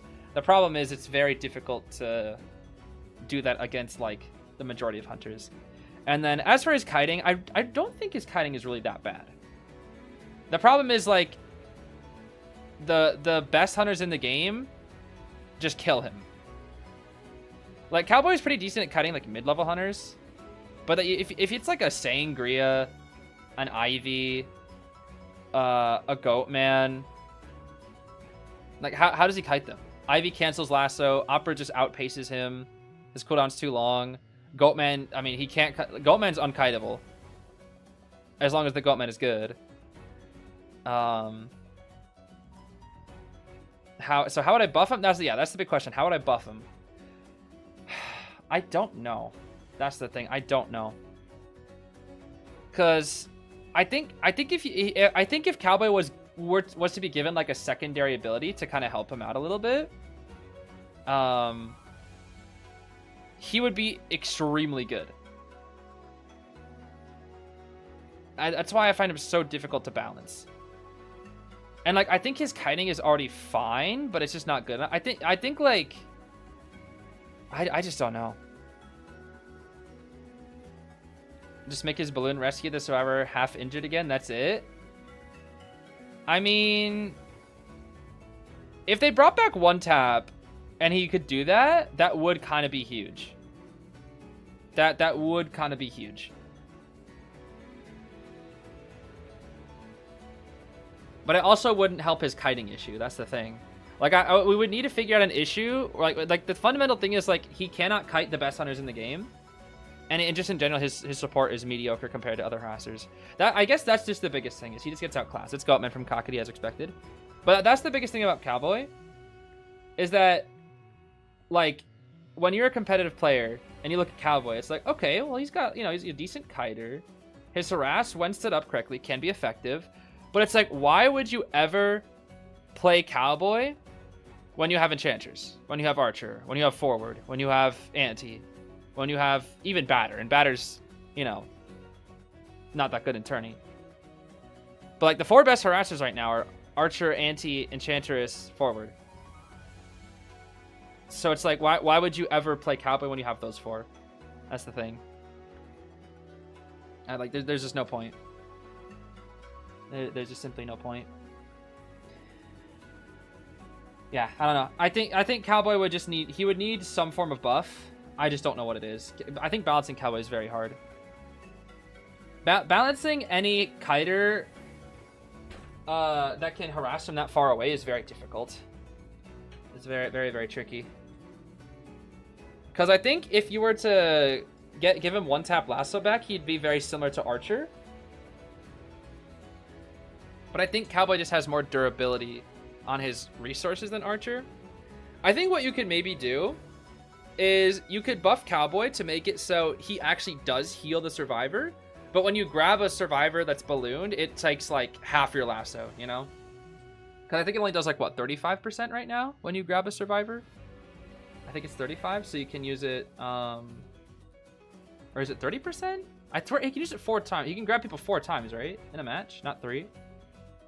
I forget. I actually don't know. I don't play Cowboy. I don't really know. I don't remember the stats. Hey, calling rescue 3 times? Okay, so it is 3 times then. I see. Yeah, I think he should only be allowed to do it twice, but instead, it will heal instead. So maybe it'll do 50% lasso instead of like, what, if it is 35? I don't actually know how much it is. So maybe instead he can only do it twice, but it will heal instead. That could maybe be helpful. And he keeps his 1-tap. Because Cowboy needs 1-tap. That's for sure. I think everybody can agree Cowboy needs 1-tap. What I mean by 1-tap is like the instant lasso where you can instantly grab the hunter where there's no counterplay to it. He needs that. Like, he absolutely needs that. Yo, Cockity don't care! Yo, I'll walk through all the pallets. Okay. Do it again. Bro, Cockity just doesn't. Yo, bro does not care. Bro, he doesn't care! He desperate fight, that's why. He's like, I'll just walk through every pallet. Because then once you start stunning me, it's not going to do anything. I think that's the reason. He's like, yeah, go ahead, pallet, let me see what happens. Yeah, trigger my desperate fight, please, thank you. Help me. 3 sack? 1. Oh, she's dead. Dang! Calm down, bro. Calm down. I guess that's just the strat. It's just like, yeah, just eat all the pallet stuns with full... Lag? Hello? With full stun reduction. Okay, then. Ooh, that's an early watch. Okay. I guess that's fine. Ciphers are a little slow. Just a little bit. Let's see here. Watch the save. Watch it. Kaki loves doing this with Goatman versus first officers. Oh. Okay, nice. Nice from both sides. Good amount of stalling from that officer. Pretty solid. Back onto MCO. MCO, be careful. One little cheeky 3-stat or one little cheeky stun. Oh, that was a good vault. Oh, nice flywheel. 3-stack. Yup. Yeah, go man. And then you're still dead. Oh, the Cypher kite. Yeah, that's crazy. We barely cut it out tight. We did burn up a lot of energy, but you know, he gets a lot back with the camp. We're gonna check out over here again. Magician is trying to position themselves for the rescue. Batoru. Yeah. Cypher's caught up a little bit. This is good. This is definitely good. He just knows. I think he just knows. No way officers come. No way AXIZ is coming for this. There's no way. Oh, Kaki's smart. Kaki knows. We know. I think they were just coming in so that like they make Kaki back off a little bit. Okay. Hit the wand, free save, nice. A flywheel, okay. Mage really wanted to stay uninjured there, huh? Nice MCO. Nice stun. And Alright. Ciphers are a tad slow here. Just a tad, just a tad. Yeah, they're actually about 50% behind. 40% behind or so. It should be fine though, because their health states are fine. I think this is perfectly fine because of their health states. Kakiri can win though. Kakiri can definitely win. TP, this is gonna be on AXIZ, the officer. There's the watch, now just leave. Don't get hit by the tram, please. Oh. Don't be doing that. What? What? Hey. Okay. Alright. We're looking at ciphers. I mean, officer not having a watch in endgame means you can always 3-kill. Let's see. Drop down. Hey, officer. Oh, a Basin's here too. He can definitely 3-kill. Oh, that is a devious cage. That is a devious cage, bro. You go through and you pop out like right there. Okay, officer is injured and has no items. Officer's basically useless. Still going for officer? There's no pallets there. He's dead. If he cages, he's dead. Yeah, he's dead. There's nothing you can do against. Yeah, there's nothing you can do against that. They did catch up on ciphers a lot, though. They did catch up on ciphers a lot. We're gonna slug the officer a little bit. No. We're just gonna force the Lewis off. I see here. We'll chair right here. Lewis will push the cipher. Just a bit. Let's see. Lewis does not have borrowed. Okay. Ooh, wait a minute. He can squeeze through. He can squeeze through. Cage again. Okay. Okay, Lewis is just Lewising and the tram, the tram. Oh, the tram! Wait! No, the tram actually is gonna sabotage him. Oh, the tram! The tram is a paid actor. The tram is a paid actor, bro. You got the birthday luck yesterday, but nope, you're out of it now. You're out of it now, Kesarabi. What the heck? The tram is a paid actor. Yo, Kakiri paid off the person who drives the tram. That bot who drives the tram, Kakiri paid them off. Said, yo, you got me in this match? He said, I got you, bro. I got you. Oh my gosh. I would be so mad if I was Kesarabi. Oh, I'd be so mad. You would never hear the end of it. I'd be complaining to the moon and back. I'd be like, bro, no way we lost this match because tram diff. There is no way. Batoru? Okay, Batoru is keeping this game alive right now with these wands. However, that's still a hit, and they are stuck. They cannot pop. Batoru might be dead here. Nice. Dead. Black cage, bro. Black cage. Kiting middle is like is a death sentence, bro. It is a death sentence. Okay, we're feeding tinnitus just so that we cannot leave the cipher. He should chair. He should chair at least. If nothing else, he should chair. He should chair. Okay. Gonna chair here. He's gonna chair in between the ciphers too.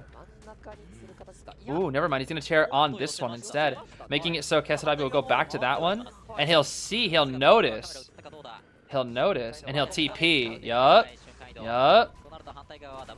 Okay. That's scary. Very scary, very scary, very scary. Cage break. Alright. And dead. Okay then. Cypher is 60. He'll chair Kesarabi. Where? Away from the cipher here. Okay.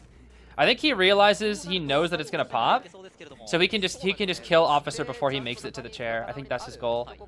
Is to look where AXIZ is coming from. He doesn't know yet. He doesn't know. He doesn't know. Now he knows. He needs to hit AXIZ as far away as possible from this chair. Yep. Ooh, that's tough. That's a tough save. I say someone's dying there. This is 3-kill minimum. Probably a 4-kill, but it's 3-kill minimum. Reminder, AXIZ is dead on chair. AXIZ is dead on chair. Kesarabi has no more Lewis. He predicts. That's a kill. No more Lewis. Bye-bye. Does he slug, though? Does he slug? He will slug. He will slug.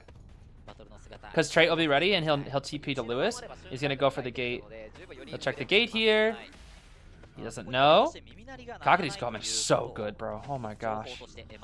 Such a good goatman. He's a little nervous. He doesn't know. He doesn't know. He doesn't know where Batoru is. We'll go back for Kesarabi. Kesarabi might be able to get up in time. Let's see. Do we get up? Do we get up? Do we get up? Yes? No? Maybe? We're not gonna get up? Okay. He does have teleport though. Like Batuta has to play so risky to get that gate. TP? Oh, we'll see him. That's GG's. We see him. Yep, GG's. That's it. GG! Kakury for kill, baby! Kakury for kill with the goatman. And you wanna know why?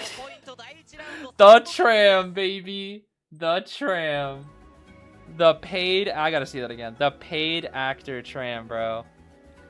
Where was that? Where was that tram? The way I would be complaining so much if that tram did that to me, bro. Because, like, I Lewis... And then with my last Lewis, I have more time. But now, his final Lewis, like, he just didn't have the time. He didn't have the time. He had to. He literally had to. That was the only window he had left because the freaking tram stalled out the rest of the Lewis. The tram bought him the last little window that he needed to make the rescue basically impossible. That's so evil, bro. That's so evil. That is just so evil. Oh, that is so evil, bro. That tram. That gosh darn tram, bro. Oh my goodness. That was funny. That's really funny. Oh, how silly. Okay, the score is 7-2 with a pretty big lead for AXIZ right now. Oh my goodness. My favorite esport player? The tram, baby. Yeah, they need to make the tram as like MVP comeback, truly. They really need to bring tram MVP comeback. That'd be so funny. MVP, the tram. Cause that is hilarious, bro. I don't know what it is. Tram will never not be funny. It's just so integral in every match. Whenever somebody gets hit by the tram or the tram blocks people, because it's like one of the only somewhat RNG dependent things about this game. That and like chests, I guess. What did tram do? I wasn't watching. The tram basically arrived at the perfect time for the hunter, so that the Lewis had to use his last Lewis, but it stalled enough time to make the window for the Lewis to rescue really tight, which basically meant it was really easy to stop the rescue for the goatman, thanks to the tram. That's basically it. So, you know, shout outs to tram, you know? Shout outs to tram. Oh, looks like Justice's tournament is still going strong. That's good. I don't know if you guys have been watching the EU tourney that Justice has been hosting, but it's a pretty cool thing that he put together. Pretty cool thing. Because we definitely needed more EU players to have some attention, that's for sure. Where can you watch the EU thing? I think he has a server for it. I think there's a server for it. I'm in the EU tourney. Yeah, didn't I commentate for your match, Sigrilla? I think I did, right? Or was that for something else? I could have sworn I remember commentating for you in... Yeah, I did. Yeah, I did. I don't remember now. I recall that now. The Qist in the opera. Ooh, that's right. Now I recall. I do indeed. Yes, I do indeed. Playing against Spicy, Dakiti, and Pablo ZG. Ooh. I think those are all EU players, right? If I'm correct? I believe they are, right? Those are strong players though. Those are definitely very strong players. Yeah, I need to watch some of the other EU matches, that's for sure. From the EU tourney. I haven't really got to thanks to COA, but I really should.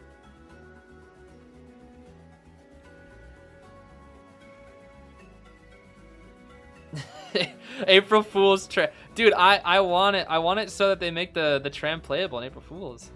That's what everybody needs to see. The thing is, you gotta work for it though.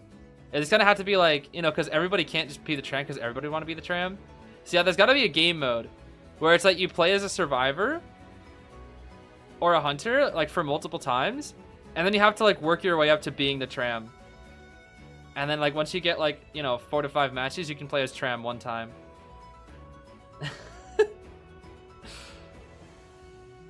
It'd be so funny. And all you do is just like sabotage the entire match, just run over everybody and just make it horrible for them. But it'd be like a one day game mode just because it'd just be funny, and that's it. No high tier for Percy since 2020, no S tier. And then they give, well, he got Scissor Percy. That's something at least. He did get Scissor Percy. I do actually like that Percy skin, the Scissor Percy, or whatever. What paper is it called? Paper Cutter, I think. What's that skin called? I think I have that skin, don't I? What is that skin called? Where is this guy Percy, bro? Percy. Yeah, Paper Cutter. This I actually like this skin. I actually think it's a pretty good skin. This is probably my favorite Percy skin. Like, I actually don't really like his S tier. I'm not gonna lie. It's just, I don't know. I think it's just a little too dated. Like, I feel like it could be good, but it just I don't know. It just looks a little too dated. Maybe it's the pants. I don't know. Maybe it's just the stupid pants. I don't know. I don't know, bro. His A tier is way better. This one is way better.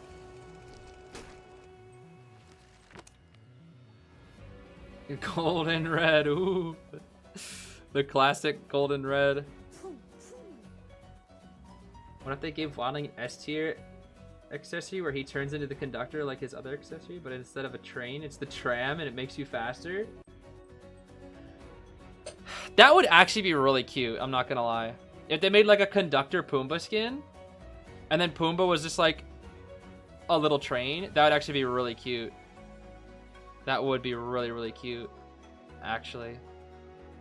That would be super cute. That would be something that's really creative, honestly. That I would like.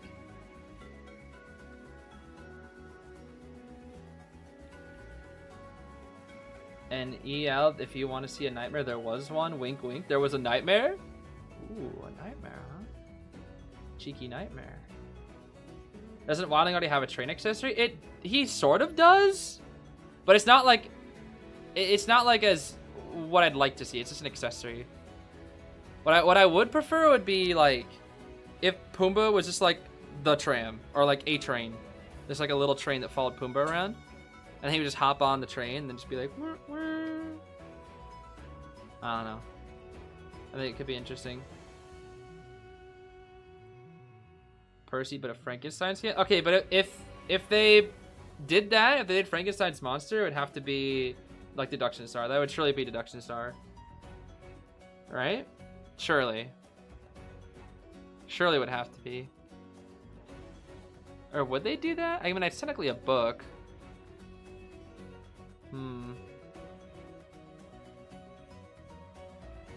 Maybe. I don't know.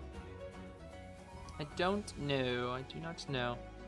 Okay, we got Lakeside for round 2. Yo, Lakeside Nightmare. Yo, speaking of nightmare, can I see the nightmare, please? Can I see the nightmare? Bro, why do I still have freaking bathrobe far lady up? What the heck? Gosh darn gimmick lady, bro. Okay, Arrow Embalmer Ban? Wait, why? What? Okay. Look up Wildling Fairyland concept art. Pumbaa is really supposed to be a little train there? Was he really?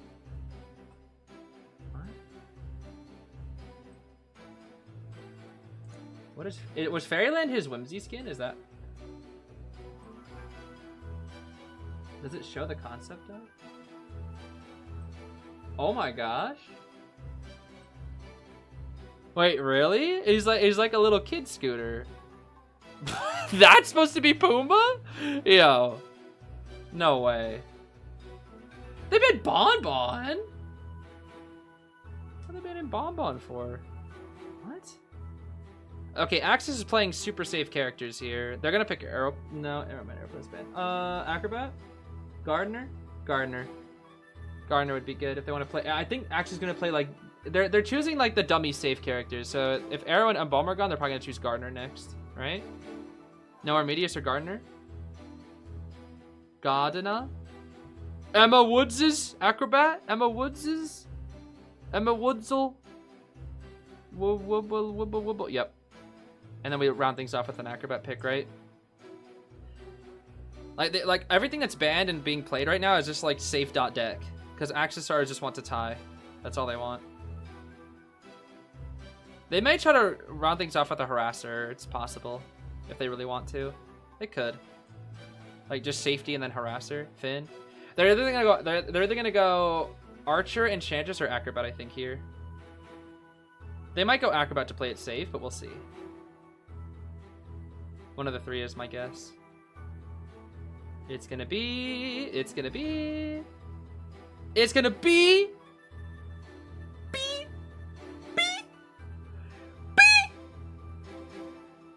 freaking character. Oh, they still have Magician, right? I forgot about that. Well, that works too.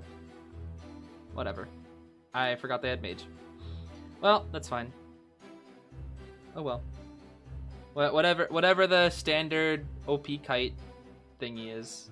The all-rounder standard kite archetype. Mage, Wendy, Aeroplanist, Acrobat, Cordy, Emma Woods's. Emma Woodsel. Who do I?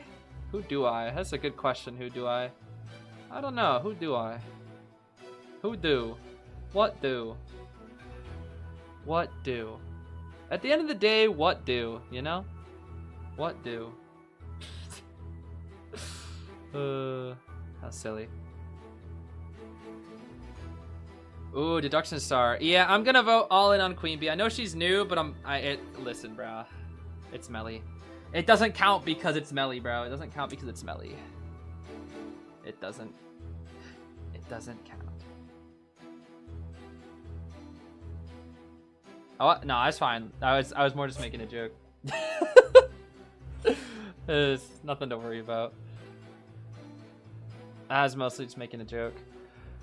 I would like to see Ganji, yeah. I think Ganji deserves it. Ganji, Axe Boy. I'm still voting Melly. Novelist. Novice also deserves it.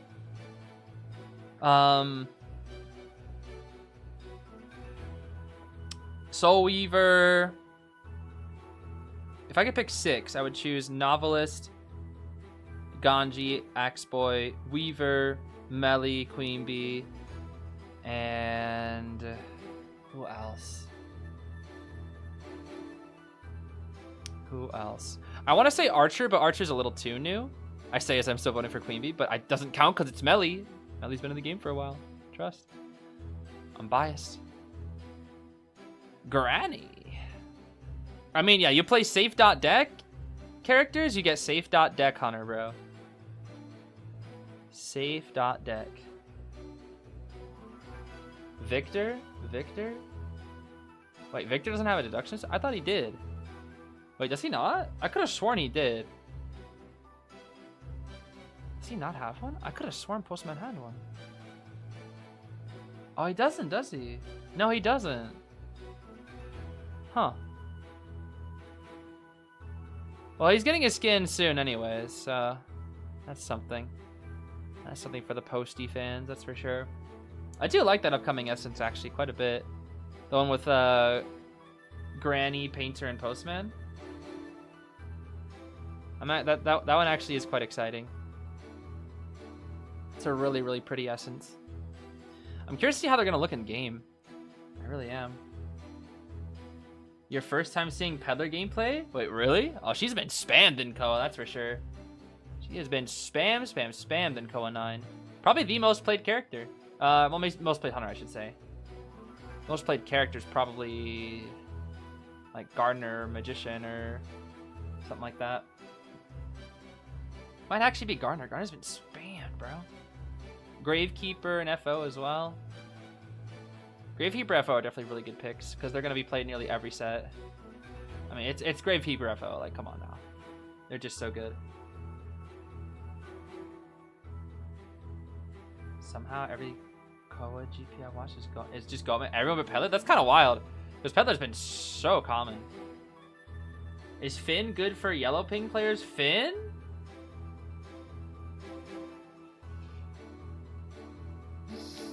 Yeah, he's okay. He can work. Yeah, he's a good kiter. I mean, the thing is, you're gonna have to play a little bit more proficient than other Finns. But yes, I would say overall, yes, you can play Finn with yellow ping. I mean, you can play any star with yellow ping. It just depends on how yellow it is, you know. If you're like 120, you can definitely play Finn. But you know, the higher your ping, the less speed you have. That's basically it. Why is Emma picked so much in pro play? Emma is really good because her rescuing is literally broken. Because hunters can't do anything about it unless they have unless they can cut her off or prevent her from using bubble at the start. She should be able to, like, Emma should just never get stuffed.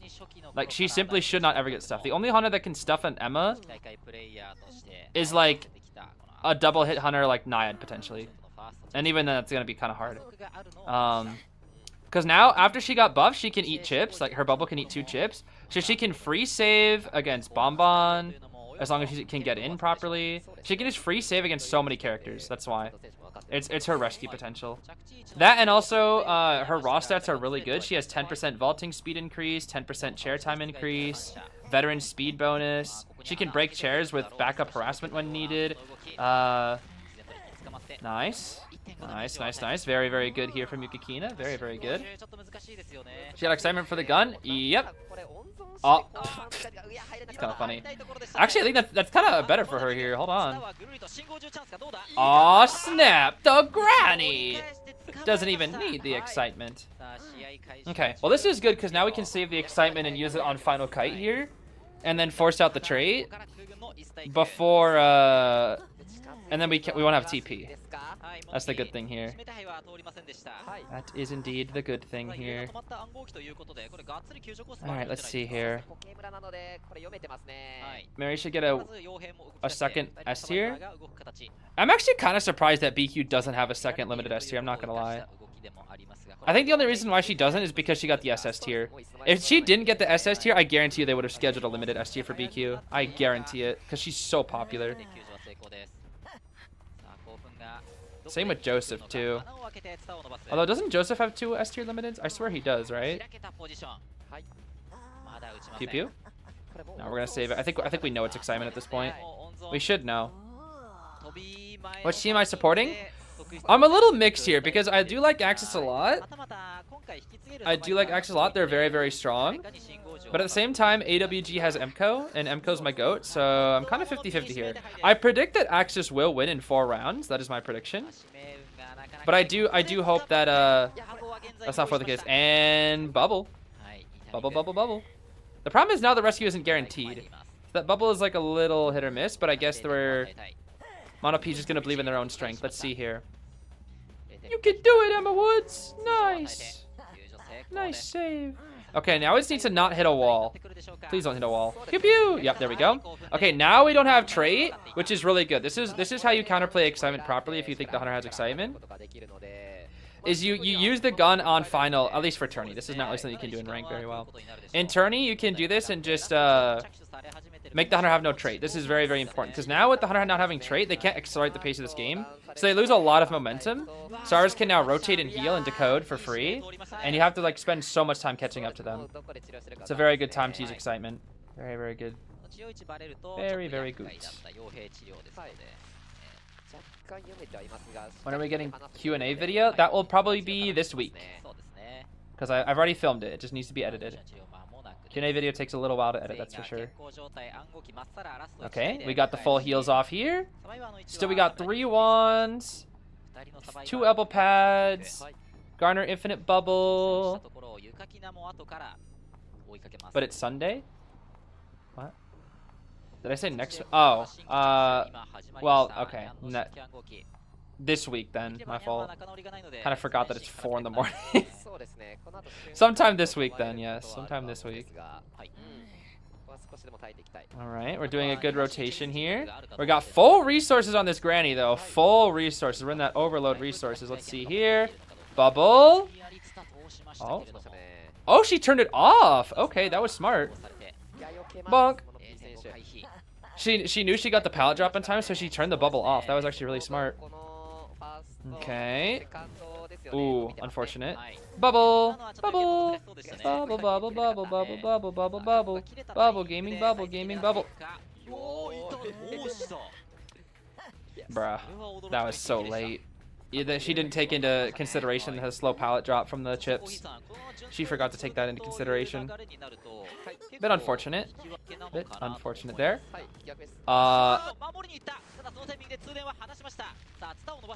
Oh my gosh. Oh my gosh. Dead. Wait, we couldn't flywheel that? That was such a short vine. That should be a tie. I mean, that should just be a tie. You just go gate. You just go gate. All right. Oh, we're gonna try to find out Takakao, but we can still deal with Mercenary. Let's not forget we have the chip or vine into chip. We can still deal with Merc. Oh, this is gonna be a little scary. This is gonna be a little scary. Vine. Garner has to bubble.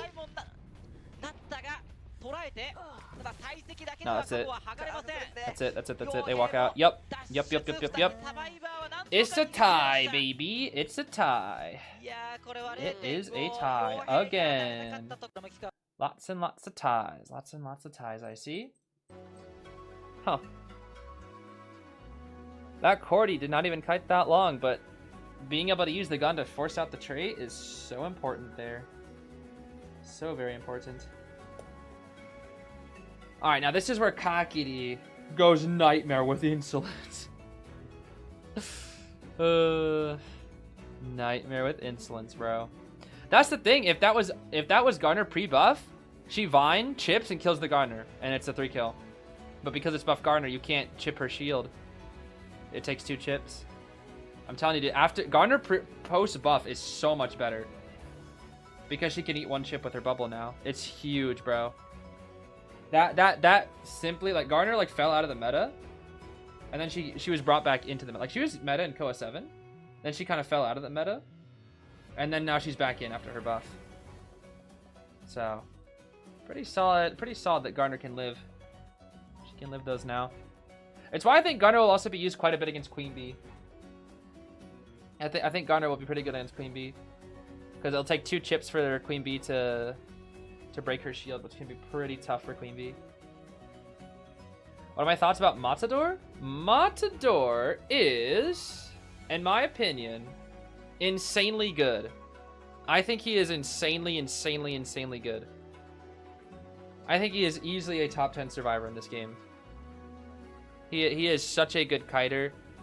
Such a good rescuer. He has very, very good matchups generally across the board. Yeah, he's really good. I personally do not really like fighting him at all. He's a very frustrating character because he is one of those types of archetypes that I would call like a momentum killer character. That's what I really don't like about him is he's like a momentum killer character because you could be cooking, and then he dashes on top of you 1 time and it's like, okay, great, I'm slow and the survivor's all the way over there now and now I've spent 10 billion resources to catch up to them, and then by the time I catch up to them, he grabs me again, and then he has his stupid Gallinetta, and then that stalls for even more time, and it's like, oh my gosh. Very, very annoying character. You should try chasing him or to learn to chase him.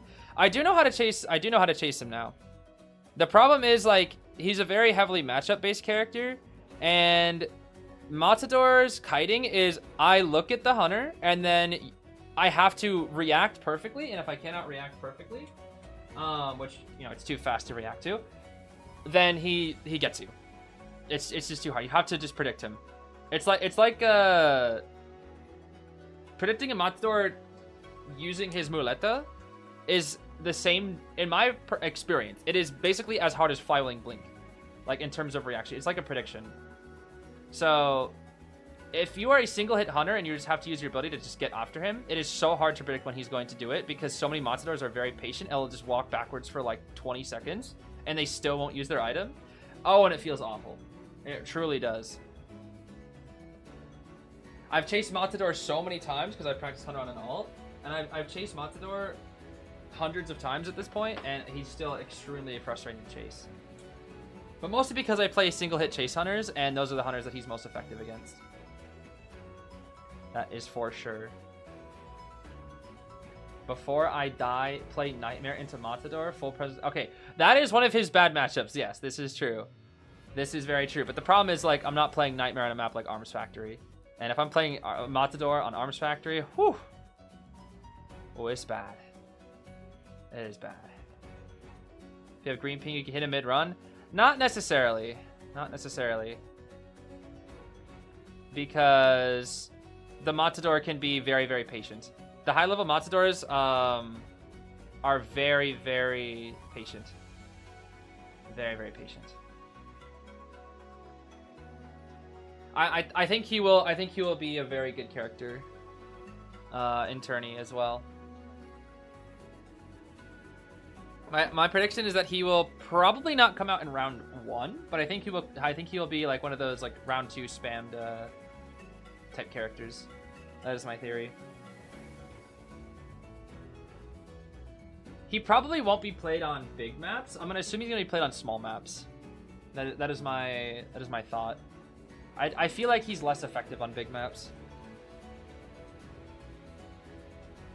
Just from like just from like the vibe that I've been getting from him, because like the distance that he gets against like chase hunters, if there's like a big map with a lot of area, they can catch up pretty quick. But like if you are able to get the speed boost then cut a wall, it's like, oh man, you're just cooked. Play IDV with your life on the line. I think the time I took IDV the most serious was Persuade Tourney when I played with B4U.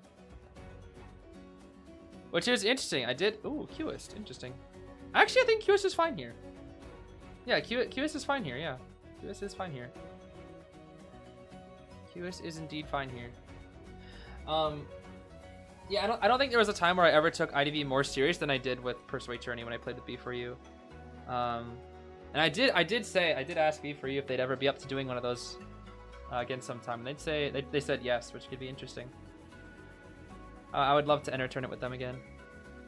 I don't know who I'd be, because I'd probably make it so like for my tourney experience they'd put me as a lead and then they'd only sub me out if we're gonna lose. That's probably what happened. Like maybe I would take Lion's spot for like temporarily just because like he has terrible ping. Maybe. And then once I throw a few games, it'd be like, all right, let's get Lion in here so he can carry, and then and then you can play next set. Sound good? I'm like, yep. Thanks, guys. Oh man, that'd be pretty funny. Are you ever gonna make your own IDV tournament? I would like to at least one time. Yes, before I leave IDV, I would like to at least one time, at least once. The problem is, no matter what I do, there will be drama.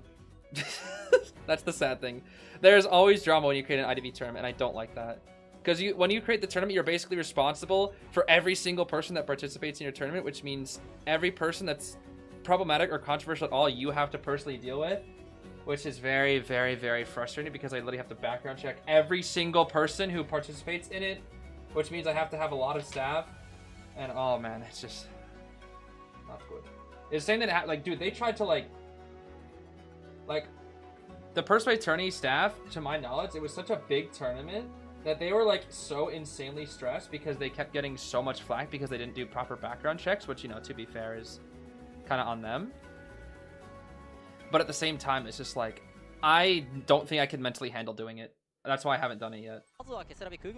It's a lot of work, and I simply don't think I can mentally handle it. And I already know that there will be 200 to 300 people that are like, he should never have done this. He should never have done this. He wasn't responsible enough to host a tournament. When in my personal opinion, I don't even think there's a single person alive who's responsible enough to host an IDV tournament, because no one will ever be satisfied with the result. Truly. That's the way I feel anyways. I think no matter how I would set it up, there will always be people that would be mad. And that's why I don't want to do it. Well, I say don't want to do it, but I would like to at least once, but only once. Pew pew! The Demon King challenge was a little bit different because that was a little bit smaller, which was fine. And also it was hosted by NetEase, so I was just the organizer. So if I were to make my own tournament, it would just be me. Whereas the Demon King challenge was like also had NetEase influence as well. Oh! Wait! Wait. Okay, never mind. I was about to say. Whew, that'd be scary. That would be quite scary. Quite scary. Demon King challenge is a NetEase thing. That is a NetEase hosted thing. Cue ball, nice cue ball, and guaranteed hit, baby. Nice. Good hit. Good hit. Good hit. I cannot choose to do another Demon King challenge. NetEase will have to reach out to me if they wanted that. That is NetEase's event. That is not something that I have any control over. I was simply the organizer. They are the one who hosted it. They are the one who sponsored it. I was just the organizer. That's all. Cue ball. Stall the cipher. Bald. No, who's saving? Finn? Finn saving? Oh, are we really? Oh, never mind. Okay, I thought we were about to do some crazy little cue ball trick. Let's see here. Emco, watch that popcorn! Okay. It's fine. We're just gonna get hit on purpose, run into the corner. Yup. Very true. A dual hunters tourney would be interesting. Or at least I thought it would be interesting at first. Like I thought the idea was really interesting, but with all the new changes, I think hunters would be miserable. I truly do. I think hunters would be miserable in that tournament. And honestly, I would not really want to watch Perfume spam the tournament, if I'm being fully real with you. I would get bored very fast because everyone would just spam Perfumes. It wouldn't be particularly interesting. We're going to lock down the Meteor. We cue ball the Meteor. And we're going to move. You can go all the way upstairs from that? That's kind of ridiculous. That's a free save now. Oh my gosh. I did not know you could go upstairs from that. We're going to lock down Emco Cypher now. Let's see. You could put in rules like max 1 perfume buy. Oh, I would just flat out ban them because I hate them that much. I don't want to watch any perfumes. Not at all. Cue ball. Okay. This should be a tie. This is looking like a tie. Looking like a tie. Looking like a tie. But you know, at the same time, if I were to create the no perfume rule, then survivors would be mad and they'd be like, "Oh, you gotta restrict the hunters in some way." And it's like, okay, hunters can't buy the freaking ice thing. I don't know. Like ice thing's like whatever. I don't know, bro. That's the thing. Like no matter what, it just be there's just problems. Running tournaments is very difficult because you will always have somebody who's upset. No matter what, somebody, either a viewer, a participator, or sometimes even a staff member, depending on how big your staff might be. Because if you overwork your staff, that's also not good. Okay, hi Emco. Nice ball. That looks so goofy. What the heck? Gosh, that looks so goofy. Copycat tournament would be way too weird because I don't really know anything about Copycat, so I would have to like learn all the roles and whatnot. I can't believe there's a meta to Copycat too. That's the craziest thing. Like some roles are just better than others in that game. Oh, okay. Bald smoke being used up. Another set of bald smoke. We do have the blink. You got to be careful now, AZ. You can't vault anymore because you know that blink is ready. Boop. And there we go. Gosh, it's so scary, bro. It is so terrifying to play against a hunter when you know their blink is ready. You just can't take vaults. So gosh darn scary. Alright, but... Oh. We're doing a good job in this battle of attrition. I actually...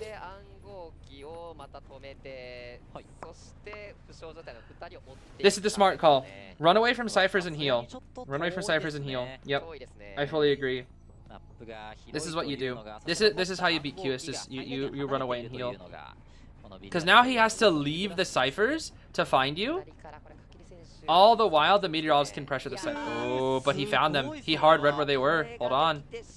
Wait a minute now. Wait just a minute. This is actually pretty huge for Kakiri. We found them. Yeah, blink. No blink? No blink? No blink needed? Okay, that's actually kind of wild. That's kind of wild, actually. I can't believe that. That is kind of wild. Okay. Chair right there.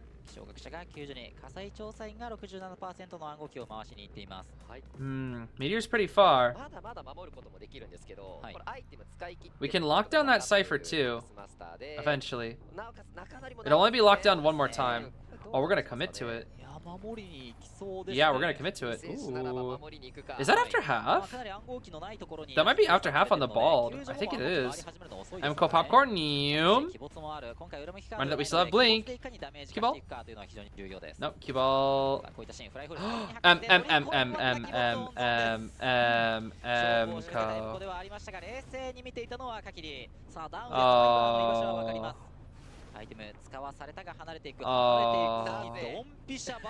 He blink predict twice and it failed.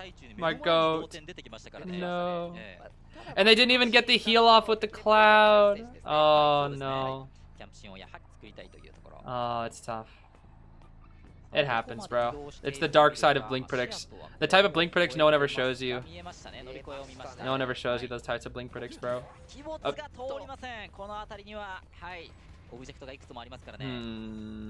Well, it all equaled out, huh? It all balances out. Equivalent exchange, you know? Equivalent exchange. Ball doesn't have borrowed, so they might just pop here. Yep, this is gonna pop. They're very far from gates, though. They are extremely, extremely far from gates. And I don't actually remember if Bald was before half. He was not. He was not. Okay, they can get. They have to try to get one. They have to try to get one at least. You don't want to get forward. I don't think Kakiri can four. It's gonna be very. They have to outsmart him insanely. Like they have to outsmart him like 20 times to be able to tie. It'd be very, very hard.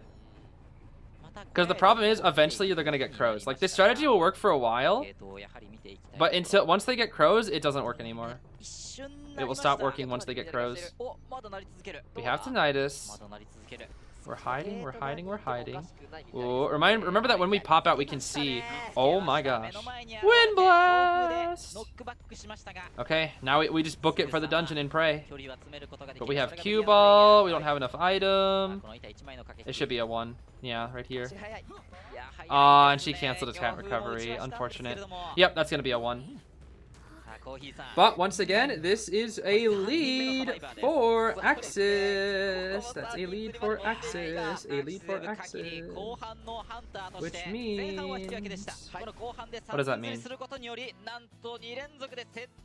It means that they are one more win away from getting into COA.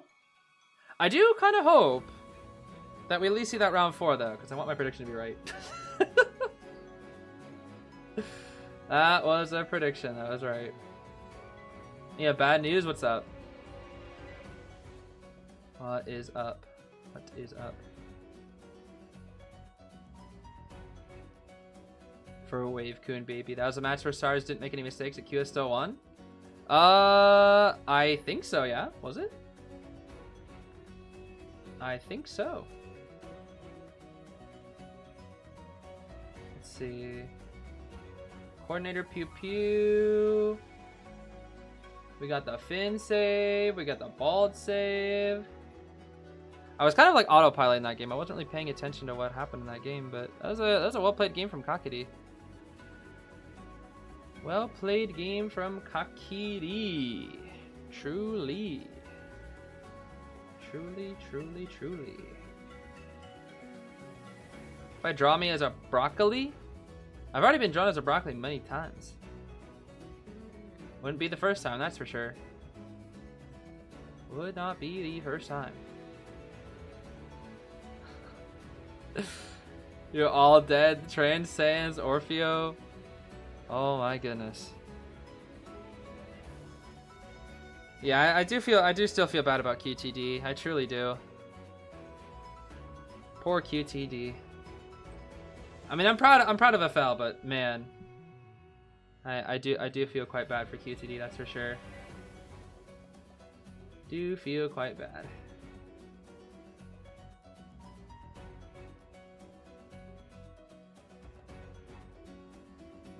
Granny.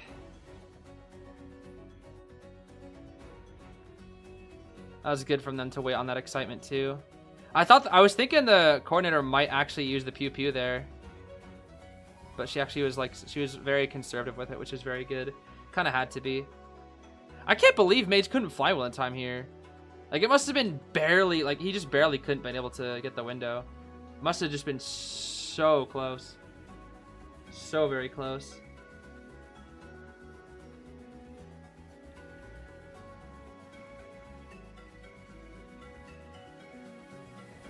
Do a chasing, a chasing shadows or a dodgeball tourney? A dodgeball? Oh, that's silly. Oh, that is silly. The dodgeball. I mean, that'd be like Kamina's just casual have fun tournament. But again, that would be like a less stakes tournament, you know? Like a for fun tournament is a for fun tournament, you know? But if we're talking like tournaments for like actually playing the game, that's a different story. If it's a for fun tournament, the problem is top players won't sign up. Because if they see for fun, they see like game modes in there, like they're not gonna care. But if you want to see like the best of the best on NAU, like in a tourney, they're not gonna. I'm not gonna say all. Most will not play, unless there's like a big prize pool. That's the only way. Like there'll be a handful, but like you're not gonna get, you know, B4U signing up for that. You know, if you're gonna see like dodgeball, you're like, nah, bro. Like you think Spurs are gonna play freaking dodgeball? Nah, bro.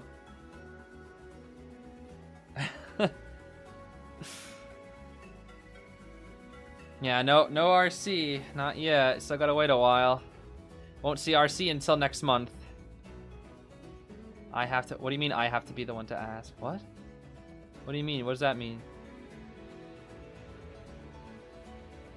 Would I ever play Honkai Star Rail? I don't know.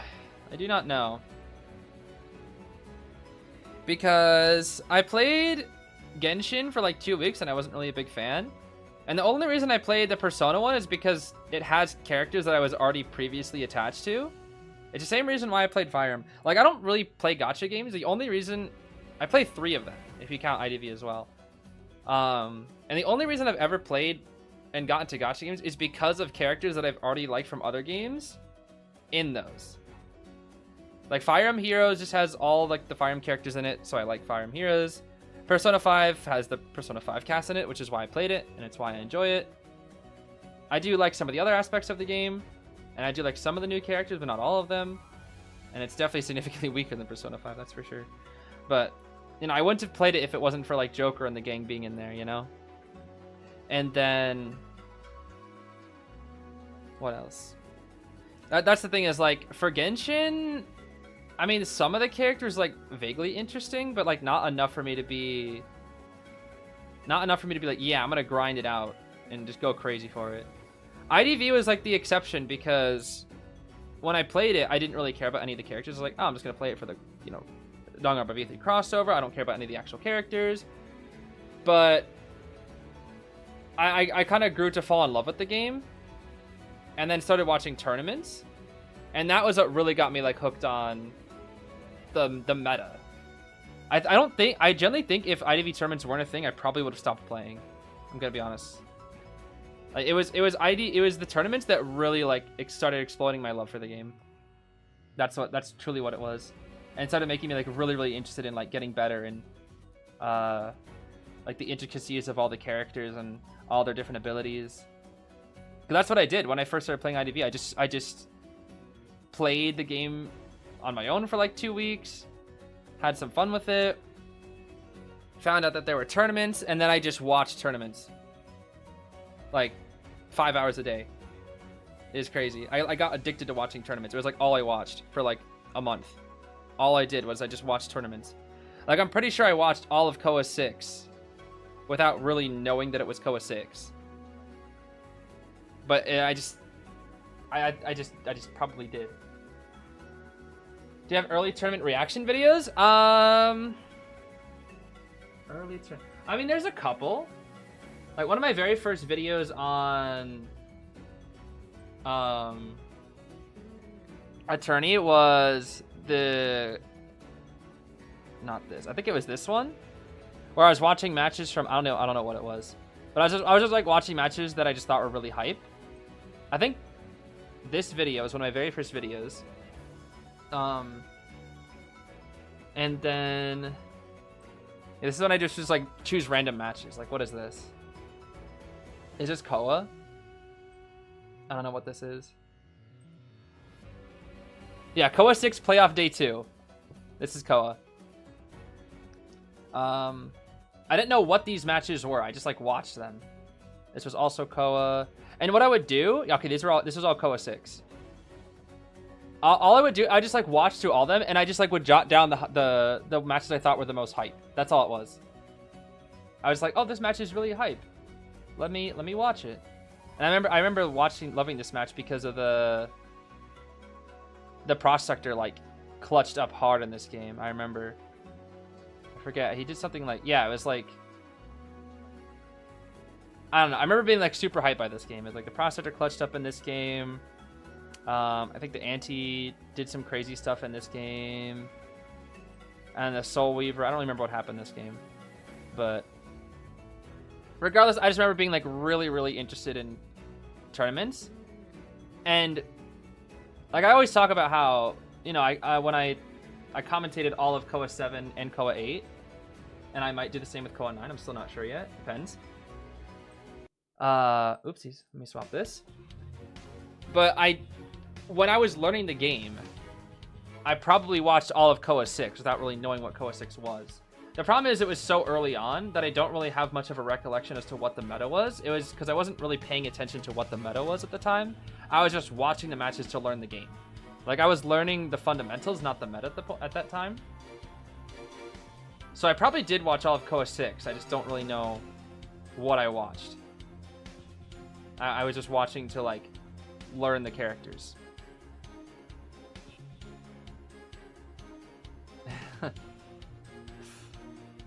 Watch the COA 6 Mad Eyes game, RC versus CQ. A Mad Eyes game, huh? Is that the Ever Sleeping one where... Is that the Ever Sleeping one, probably? I think I do remember like a really crazy Ever Sleeping match. RC versus ZQ, I think. That sounds vaguely... there was a mercenary in the game too, right? If I remember correctly? Where he like elbow padded past a wall. I swear there was. If that's the same game, maybe it's a different game. I'm not sure. Okay, we got an archer, we got a gardener, we got a cheese, and a lantern. Anti-barmaid merc ento. Ah, okay, I see. I probably did see it. Probably have seen it. Has Lantinus always been in? What, in tourney? She has been ever since COA started, yes. When COA 9 started, it was what is it? Yeah, when COA 9 started, Lantinus was available. Yes. Were you only interested in survivors, not hunter at the start? Zeez? That video title makes it seem like it. Yeah, when I first started playing the game, I could not care less about hunters. Like Because like I said, when I joined the game, I didn't care about the characters. I was like, I only care about the crossover characters, the Danganronpa characters, like the Persona 5. I don't really care about anybody else. It took me a while before I started getting attached to the characters, like the actual characters themselves. And the first three were Cordy, Composer, and Melly. Those were like the first three I started getting really attached to. Because I found out about their lore, their gameplay was fun, and I just really enjoyed playing them, and I just fell in love with those three characters, and then kind of expanded upon more of them. But yeah, until I started watching Nightwatch in tournament, which was when Kuga was like going crazy with Nightwatch and 4-killing on Hospital like crazy. That was when I started being more interested in the Hunter gameplay, because one of my earliest videos, which was actually for my IDV channel, it was the video that initially got the most views early on. It was the Nightwatch was broken video. This one. This video is like the one video that like kind of put me on the map for IDV. Even though the older ones got more views like overall, this one got like, when I first uploaded all these videos, they only had like 10, 20 views, whatever. This one got like 1K in like an hour. And I was like, oh, okay, I guess I hit the algorithm. That was pretty fast. And that was just me playing Nightwatch. And it's so funny, you look at that, you look at me playing Nightwatch, I didn't even know how to use Windwalk. I did not know how to use Windwalk. It was really fat. It was really funny, because it was like basically me barely playing Nightwatch at that point. It's so funny. Yeah, Nightwatch is broken. That was back when he was good. Because I was watching tournaments, I saw Kuga 4-killing, and I was like, yo, Nightwatch is broken. And then they released Opera Sing, and then they nerfed Nightwatch, and now he's trash. How the mighty have fallen, Mr. Ithaca. How the mighty have fallen. Okay, we got a borrowed Flywheel audience on our Archer, tied Knee-Jerk Gardener with Snooze and Audience. We got a tied borrowed Cheese with Audience Healing, and then borrowed Knee-Jerk Audience Snooze Amanda with Attention Trump card, Warp Peddler with Claustro Berserker and Addiction here. Okay. How do they nerf Itha? The Wind. Wind was not nearly as good, and I think from beta they nerfed his hitbox as well, is what Zeus told me. They don't really write down the beta stuff, but in beta, like, they nerfed the hitbox to my knowledge. But they basically made his Wind less effective. They made it so he doesn't like travel as far, and his Wind was less effective with his dashes. That's the biggest thing. That was the... That was basically it. And that was enough to kind of get it done. And also, Soares didn't know how to play against him. That was another big thing. Soares didn't know the counterplay. And then once they figured out the counterplay, they realized, oh man, this character's buns. Amanda!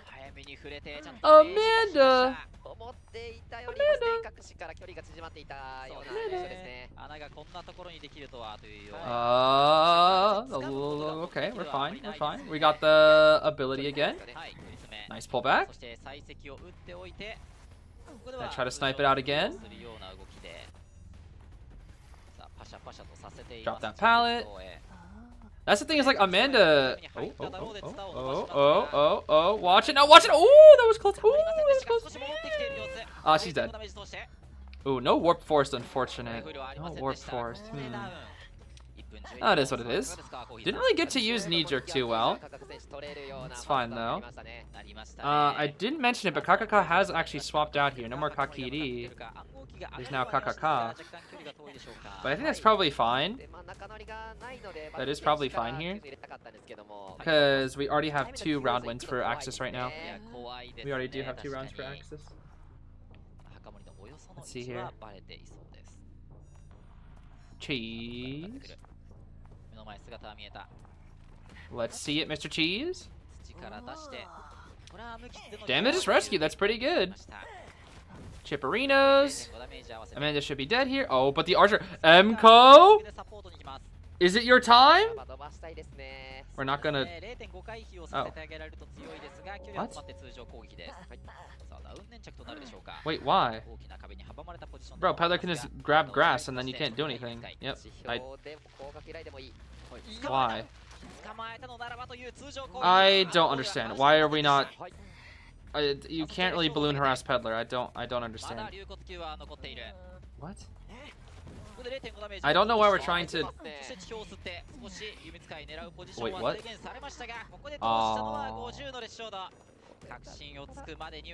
Yeah, balloon harassing Peddler is not really worth it.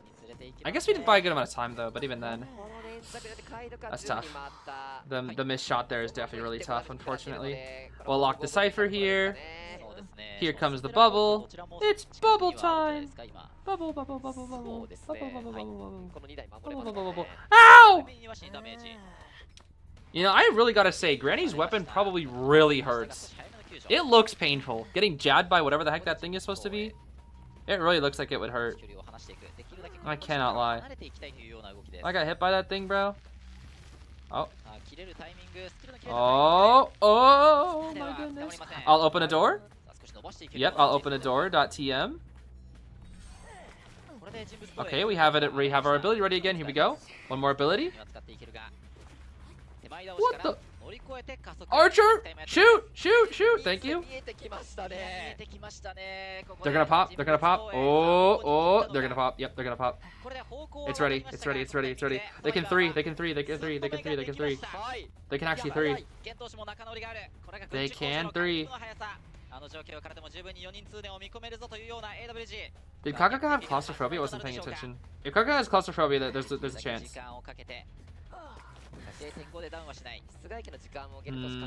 We really want that chip down, huh?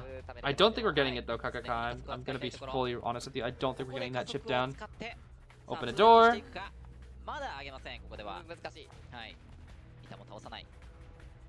Oh, okay.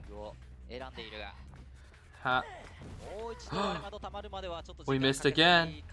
I'll open a door. He just keeps opening doors. Like, how are you ever supposed to get into a good... Like, how long are we gonna play this? I mean, Amanda will get all her resources at some point. How are you supposed to hit chips when a survivor doesn't need to, like, bother with it? That's the thing. Oh, now you can pop. Now you can. Yep, there you go. There you go. There you go. Okay. Oi!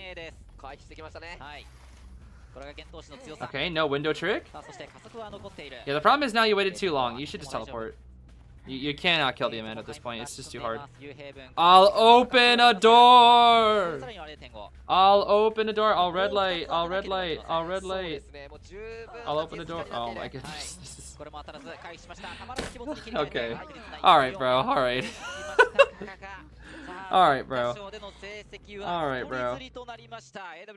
Well, AWG is at least on the map now. That's good. That is good. Kind of a weird end game though. I would have just swung, bro. I don't know. I would have just swung. I would have just swung there, bro. Okay, with that, the score is now 13-8. So, that's a little bit better. That closes the gap a little bit, that's for sure. Helps close the gap just a wee bit. Yeah, I think the problem is Lance just got too many abilities. Yeah, just simply got too many abilities. And then the rescues were good. MCO's harass was kind of hit or miss, but I think the good thing was that MCO didn't go down. Even though they took damage, they still bought a little bit of time and didn't go down, which is still pretty good. Technically, it wasn't a successful harass, but like they bought enough time, and I think that was the important thing. Plus, they didn't need to save. That's another thing that's really good. Is he came in, you can take damage as long as you don't have to save later. Of course, it'll bite them back if they stuff a save later, but, you know, Garner's not getting stuffed. Yeah, I think an Embalmer identity switch would be really cool. I think it'd be really, really cool. Oh my gosh, speaking of that P5X gameplay, they actually just teased it. They're finally going to be releasing Sumi. Oh my gosh. I don't know what took them so long. But they're finally going to release Violet in the game. Oh my goodness. We have waited so long for Violet, bro. I don't know what took them so long. Thank goodness, bro. Thank gosh darn goodness. Do you ever suffer from attention span because of shorts videos? Yeah, You know, it's kind of funny. I feel like I'm a bit of the opposite because I don't like shorts content. I don't. I really do not like shorts content. For me, I always say this. Whenever I watch YouTube Shorts or TikTok, after like 10 minutes, I just feel that my brain it just feels like my brain's rotting away. And I kind of just like turn it off. And then I think about stuff and I'm like, huh. Did I benefit at all from that? Like, do I even remember what I watched? Like, if I want to watch something, I want to watch something that's more engaging. And I think that's the problem with shorts is like shorts is good for just grabbing your attention. But it's not, you don't get anything out of it, you know? Like, that's why I like, if I watch a stream, yes, it's like more slow paced and it's not like shorts, you can convey a lot more information in a very short time period. But I feel like at least for if I watch like a video or a live stream, I get more of a, I guess it depends on what I'm looking for. And I think one thing about shorts is I can't really get attached to creators, like individual creators through shorts. And if it's more of like a content thing, there's like storytelling in shorts is very hard because it's too fast. That's the thing. So like, if I'm looking for like a nice story from a video, or if I want to learn something, it's usually better to like fully engage with a longer form piece of content. And then when it comes to like getting attached to like creators or something, like for example, IDV, it's like, you know, do I want to watch a short of somebody's like good kite in rank where there's no commentary or no nothing? Or do I want to watch Zeus stream because he's like an entertaining and funny commentator? Like, I would much rather watch a Zeus stream than watch somebody's like 3-cipher kite against a Naiad on TikTok for just, like, oh, it's S-Badge Anti versus S-Badge Naiad. Let's see the kite. And it's like, okay. I want to watch it live with in commentated instead. It's just preference. I don't know. I think a lot of it's just preference. But it's just what you prefer to watch, you know? And my preference is that like I like watching like people over just straight gameplay, I guess is the thing. And I like watching like the context of a match. Because at least for TikTok, I think the thing is like people don't really upload their mistakes very often. Like they'll do in a funny context, but usually like a lot of the top players, you don't really see them uploading their mistakes, right? Which is fine. That's totally fair. Because like nobody wants to upload their mistakes, right? They want to be like, oh, look at these good plays I did.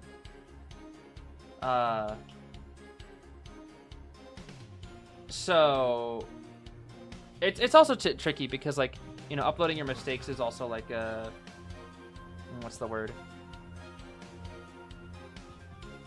Like, you don't really get the content out of it. That's the thing. But like in a live stream, you can't really like choose not to make a mistake. So it's all like live and right there. In videos, you can kind of like edit it out a little bit more. And like for videos that are more fast paced, like even I'll cut out a lot of my mistakes, but it's like, at least for me, mistakes as a survivor lead to no content. Because when you make a mistake as a survivor, you're dead. You're just on the chair. There's no content. That's why I just cut a lot of those matches out. It's like, okay, well, here's a mediocre kite and I'm on the chair for the rest of the game. Cool. So it's kind of hard to like find that balance, but on live streams you don't really get that choice. So you kind of have like it's like a different environment kind of thing. I don't know. I'm kind of going on a rant there, but regardless, I find shorts content just to not be as engaging because I don't remember what I just engaged with a lot of the time when I watch shorts content. I think that's the biggest thing. It's like I'll watch like 10 minutes of shorts on a TikTok or YouTube and I'll be like, what did I even watch?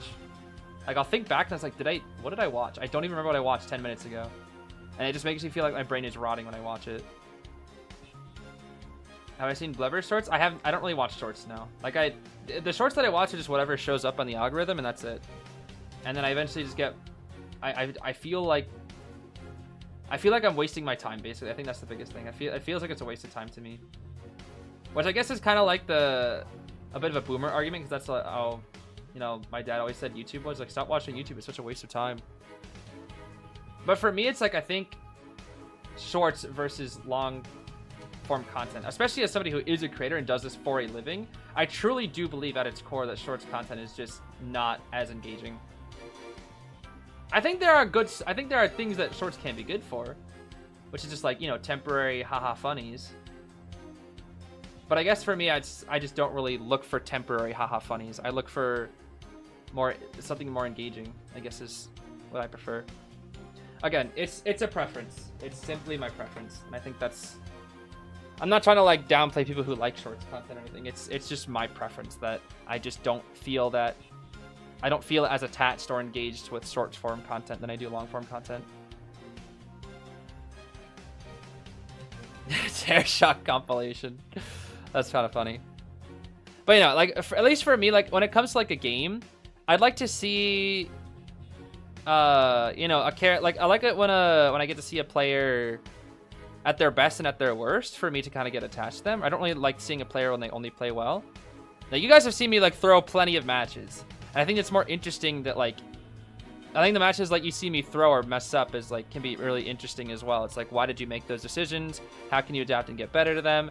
Or it's like, oh, this player succeeded, and then they succeeded, and then they succeeded, and then they succeeded, and then they succeeded, and then they cooked, and then they cooked, and then they cooked, and then they cooked, and then they cooked. Do they ever have a bad game? You know, it's like you wonder, like, what did those bad games look like? I don't know. Not that they need to, but it's just kind of like when you only see success, it just kind of gets like a little stale, you know? That's all I can say.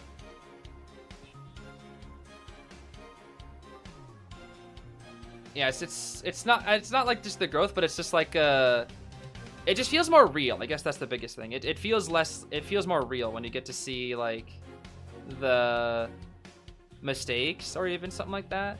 And I think that's why the one that I find, some of the videos I find to be most interesting are where kites like start terrible, but then somebody has like a crazy rebound.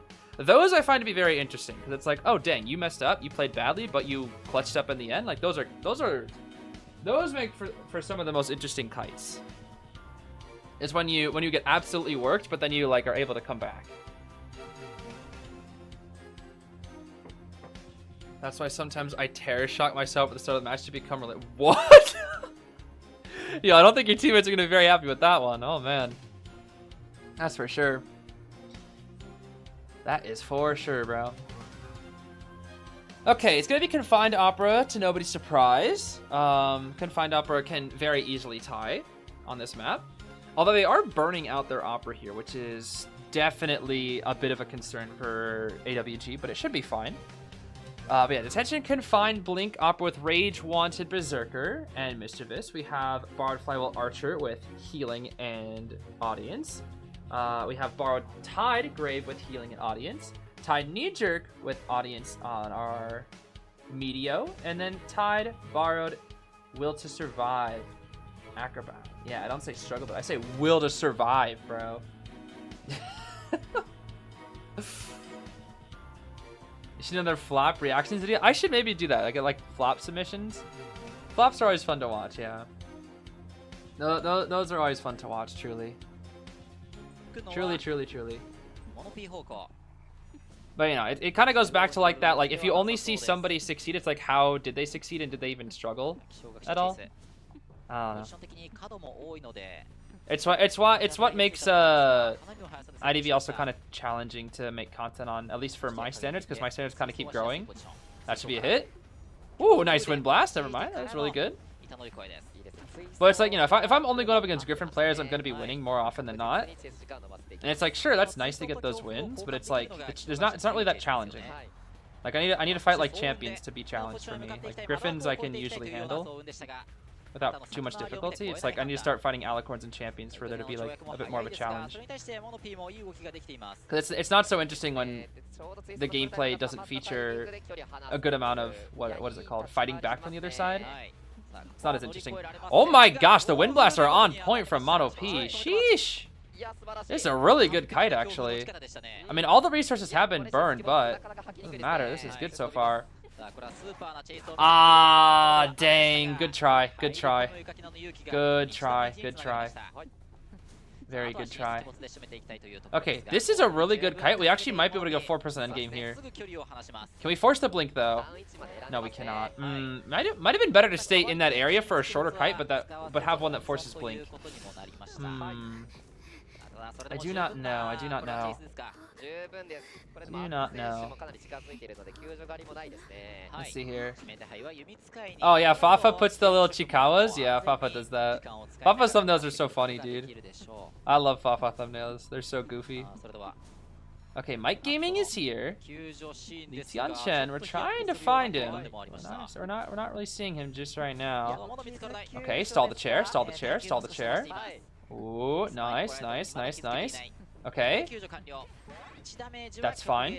We might be able to potentially force the blink here. We need to really try to force the blink here. We're gonna catch up very soon, very soon. Can we force the blink here? We should be able to. This is a very strong window. Let's see. Blink here. Yeah, blink. There we go. Okay, we did force the blink. Very good.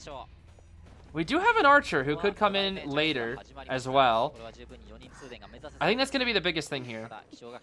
I think the plan is we're going to rescue with the grave, and then we're going to die near Nyan. I think that's the plan.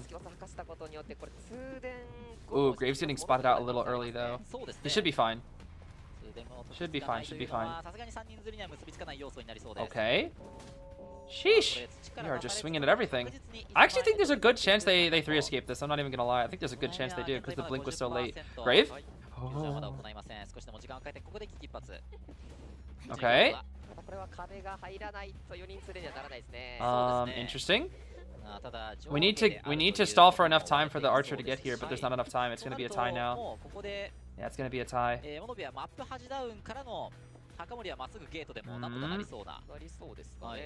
Yeah, the archer won't be able to get here in time. Should be a tie. Yeah, it's just too late. Too late. Too late. This should be a tie. They will be on the gate from the start, but the Cypher Rush was just a little bit too slow. Just a wee bit. They do start on the gate. Blink will be ready. Acrobat could kite to dungeon. It is possible. It is very possible. Why did he slow ball? Why did he slow ball? Bro, you could have had it. You could have kited it. Why did you slow ball? I don't understand. Why did you slow ball? Oh well. Is what it is. Okay, that is going to be 15-10, and now AWG does have a round win. So, it is not over yet. We don't have a guaranteed round 5 yet. Because technically AXIZ still has 2 round wins, so... So. It could still end in round 4. We'll see. Yeah, it does happen. It does happen. It's just a bit unfortunate because, like, he definitely actually had a good chance because the dungeon was right there. And if he was able to, like, bomb at the perfect time, he could have maybe got it. There's a good chance. Yes, B4U is in COA. B4U won the NAEU COA qualifiers, so we will see them in COA offline. They are guaranteed. They're just not going to be playing until offline, so you won't see them in Japan or China for a while. It's gonna take a minute. You're having a little trouble teaching the game to my friends. Do you have any ideas you could suggest? Teaching the game to your friends. I mean, I think one important thing to note is that you cannot force people to enjoy something. As sad as that is, you cannot force people to enjoy something. This is something that I've tried to do with many friends, or I've tried to get them to play games and whatnot. Almost every single person I've tried to get into IDV, not a single one of my friends has played it. I have recommended this game to like 10 people, not a single one of them played it. Okay, one of them did. My buddy Crimson played it for like 2 days and then quit. So that's one important thing to keep in mind is you cannot force people to enjoy something. As for learning the game, it is a little tricky because there's a lot of guides out there and it can be really tricky to know where to start. Especially since the game is always changing. It's very difficult because there's not a lot of beginner level guides out there that are super well made.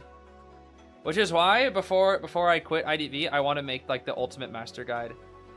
It'll be from beginner to peak tier. It'd be like a series that I'd probably like make alongside with Aaron. Like there are quite a few things I'm gonna do before I'm done with IDV. One is host a tournament. One is make a master guide video. And then one is to be double S with Melly, or double S1 with Melly and Queen Bee. And then what else? There's a few other things. That's for sure. When do you think you'll quit IDV? I don't know.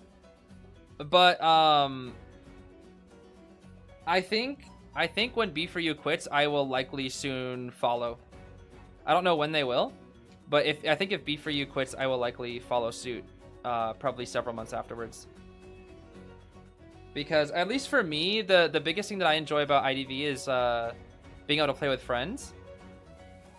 And so, like, I think I wouldn't. It's not guaranteed, but if let's say like a lot of my close friends, like Zeus, Hikadu, Mim, and B4U, like everybody at B4U, if they all stopped playing, I'd probably stop. Because I can only do it for so long. Why are we talking about this? You make me sentimental. I'm not going anywhere for right now. That's for sure. I'm not going anywhere for right now. That is for sure. But the mental strain over the years is catching up. That's all I'll say. It is definitely catching up in the IDV community. It is definitely catching up. The standards for a lot of people are quite high, and it's there's only so much I can take. That's all I can say. That sounds a little depressing, but they're true. I do have limits. Basically, is what I'm trying to say. I do have limits. But again, I'm not going anywhere anytime soon. But like, if B4U, let's say after this COA, B4U was to disband, I would probably I'd probably continue making videos for about another 6 months and then maybe reevaluate. Because I would at least want to finish all my goals. That's the thing. I would want it before I do stop making IDV content. Which, by the way, when I say stop, I mean stop consistently. I probably won't ever stop fully, but I'd probably only like make a video once or twice a month where it'd be like, oh, let's play this new character, or let's play my favorite characters, or let's just do a random video for fun. Let's see what tournaments are all about nowadays, you know? It would just be way more casual. It'd be way more casual and way less often. I'd probably never stop fully, but it'd just be like it'd end up being like the uncle that you see every once in a while. Kind of thing, kind of like the thing that MapPat said. Where it's like, you know, I just be like that funny uncle that shows up every once in a while. You're like, hey, funny uncle, hope you're doing well. Anyways, bye. Something like that. Couldn't you just play a GSL and Riptide? Well, I don't know if I'll be on Riptide much longer. And then as for GSL kind of has their own thing going on.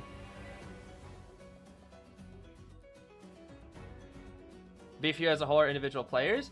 I mean, B4U, I think another thing, the reason why I say B4U when quitting is because I work with B4U a lot. I talk B4U a lot. We are advocating so much as we possibly can to make NAU a better place.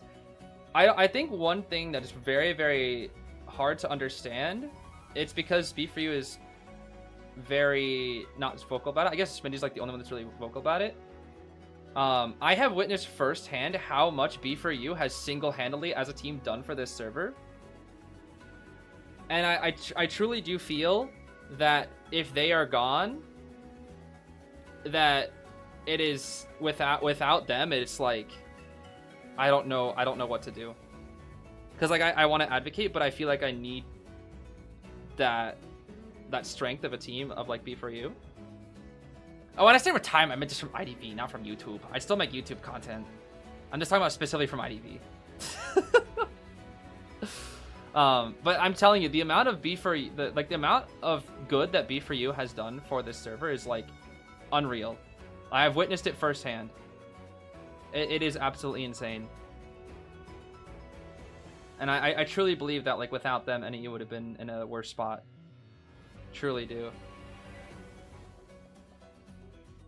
And I think that's why I think the manager position is really helpful, because B3 and I can work in close proximity now to make the server into a place that we best can, which is nice. But, you know, losing that ally and those people would be pretty tough in being able to push the server further, I guess, is the other big thing. Which is why I would consider it. But, you know, I don't know how long B4U will keep playing. I do not know. Because it's funny, they say they say almost every year that they're gonna quit, but they keep going for the fans. And I don't know for sure. My theory is that they're gonna stick around for a little while longer due to the fact that, you know, they have been seeing more results, and, you know, they have a lot more fans, especially overseas as well. Can B4U continue with new members and guidance from the old members? I think the thing is, like, the core members of B4U, when they go, like, that's it. Like, for, like, Schmitty, Roland, and Sprinter have been on the team for, like, so long that, like, if those three were gone... Because, like, Green and Lion are newer to the team. Anton joined after COA 7, and Aaron, I think, was there since COA 5, I want to say? I forget. Yeah, Green joined, I believe, in COA 7 temporarily, and he's a temporary member. He was like a sub. And then but, like, you know, B3's been around for a while, but Green was like a newer member, and Lion is like very, very new. Like, Lion just joined for IVS. Like, there was Yin Ling on the team. If you guys remember Yin Ling was on the team when Rivals was around. But then when that happened, Yin Ling went back to China. So, kind of tricky to figure out, like, their full roster. But it's like, you know, Sprinty and Sprinter and Roland have been there, like, since day one. So, like, especially Sprinter, like, as the hunter, you know, if you don't have a hunter at Sprinter's level on B4U, I mean, it's like, you don't have B4U. You know, that's it's just not the same team. Hope that, you know, even if you do quit IDV, you've affected so many IDV players in a positive way. Your content saved my life in some way. Oh, that's... I mean, I do appreciate that sentiment. I do believe that's giving me a little too much credit, but thank you. No, that does mean a lot to me. That really does. That really does. What's B3 done about the NAU issues? It's not so much the issues, it's more just pushing for the betterment of the server and being the voice of the people. That's the biggest thing. Because they are able to, like, directly talk to the developers. They were the ones that were able to push for a second tournament slot for NAU in the first place, because NAU only has to have one person that could go. And there are potentially... What they're trying to do right now is they're trying to push for offline tourneys. They're trying to push for exclusive skins for NAU players. Like, they're in calls with them all the time. It is ridiculous. Like, the only reason I was able to go to Japan, and like the only reason I was able to go to Japan this year was because of B4U pushing so hard in IVS. Was like one of the biggest reasons, and they're like, okay, let's get these guys out here, you know, let's get these guys out there. These guys are passionate. Let's show that kind of stuff. Yeah, and the big thing is, like, they know about the ping. NetEase is very, very aware of the ping, but the ping issue is a much more difficult thing to solve. It's not just like a snap your fingers and fix it. It's not. It's a lot more difficult to figure out. It's a shame that it is, but it is. But yeah, again, losing that would basically mean, like, the voice of NAEU is gone. If B3 were to be gone. People gonna call me a corpo glazer for that? A corpo glazer? I mean, it's just the truth. Like, if you just do your research, you'll realize how difficult it pretty much is without investing a ton of money from the people. And the problem, the reason is there's no reason to. It's an infinite cycle. There's not enough players that it's not worth the money, so they don't bother. It's like, oh, there's not enough players. Why would we make a European-only server? It's not worth the money. It's not worth the investment. But then it's like there's not enough players because the ping is bad at the same time. But that's not enough. So it's like a cycle, but at the same time, it's like the game naturally just needs to be more popular over in the West, which it just is not. They would, I guarantee you, if the game was as popular as it was in the West as it was in like China or Japan, I guarantee you they'd be putting up servers immediately, as soon as they possibly could, because they know they'd be able to make money from it. But that's why the reason why they don't is because there's the amount of, like, we are a speck compared to China, bro. We are a speck compared to China, truly. China is massive. Massive, massive, massive.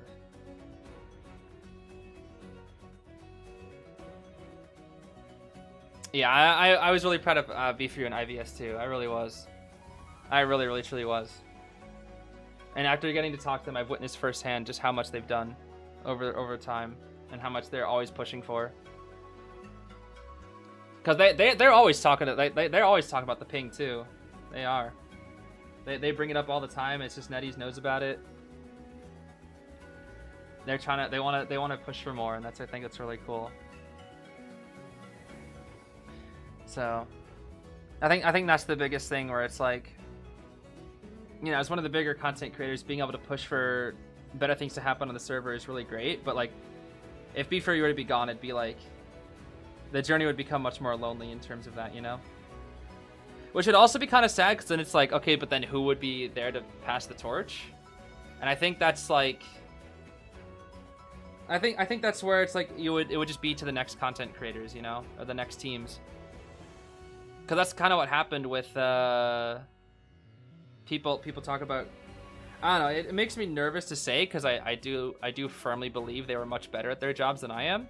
But people always talk about comparing me to Gaming Grizzly and Persuadable, like the old goats of IDV community, because I wasn't around for them. But I joined shortly after Gaming Grizzly stopped making content, which was kind of like around the perfect time. And it was very, like, I guess timing around after Persuade left too.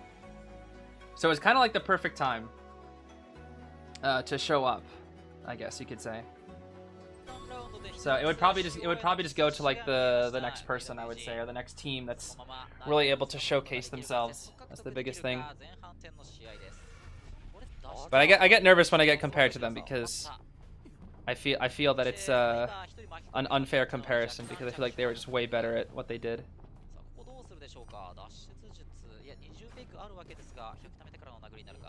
Anyways, enough of that.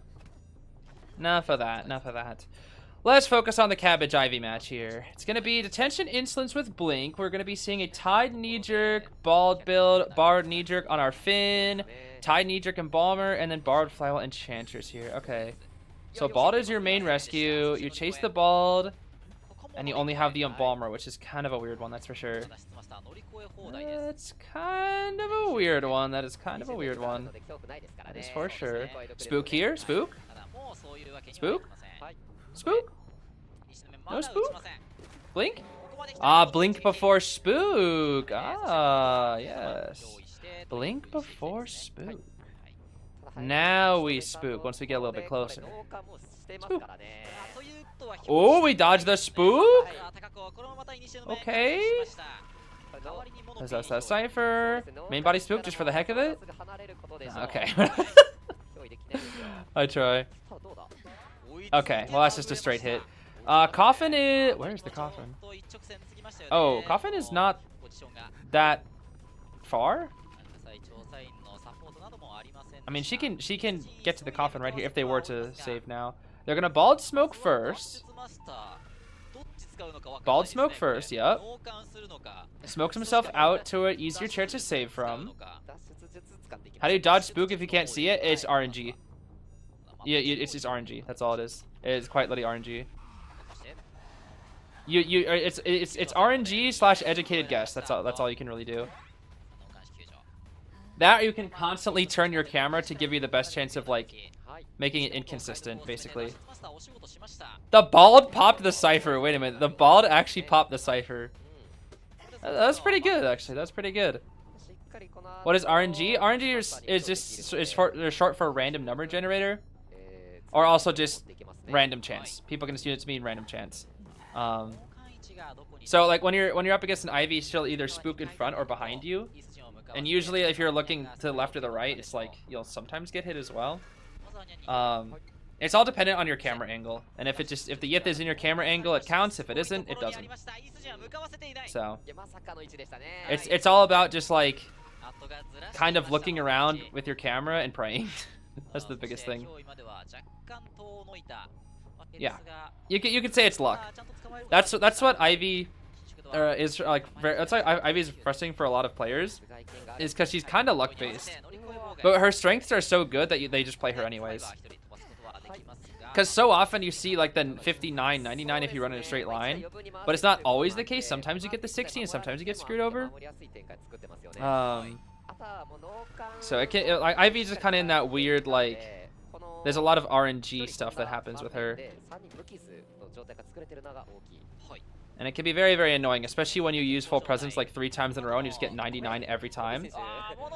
The fin is inside not 1, but 2 of the balls. What the heck, bro?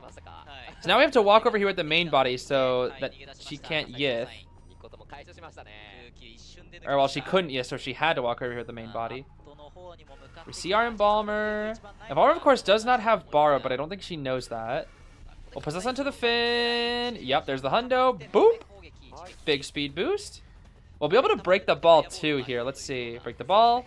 Bonk. What else do we got here? 99 pop. This Cypher 76, but we're going to start... Ooh, Otto's Cypher's going to get a good amount done here, actually. We should be able to get that Cypher up to, like, what, 70? Probably going to be 70 or something. Let's see. Spook. 66. Not going to say that word. 70. Yep, about 70. Exactly. Now we're starting up the 7th Cypher. We're going to go to the Embalmer. Slow down the pace of the game. Try to force out resources if we can. Ooh. That big nose. Aye. Oh, you're at 90, buddy. Wait, the Yith is like right over there, isn't it? Oh, no, it's a little too far. Never mind. Okay. Ooh. Wait a minute. Enchantress has to save now, and now Embalmer has to pop. Ooh. A little tricky, bro. A little tricky. Yeah, it's a very silly strat. Finn can hide himself in his own ball, and then they can... No full presence, though. Okay. Yeah, he can hide himself in his own ball, and then they just can't possess. Okay, nice save. Cypher's not prime, though. 3 or 2, 1. Pop here. Nice. Okay, this is looking like a tie. But we'll see. They have no coffin with the Embalmer. They have 1 stun on Enchantress with Flywheel, and they have 1 ball on the fin. We're set up at gates, but we don't have Blink either, which makes things a little tricky for Yukikina. That cabbage Yithinian is looking for something to possess, bro. You will eat the cabbages. I am the cabbage Yith. Did the ball strat work against Wax too? I don't know. I've never seen it. I don't think so, but I do not know. It does work against Dreamwitch leeches, though. Dreamwitch cannot leech you if you're hiding inside the ball. Problem is the main follower can still come kill you. But it does work against Dreamwitch follower, which can be pretty helpful. Oh my gosh, she doesn't see the Embalmer. I mean, the Embalmer is literally just... He's got the basement trick, so she'd spawn below, most likely. I think he's... Yeah, they're all... Look at that. They're all just waiting out detention, except for the Finn. Finn should probably put himself inside a ball here, maybe. No. Okay, we know where the Embalmer is now. Everybody's just upstairs, bro. They're all just... They're all just stalling out the tension. Although the problem is the only one who can really stall the tension successfully and they'll benefit from it is the Enchantress. So the Enchantress really needs to make a move here. Problem is she's closer to the gate here. Okay, we possess the Finn. We're gonna TP over. Blink is ready. It is ready now. Yeah, that Embalmer. Oh. Okay, this is gonna reduce pressure on the Finn. Wait, he wasted the ball. Oh, he put the ball up in the... Oh, that's funny. Okay. This is gonna be a long end game. This is going to be a long, long end game.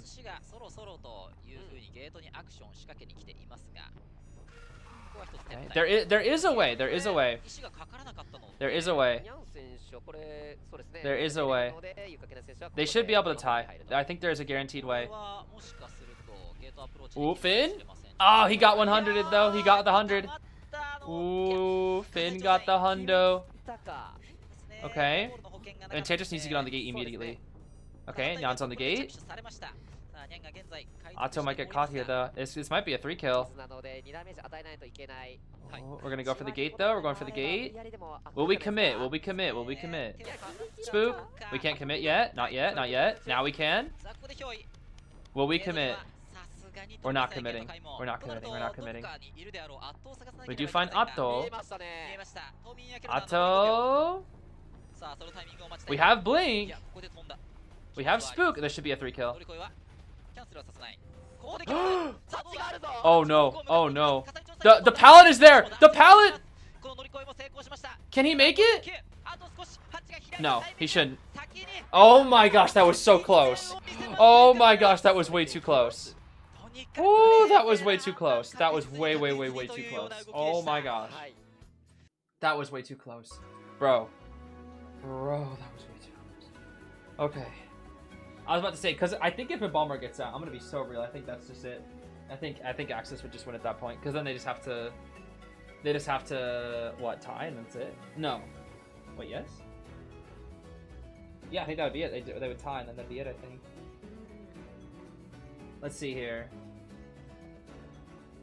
I'm curious. Would that be it? Actually, no, it wouldn't. It wouldn't be it if they tied. Hold on, let me look at the points here. Let's see.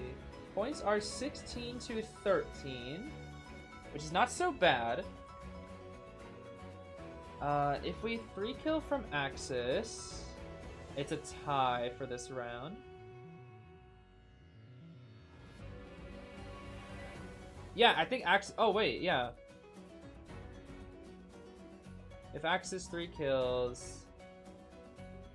It actually isn't over. It is not over. Right? Yeah, it's not over. AXIZ 3 kills. Because AWG won the last round. Which means they could tie this one, and then win the round 5. And go overtime.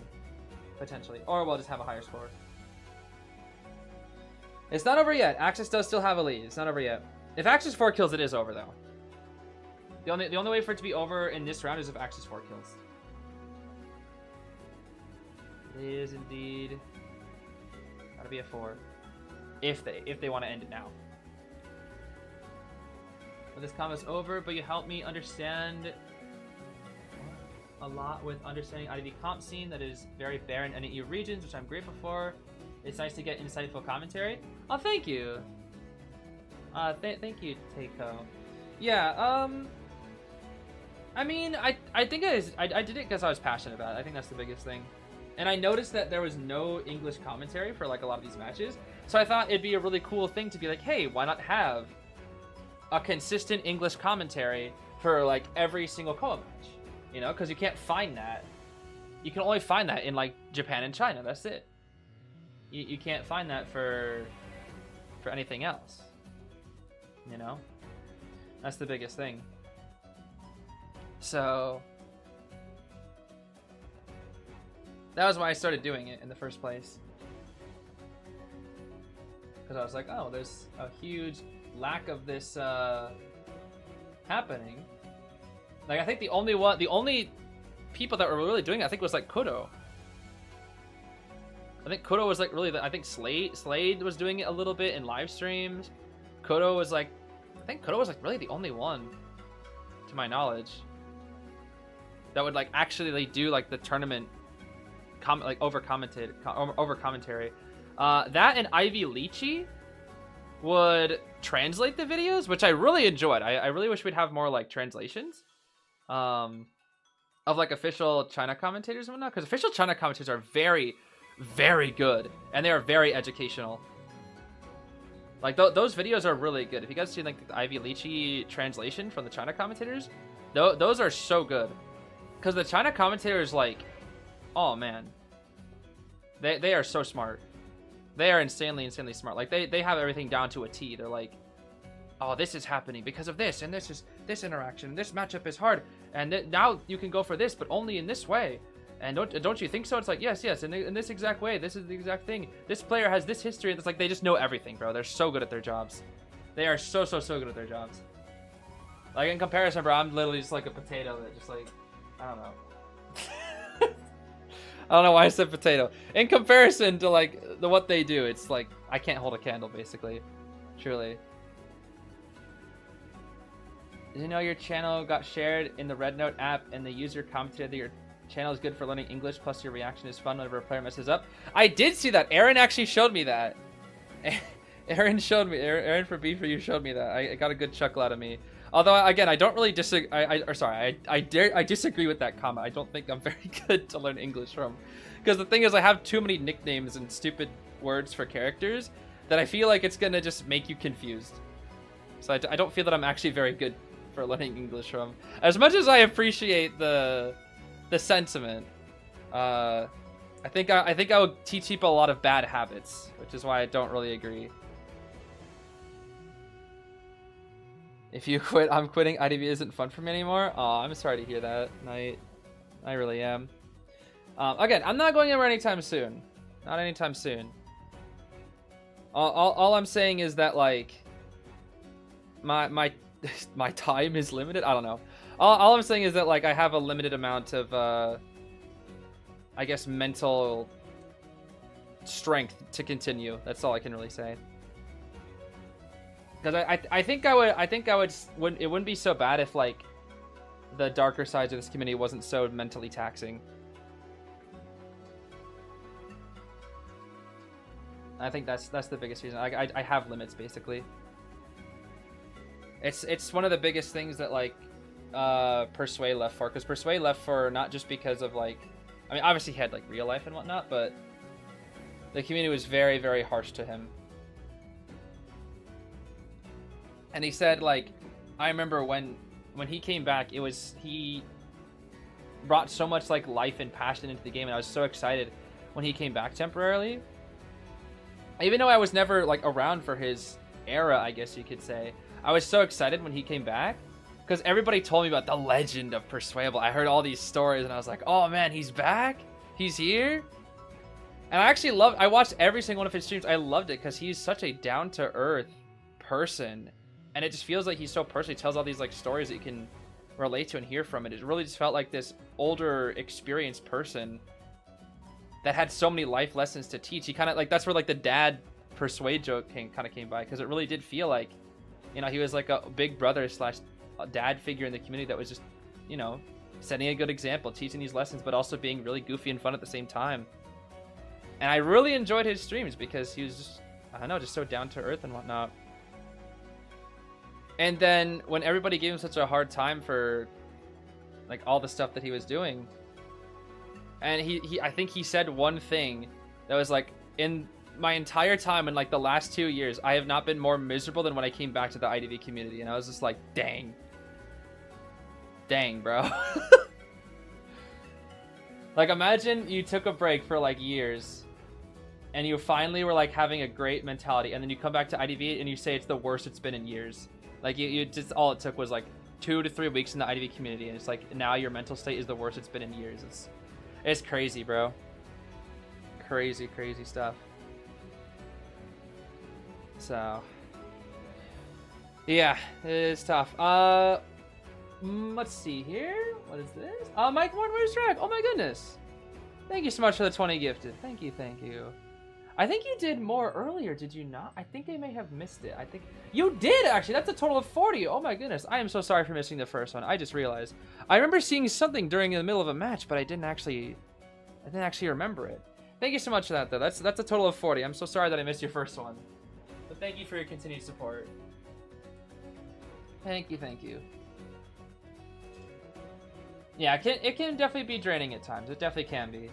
Especially when you're a content creator. Because there's a lot that's expected of you, both in personality, activity, word choice, responsibility, gameplay, and just, oh man, a lot. Very high expectations. And I think what's really sad is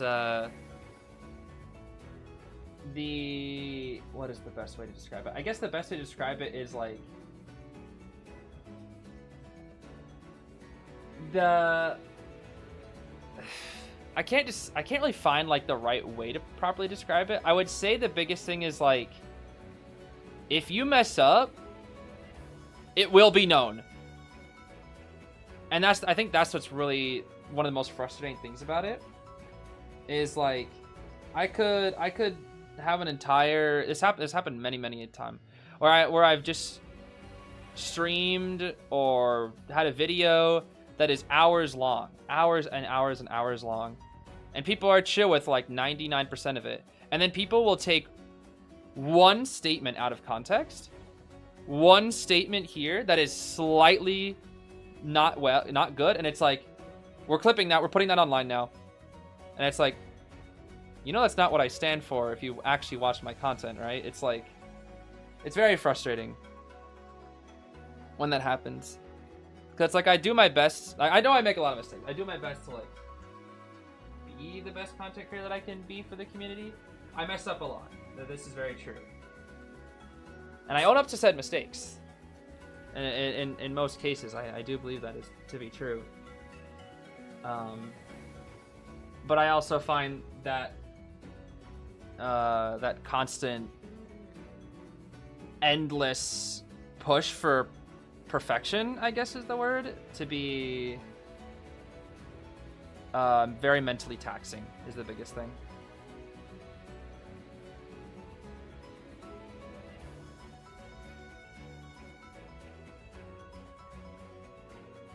Yeah, it's also kind of the it doesn't help with TikTok not being the most positive place.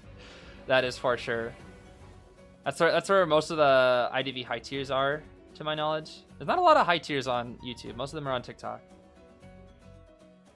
And that's why I also don't use it, is because it's a little scary over there. It's a little scary. Little bit scary. That is for sure.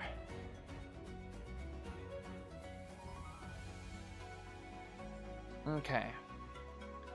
Forward Arrow, Kaka, and Mike Gaming. This is a very hard team to 4-kill. It's possible, but with Seer and Arrow are so safe. Forward, if he messes up, you can 4-kill, but if Forward doesn't mess up, it's not the best. And Akka's just, you know, a pretty consistent kiter. Kakaka has no Sangria, no Goatman, no Qis, no Peddler, no Ivy. So you have Hulla, you have Clown, you have Spider, you have Hermit. I wouldn't go Hermit. But I just know that Kakaka does like Hermit. What else? What else?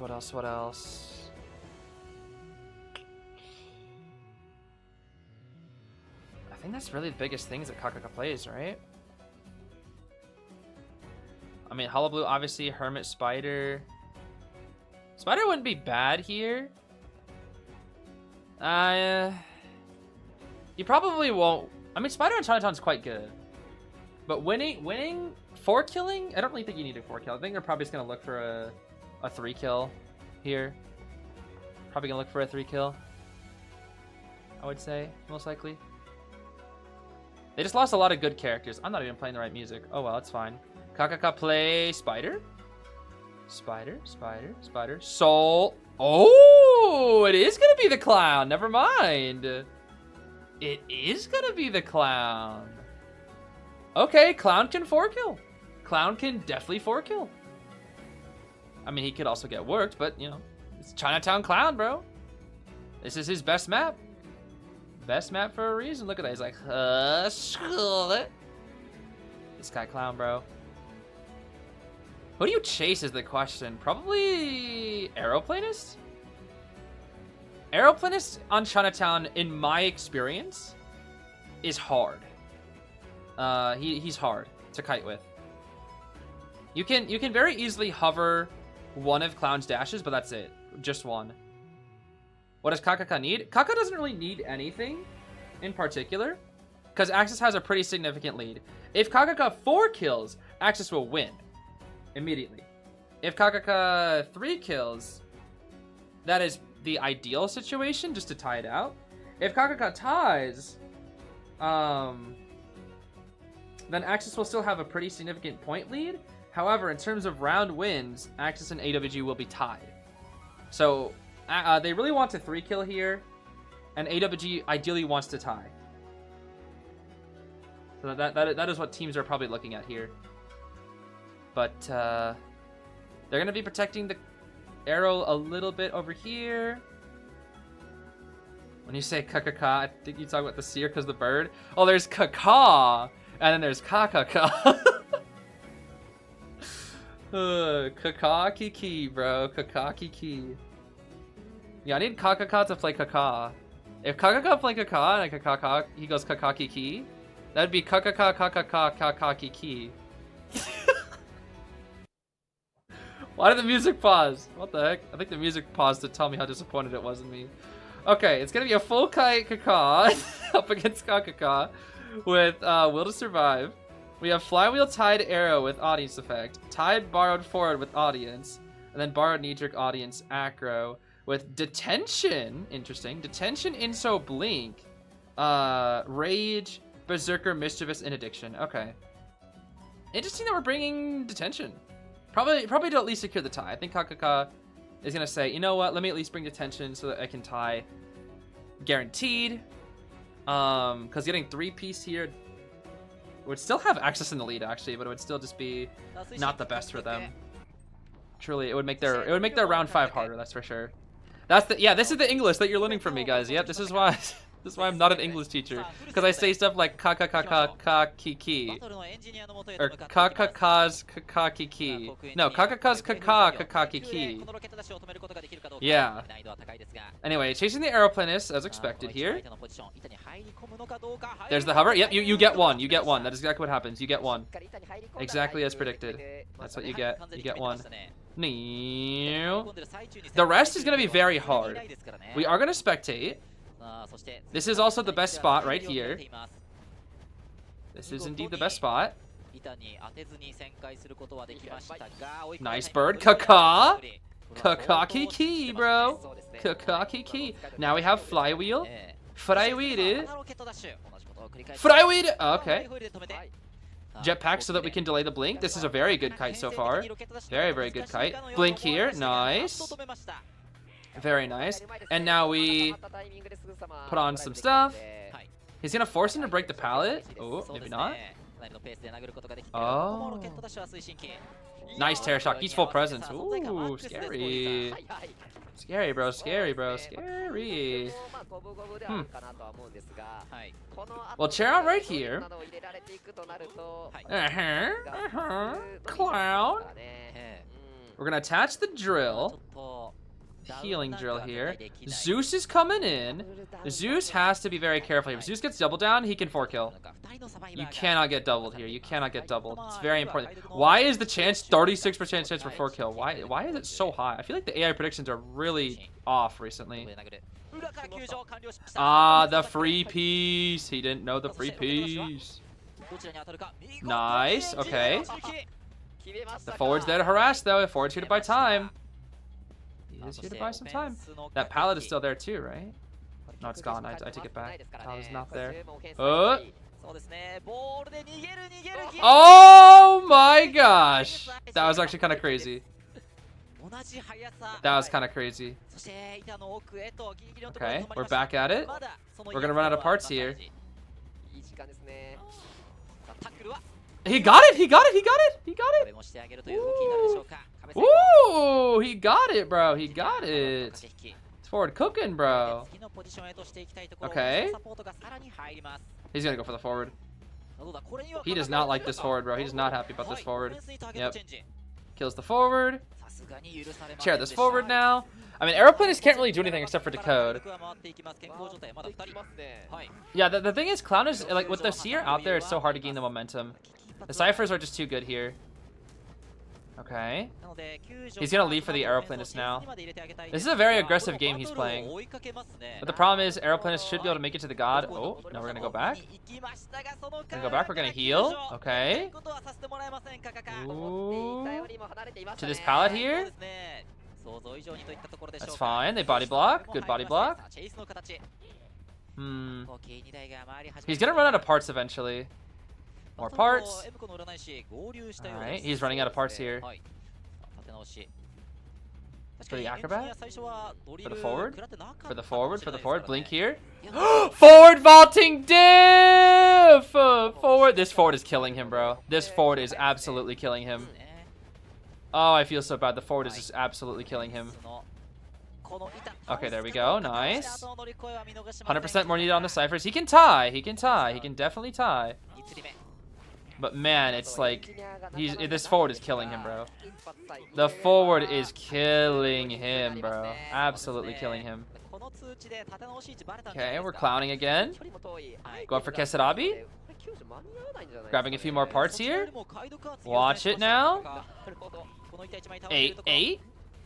Ooh, nice control here. Oh my gosh, the control. Yo. Yo! That's a terror shock, bro. Okay. We're cheering on the last cipher at least. Oh, look at that cipher. Okay. Forward's dead on chair. Jeez, that's so slow. Forward's dead on chair. Aeroplanist is not dead on chair. But he has been on chair once. We'll grab this drill. The problem is we are now out of infinite parts. This is the last infinite part. There it is. There's the forward. Oh my gosh. That was kind of huge. Wait, that's huge. They can pop though. It's a tie. They pop here. They can pop. He can't make it in time. This should be a tie. Yep. Pop here. The forward just simply bought too much time. It'll be a tie. It'll be a tie. It'll be a tie. Okay. Okay. I don't really know what he's doing, if I'm being honest with you. I don't really know what we're doing here. Kakaka? Buddy, what are we doing? Is he just gonna keep him here and wait for Blink? I think that's what he's doing. Yeah, he's just gonna keep him here and wait for Blink. That's all he's doing.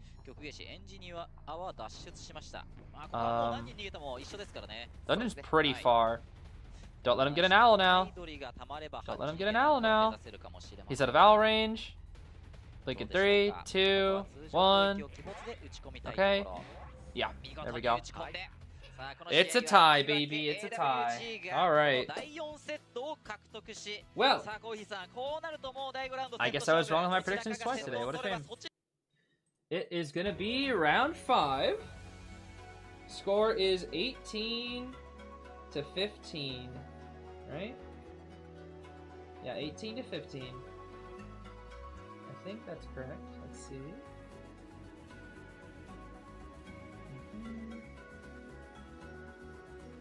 Yep. Okay. Yeah, 18 to 15 should be the score.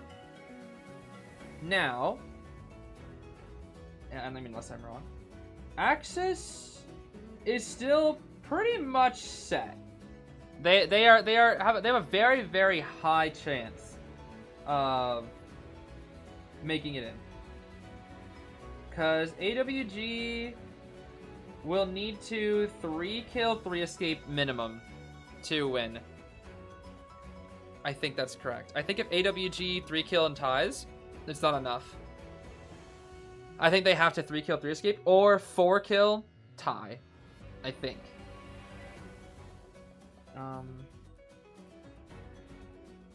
Actually, if they 4 kill 3, actually, if AWG 4 kills and then AXIZ 3 escapes, we actually see round 6, which is crazy to think about. Or no, wait, no, that's right, never mind. They could go off round wins too. That is true. Yes, that would be AWG because they both have round wins now. That is true. That is true. They didn't tie it out. It's only round wins. Because AXIZ has 2 wins. AWG has 2 wins. That's right. So in this situation, it can be anybody. If it's... Alright, yeah, that's true. So if it ends up tied out, points-wise, it will go to AXIZ. But this will actually just be whoever has the better result. First will be better result. Second will be if they tie. Then it's AXIZ. Yep, 18 to 15. Because of how the points are scored, though, it's whoever has the better result. So this will be it. There will be no overtime, actually. There isn't possible for overtime. It's either they get the same result and AXIZ wins, or AXIZ does better, or AWD does better. That is the only way. So no possible overtime here. No possible overtime. It is impossible. I left for 10 minutes. What happened? We got a tie. There is one tie game from a clown on Chinatown. One tie. Yeah, I forgot to turn on super chats again. It's funny because I wrote myself a note and then I didn't do it because I watched One Piece live action instead. I got kind of into it. I wanted to finish it. I was getting kind of into it quite a bit. And I wrapped it up like 10 minutes before I started stream today. But I was curious. I was quite curious. What happened with Super Chat? I turned it off on NAEU day 2. That way I wouldn't have any like distractions for the serious topic that I had to talk about then. Which is about like the whole Omni COA or Omni KON situation. And so I turned off all the monetization to keep people focused on the actual things that had to be said and not just like... I didn't want that to be like donations to distract people or like and whatnot. And then since then I kind of forgot to turn it back on. Oh, the slip fruit? Yeah, that was... Okay, so like the devil fruits in the One Piece live action, I gotta say, they're really like... they're kind of bad. Like anytime I see devil fruits being used, they don't really look that good. It's just, I don't know. I know there's a lot of like people talking about it where people like really hate the One Piece live action. It's like, oh, this is the most embarrassing thing I've ever seen. I had to turn it off after watching you know, this actor's acting. For me, I think a lot of the actors do a pretty good job. Obviously it's not perfect. Like there are definitely like improvements to be made, like 100%. But honestly, like the devil fruits are they leave a lot to be desired. The slip fruit looked so bad. I'm sorry. It looked so bad. It was very hard to take seriously. Luffy's attacks are I think they looked way worse in this season. And I'm gonna be honest, he didn't even really use his devil fruit abilities that much in this season. Like I can only think of like maybe 5 times where he used it. There wasn't a lot of combat or at least a lot of combat for Luffy, I should say specifically. Zoro got the most attention in terms of combat this season. Which is also kind of funny because he barely ever uses 3-sword style. But it's also because it's like, you know, how are you supposed to translate that into gosh darn live action. It's very hard. Yeah, Mr. Five's fruit was easy. Mr. Five's fruit was easy, but like that was it. I think Smoker's was okay. It looked a little bit jank. It looked okay. But Luffy's looks kind of jank. The slip fruit looked like utter garbage. Buggy, I don't even think Buggy used his devil fruit at all. He only showed up a little bit. He didn't even use his devil fruit at all. I actually don't think Chopper's was that bad. I saw a lot of people saying Chopper looked like really, really ugly. I don't think it was that bad. Like, I don't know. I really don't think it was that. Like, Heavy Point is like not the best, but I don't know. It could be worse. Yeah, Buggy in season 1 looked good. I don't think his devil fruit was that bad. I think Luffy's devil fruit felt a little better in season 1 from my memory, except for the cannonball scene. It wasn't as bad. I don't think it was like horrible and stuff. It just doesn't really feel like there's a lot of weight to his attacks. I think that's the biggest thing that I don't really like about how they animate him, is that in the anime his attacks feel like they have a lot of weight to them, and then in live action it feels like there's no power behind his attacks. I guess that's the biggest thing. It just kind of feels like they go too far in the rubber aspect and kind of forget about the impact level, because all of his attacks are very, it really looks like it's just rubber bands hitting people and they just don't do anything. I think that's the biggest way I can describe it. There's not an impact, you know? That's all I can think about. Is like there's not so much impact to it. Overall though, I think it's a really fun show to watch though. I had a good time watching it. The music is really good too. Definitely, I think my favorite part about it is how they also treat other characters, because for me, I love One Piece, but I really do not like how they treat some of their characters and how they overplay into certain gimmicks. But for me, I really enjoy Usopp's character direction in the live action. I love Usopp so much more. I mean, I love Usopp in the anime too, but I really love how much more respect I feel like they give him. And same with Sanji too. They like really toned down his gimmick, which I guess some people don't really like. But I prefer a bit more of the balance, because he's still very like charming and whatnot. But you know, stuff like that. Also, Golden Raichu, thank you so much for the 20 gifted. Thank you so much. Big thank yous to you as always for your continued support.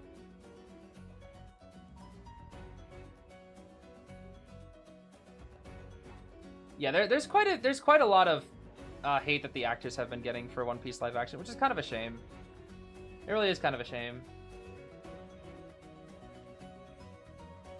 Yeah, it's I don't think every change that they've made to the characters are all good. But I do appreciate like how they've toned down a lot of the characters' gimmicks. Because I think for me personally, I find the gimmicks in One Piece to be like overplayed way too much. I think it's fine here and there, but it's just a bit much, and it kind of just is like, okay, can we get past the gimmick so I can actually focus on the part that I like about these characters? Oh boy. Yeah, it's like I really want to like Sanji and Brook, but sometimes, man, ooh, they make me embarrassed to be a One Piece fan sometimes. That's all I can say. Truly. Collect our gifted. Alright, well, it is time for Red Church, baby. Red Church Game 5. Here we go. Here we go, baby. Ban out the Seer and the Forward. Yukikina's out here first. We have no Hulla. Oh, we can play Goatman. Okay, well, Goatman on Red Church is pretty tough.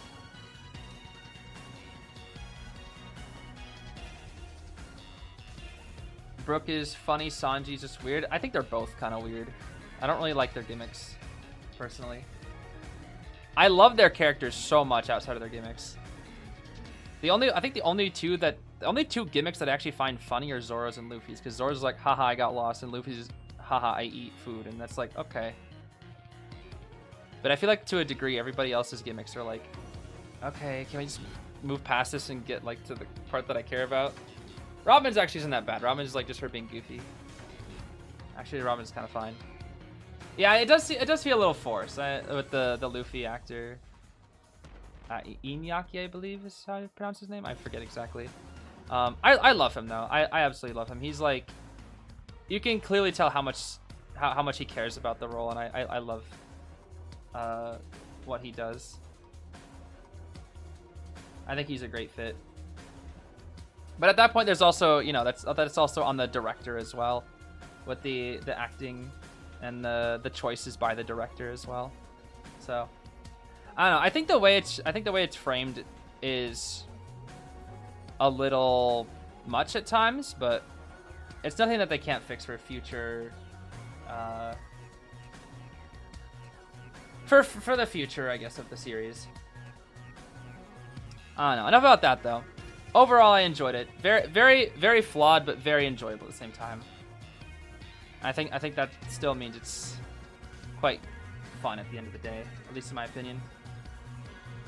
We're gonna be looking at a pretty aggressive team comp here from the side of AXIZ, actually.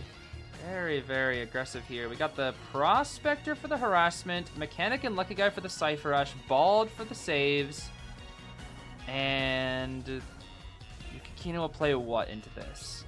Goatman is definitely possible. And you can chase Prospector, which would be fine, but the problem is that Mechanic and Lucky Guy will Cypher Rush you to Oblivion. And so you want to play something that matches up well into Mechanic and Lucky Guy. So I have a feeling we might go like Ann, but at that point, if you go Ann, you have to deal with Prospector. So you're going to go Bonbon, yeah. You're going to go Bonbon instead. But also Bald, with a good positioning, can guarantee a save on Bonbon. Why Lucky Guy? Lucky Guy is very adaptable. He's very versatile and he can adapt to most hunters. That's why he can shoot the Bonbon and get a save. He can get a Perfume versus a Goatman. He can get a Pocket Watch versus Sangria. Like he can, you know, whatever. I mean, not that they have Sangria, but so you can truly you can truly just adapt to any hunter. That's one of the biggest things. Truly. Oh yeah, dude, the Crocus flashback. Yeah, it was so funny. Bro, he's supposed to be 20 years old, but he's an old man. Yeah, that's so funny, dude. Oh my gosh, that's so funny. That had me cracking up when I first saw it. I was like, why is he still old? Like, this was so long ago. Oh boy. Okay. So, first chase. You could chase the Bald and just try to get his rescuing out of the way. But then you might have to deal with the Lucky Guy save. And then at that point, you just got to deal with Mechanic Cypher at the same time. It's a toss-up because you can chase the Mechanic to lower the decoding but deal with the Bald rescue, or you can chase the Bald, eliminate the strong rescue, and potentially the only Tide Tinner, but this Mechanic will Cypher Rush you. So it's a trade-off. Also, Nova, thank you so much for 5 gifted. I just realized you still have the gosh darn fruit salad profile picture. That is so goofy. But thank you so much for that and your continued support. I do appreciate it out here. Yeah, Ripper sucks. Yeah, Ripper's not good. Ripper is pretty bad. Pretty bad. Okay. Oh, the Lucky has Tide. Okay. Tide borrowed Bald with Audience. Tide borrowed Lucky Guy with Healing and Will to Survive. We got borrowed Knee Jerk and Will to Survive Mechanic, and then Flywheel borrowed Audience and Muscle Memory Prospector. I guess specifically for his Magnet Tricks? I'm not really sure why he has Muscle Memory. We got Insolence, Trump Card, Blink, Destructiveness, and Addiction from Yukikino here. Ideally, Yukikino wants to 4-kill. That would be best case scenario. I really disagree with that one. Ripper's like B tier? B tier? In tourney? If we're talking rank, I still don't agree, but I could see C tier. For tourney though, no, Ripper is trash. Ripper is buns. Rank, I could see an argument for him being B tier. While I don't personally agree, that I can understand, just because of like all the buffs that he's gotten. I would still put Ripper C tier personally. But in tourney, Ripper is buns. Ripper is absolute buns. Let's see. Like I would, if you play Ripper into this comp, you're gonna lose. I'm sorry, you're just gonna lose. Like there's nothing he can do. There's truly nothing he can do. I think we shipped the bot, right? Let's see, 1, 2, 3. Yeah, we did chip the bot. So the bot is 1 chip away from death. That's another chip right there. Blink in a few more seconds. Nice. Okay, he's actually getting a pretty good amount of chips. That's a decently fast down. Can we kill the bot in time, though? I don't think we're going to be able to kill the bot, unfortunately. The bot will get away. Yeah, the bot will get away. It is, of course, only... Why did we move? Why are we decoding? Dude, he's just going to bomb it. Why are we... Hello? Hello? Okay, maybe it's a bait? I don't know. I thought we'd move the bot to like a more safe cipher. Okay. Bald? Bald guarantees it. Yep, Bald guarantees it. We can just sell the mechanic now. We just sell the mechanic. That's all we do. Sell the mechanic, push the cipher, dive away from the cipher. He's gonna try to snipe it. Might have to move the bot. Move the bot, move the bot. Because the bot is 1 chip. The bot is 1 chip, I'm pretty sure. So we gotta be careful with that bot. Oh, dying in harass corner. Aw, snap. Why did we harass so early? What? The blink trick. Ooh, wait, can he get it? Flywheel? He didn't get it. Dang, that's tough. The blink trick, bro. The blink trick to escape the harass corner. Dang. That was good. That was good. That was good. Bot will probably just die here. Did bot die? No, we dodged it. Oh, we dodged it with the bot. Nice. Bot should die here. How many times are we going to throw bombs at that bot? Hmm? Okay. Bot is dead. Bye bye bot.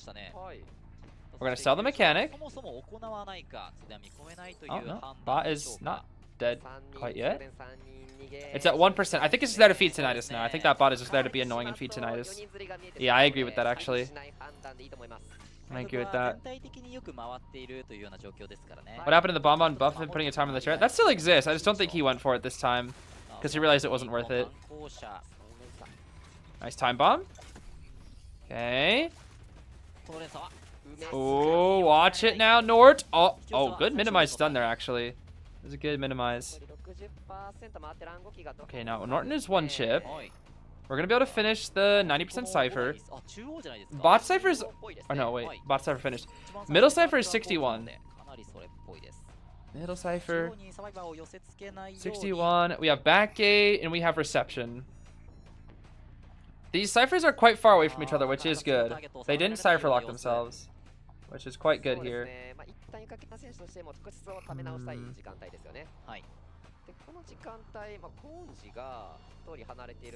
He will get Tinnitus from the bot. I think this is... No, it should be Nyan's Tinnitus. Okay, we do heal up the prospector. Very good. We need to start pushing ciphers. We need to start starting up a new cipher. Because middle cipher is very easy for him to pressure. We need to start a new one.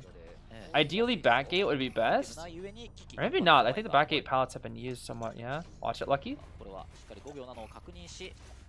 Yo, this Lucky guy's trying to play like 4D chess right now. He's like pausing and like, hold on, let me analyze where these bombs are going, actually.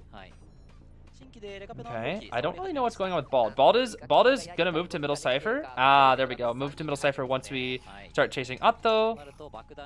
Watch it now. Nice bomb chain there. Very good bomb chain. It was a triple chain. Another one. Nice flywheel and a big Nort, bro. TP. Yep, I agree. You kind of have to, but we're gonna go for the invisibility. Would you see the bald? Bald. That's a guaranteed chip. Yeah, that's triple chain. Very good triple chains from Yukihina, I must say. AXIZ is playing a little greedy here, though. They're pushing this a little bit too hard when I feel like they need to back off and heal and rotate again. I really don't know if I fully agree with that. They are like running low on resources, but they can dig up chest, they can heal. I feel like they have to play this a little slow. They should slow this down. They're gonna heal, but Yukihina should know. But the thing is, we're too scared. We're too scared that we want to keep making sure that middle is a pressure. We're just kind of throwing bombs out here just to YOLO bombs. Lucky guy does get a gun, which is going to be very, very helpful. Wide Lucky perfume. I honestly didn't even notice. Okay. Drop one cheeky bomb. That's a 40-second bomb there. Oh my goodness. Okay. Full heals right now. Full heals. There's a good reset. We have 2 minutes, a gun. Stars are in a very good position once again. And now they're setting up a new cipher. This is where Yukihina kind of is going to struggle a little bit. Potentially even could get 3 escaped. This is looking pretty tough. This is looking pretty tough now. Lucky Guy also does still have Tide Tenor. So let's not forget that he could gun the Bonbon and then Tide Tenor save and then walk out the gate potentially. Once again, Atto taking Kite. We're going to stun. Nice stun with the magnet. We have nearly a second magnet coming back up here. Oh, they're going to pop here. They should pop. Just pop. Yup, they pop. Okay. Scatter. Scatter like the wind. Time bomb? Misses the time bomb. Okay, that's fine. Are they going to try to kite around this area with the Norton for a bit? They're out of the bald ability. But Norton might want to die toward the gate so they can Tide Tenor him out and get a 3 escape. It is possible. It looks like they're just taking the tie here, though. He's almost all out of bombs. Yeah, he's out of bombs. Oh, they are pushing that gate. He's going to TP to Mono P. Ooh. Okay. Careful of that decoy. Don't get Terror Shock now. Alright, that's fine. That is fine. That is fine. That is fine. If he dies close to Lucky Guy's gate, they can Tide Tenor him out. Remember. He could Tide Tenor him out. Ooh, nice chain. Nice chain. Nice chain. Is this Tide Tenorable? I think it is, right? Pew pew? Is it? I actually don't know. We're about to find out. We are about to find out. I think it is. Red Church is such a small map. This should be out. No speed boost. It is. It is. Oh, it's more than enough. It's way more than enough. Wait, they had like 5 seconds to spare. Okay, Prost, why'd you go through the dungeon? Wait, they're just being extra. What? Bro, he hopped out the dungeon for no reason. He left the gate and said, I'm going out the dungeon, bro. Oh my gosh. Bro, the Tide cheese, bro. The Tide cheese. Oh my goodness, bro. The Tide cheese. I think with both gates being open, that's just like guaranteed Tide cheese. I think the only way is for you to chair on the other side of the map, right? So at that point, it was probably better to stay against the Norton and try to chair him in the very depths of like mid-broken or something. I feel like that's the only way. Red Church is just such a small map. That's the problem. So with that, let's see. Ooh. With that, AWG will have to... Ooh, they have to 4-escape. They have to 4-escape or it's over. They have to 4-escape or it's over. Dang. They have to 4-escape or it's over, bro. For AWG. AXIZ only needs to get a single kill. So you can play whatever you want. You could play Spider. You could just play Kakaka Spider. That's it. Just go Spider and that's it. You just cocoon. Can't harass the cocoon, bro. Can't harass the cocoon. Cannot harass the cocoon. I wonder if they'd ever make a Tide Turner adjustment where Tide Turner lasts half as long in the end game. Just to make sure Tide Turner cheese wouldn't be a thing. But at that point, it's like, why even bring the trait? Guess it's only used for like the mid game. I don't know. Do you think they'd ever do that? I think that's an interesting discussion. I don't know. I don't know if Netties would ever do that.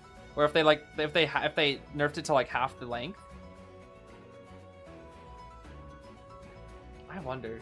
Like it could stay at the same length until the end game, and then after end game it's only 10 seconds. Could be interesting. I wonder if Netties would ever do that. I guess if they were to do that, they'd have to like... I guess they nerfed Flywheel just straight up. It would only be for the end game where it's like just Tide Turner cheese out the gate. But at that point, it's like if you hold on to your Tide Turn the whole match, that's kind of just like you taking that risk, and you're sacrificing the choice of not bringing the kiting build. So it's also like a, at that point, why would I bring it in the first place kind of thing. It's like, why wouldn't I just go a kiting build, and why would I invest? I don't know. There's a discussion to be had there. I think there's a discussion to be had. Definitely a discussion to be had. Yeah, they have to four escape. They have to four escape here. They definitely have to four escape. Tide Tenor perfectly balanced as it is. Yeah, I think, well, the biggest thing what's interesting about Tide Tenor is that without Tide Tenor, the game would be Hunter-sided. Like, Tide Tenor needs to exist for the game to be balanced. I'm pretty sure, I'd have to think about it a little bit, but I'm pretty sure if Tide Tenor did not exist, this game would just be, Hunters would always win, I think. I don't know if it would be possible.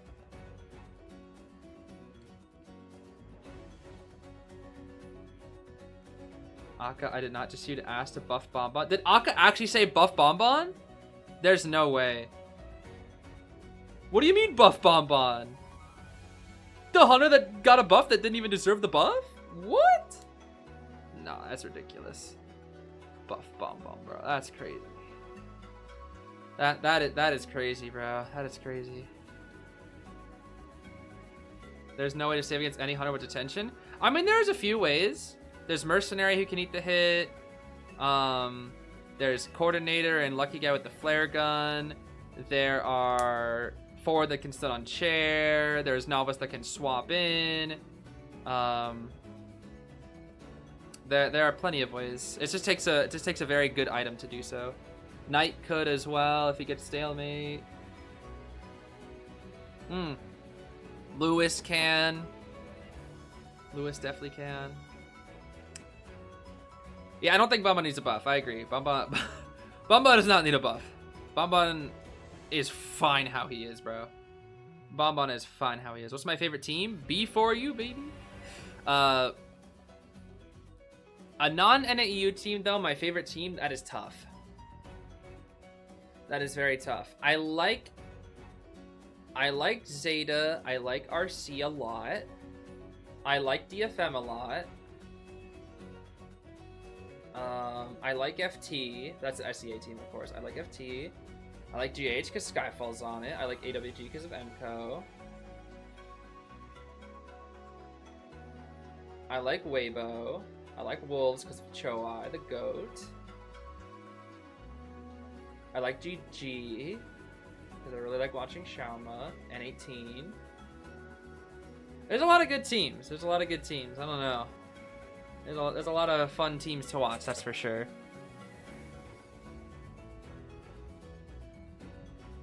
Ooh, they banned his spider. They said, nah, we know we can't four escape your spider. Okay. This is it, bro. This is it. This is the last match of Japan qualifiers. No matter what. No matter what, this is it. It's do or die. Four escape or cooked. You start with the Beep Beep, which is fine. Beep Beep is a good four escape character. We get rid of the Novelist. We need Batter Prospector. One of the two. We have to. One of the two is needed here. Always. I don't really agree with the... What are we doing? What are we doing? Why? What are we doing? Why are we picking 2 safe characters when we need 4 escape? I don't understand why players do this. I do not understand why teams do this. Bro, you need to 4 escape. You have no Balloon Harasser. What are we doing? You need a Balloon Harasser. If you need to 4 escape, you need to play Prospector or Batter. Bro, please. Why are we picking Arrow and Merc? Just pick Weeping Clown and then Batter and freaking Prospector. Batter, Prospector, something. Please? Please. You've got to have one of them. Oh my god. Why do we have both Merc and Arrow when you need a 4 escape? I don't understand. You one of them, sure. Whatever. But both? I don't understand. They think they can Seer Cheerleader diff this? Like they're relying on what they're relying on is okay, I understand this strategy. What this strategy is they're like 3 of them are gonna probably have Tide. Seer's gonna have full kite, they're gonna set up the Seer for chase. The other 3 are gonna have Tide. They're planning on using 2 Tide Tenors on the Seer and the last Tide Tenor to Tide Cheese out the gate. And Cheerleader will probably come in to support the Seer so that they can, like, infinitely do the thing. The problem is, it all crumbles if you don't have a last Balloon Harasser. You need at least one. That's why I don't like Merc or Arrow here. Like, you should have Weeping Clown at least. If you're gonna do this, at least choose Weeping over Merc. Or Weeping over Arrow.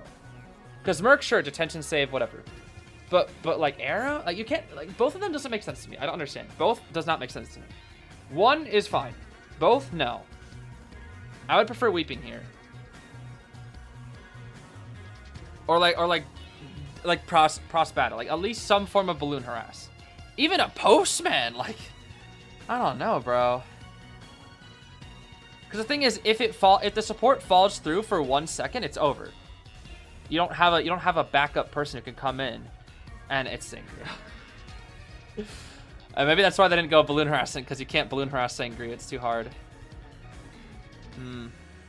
Well, they banned the Soul Weaver. High key, I would have let the Ivy out.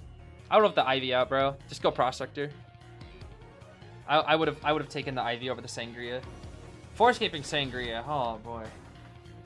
I would have banned the Soul Weaver Opera and then took the Ivy. That's what I would have personally done. Because at least with Ivy, you can harass with Prospector.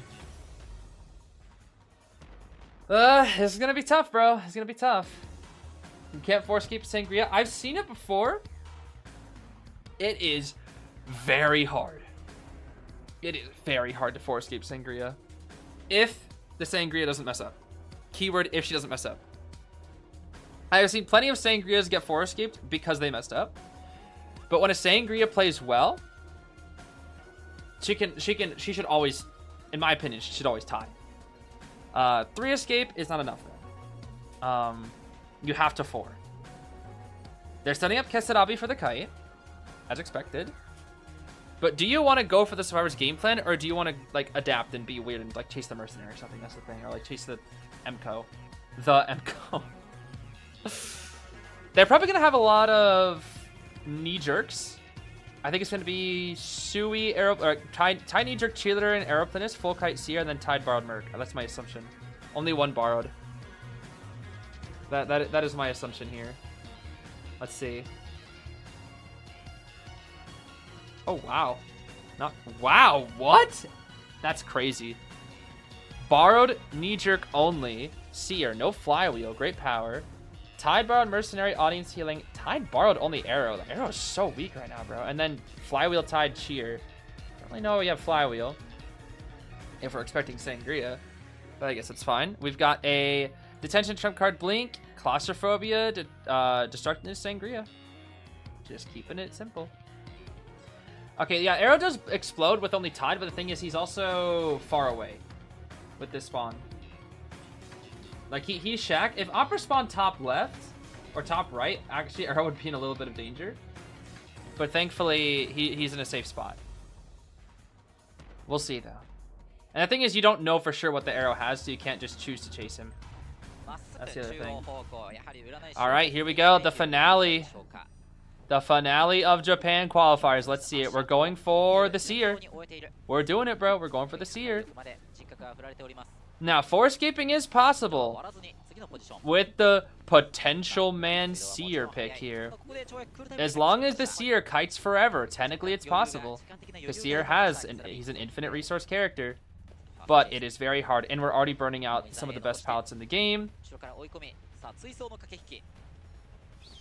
Kaka! There's the first Kaka being used. Got our palette right here. We could have slow vaulted that one, maybe. Stalled out the owl. Oh, we committed too far. That's a hit. First hit right there. We didn't mess up the dash. I cannot tell how close he is to a bird, but I'm guessing at least 40%. Blink is ready, though. This is going to be a very standard kite. We don't have flywheel, so that's a down. If we had flywheel, maybe we could have done something there. That's why I would have preferred full kite seer here. Because you just use Cheerleader Revive or Titan to get the 4. Cyphers are average here, though. This is a tie. This is tie right now. How do they push for it? Who will save first? Aeroplanist? I think Aeroplanist should save first. They are greeting these ciphers, bro. Oh my gosh, they are greeting these ciphers. Arrow coming in. They are greeting these ciphers. As they have to, though. They do have to greed. They have to greed for every last percent that they possibly can. Okay. Nice. Cheerleader time. Cheerleader with Tide. Cheer Tide gimmicks. Yup. All right, MCO. You've got a gimmick and harass like you never have before. Oh. Wait a minute. The Cheer Tide graveyard setup here. Hold on. They missed the timing. It wasn't enough.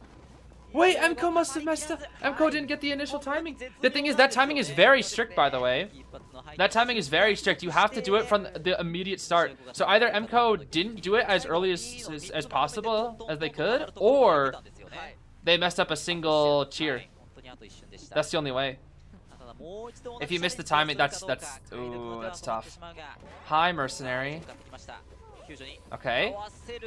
That timing is too late. It won't work. They have to body block now. That timing is too late. That timing is... I know it's too late for sure. There's like a second too late.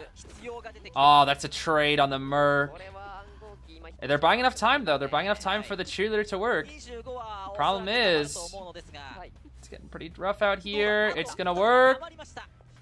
Don't use the speed boost. Don't do it. Don't do it. I know it's tempting. Don't do it. Revive. Okay. Go again. Trying to mess up her dash desperately. Oh my goodness, bro. Oh my goodness. They're leaving everything up to this aeroplanist. Bye-bye. Alright, Kesarabi, you're on your own. You gotta survive on your own, bro. You gotta survive on your own. Me do something? What am I supposed to do? He needs a bird! Bird, bird, bird! Caca, caca, caca, caca, caca! That's it, bro. Caca, caca, caca? No, bro. Caca, caca. And that is all. And without a balloon harasser, with this chair, AXIZ wins. And that is all. AXIZ will be the final team that qualifies for COA 9 from Japan. Your 3 teams are DFM, FL, and AXIZ. Wow, that TP was so good. That was really, really good. So why are they still playing?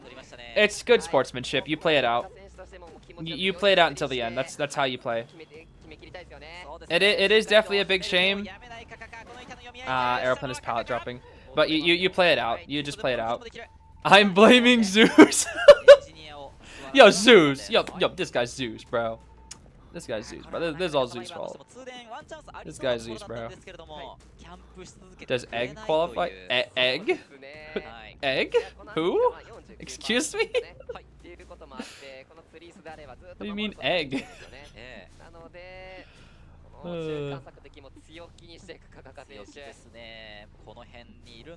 Oh, what the heck? That looked weird. Can they? Oh my gosh. Merc can revive actually, huh? Interesting. Alright, bye-bye, MCO. Do I qualify? Yeah, you don't even have to worry about slugging or anything like that. You can just keep chairing and chairing and chairing. Chairing and chairing and chairing. Oh, we're not even gonna save. We're just gonna... We're gonna at least try to get one, I guess. We're just gonna go for one, I suppose. The dungeon's not even there, buddy. The dungeon's across the map. It's across the map, pal. TP, we have tinnitus. Yeah, you're not even gonna make the dungeon, pal. Bro, Kaka, calm down. We are just practicing dashes now. Oh my gosh. Calm down, bro. Can't contain their excitement, that's for sure.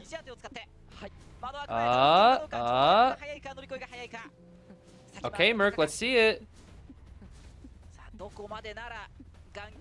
Okay, yeah, you're gonna mess up eventually when you play like that, that's for sure.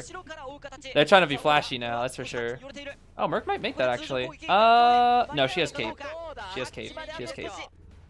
TP to the Okay, what was that supposed to do? It was very clearly faster to just... Okay, whatever. That's it, baby. That is it.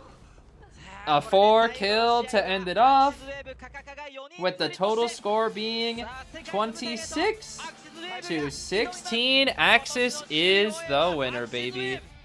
AXIZ is the winner. Well, that is all for Japan then. That is it. With that, we have now done all 9 days of Japan. That was a good set.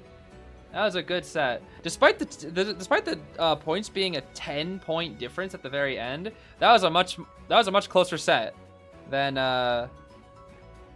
what we actually got to see. Yeah, honestly, Kakaka was kind of aura farming just at the end there with the dashes. That's true. There at that point, that was like, let me see how fast I can dash, not how efficient I can dash. It was just let me see how many inputs I can do per second kind of thing. Which is why I know Arbor can still be pushed farther with those types of dashes. Truly. And get to a muscle memory type point. 26 to 16, bro. That really does not make it feel that the set was really that close. It really felt way closer. That's for sure. Alright, well. That is all. That is all for Japan. And with that, we only have one more week left to watch before the global finals in April. We'll have 2 more streams. 2 more streams until then. You doing China qualifiers? Yes. Next week, there will be 2 days left of China qualifiers, and we'll be live streaming both of those days. But also, on the final China live stream, we're gonna be going for a little while longer because, for those that don't know, at the end of the China live stream, the last China qualifier live stream, they actually show the live draw of the brackets, so we'll know exactly who's going up against who, which is going to be really exciting. It's going to be very, very exciting. So stay tuned for that. That will be next weekend. But for now, that is all of Japan. Our 3 teams are DFM, FL, and AXIZ that will be joining RC and Zeta in the not global finals, the group stage. So that's gonna be really fun. But I'm gonna get the heck out of here. I think that was a good time, Japan. I really thoroughly enjoyed all the matches, even the really slow-paced Granny and Ivy ones. I still enjoyed. Lots of good games. Lots and lots of good games. Will any Korean or SEA teams play? Yes, there is one Korean team that will play. I think their name is PRR. And then there are 2 SEA teams that will play in group stage. Should be pretty exciting.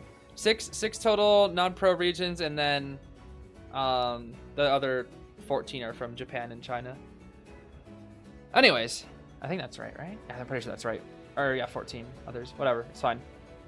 Okay, I'll see you guys later. That's all for today. We'll be back next week for 2 more days of China. But for Japan, that is all. So GG's Japan. You guys played really well this year. Really, really did. All right. Have yourselves a great rest, everybody. I'm going to get going. Good night. Or whatever time of day it is for you. I don't know how to do outros, clearly. I'm very bad at this. Wave Kun it up. Bye-bye.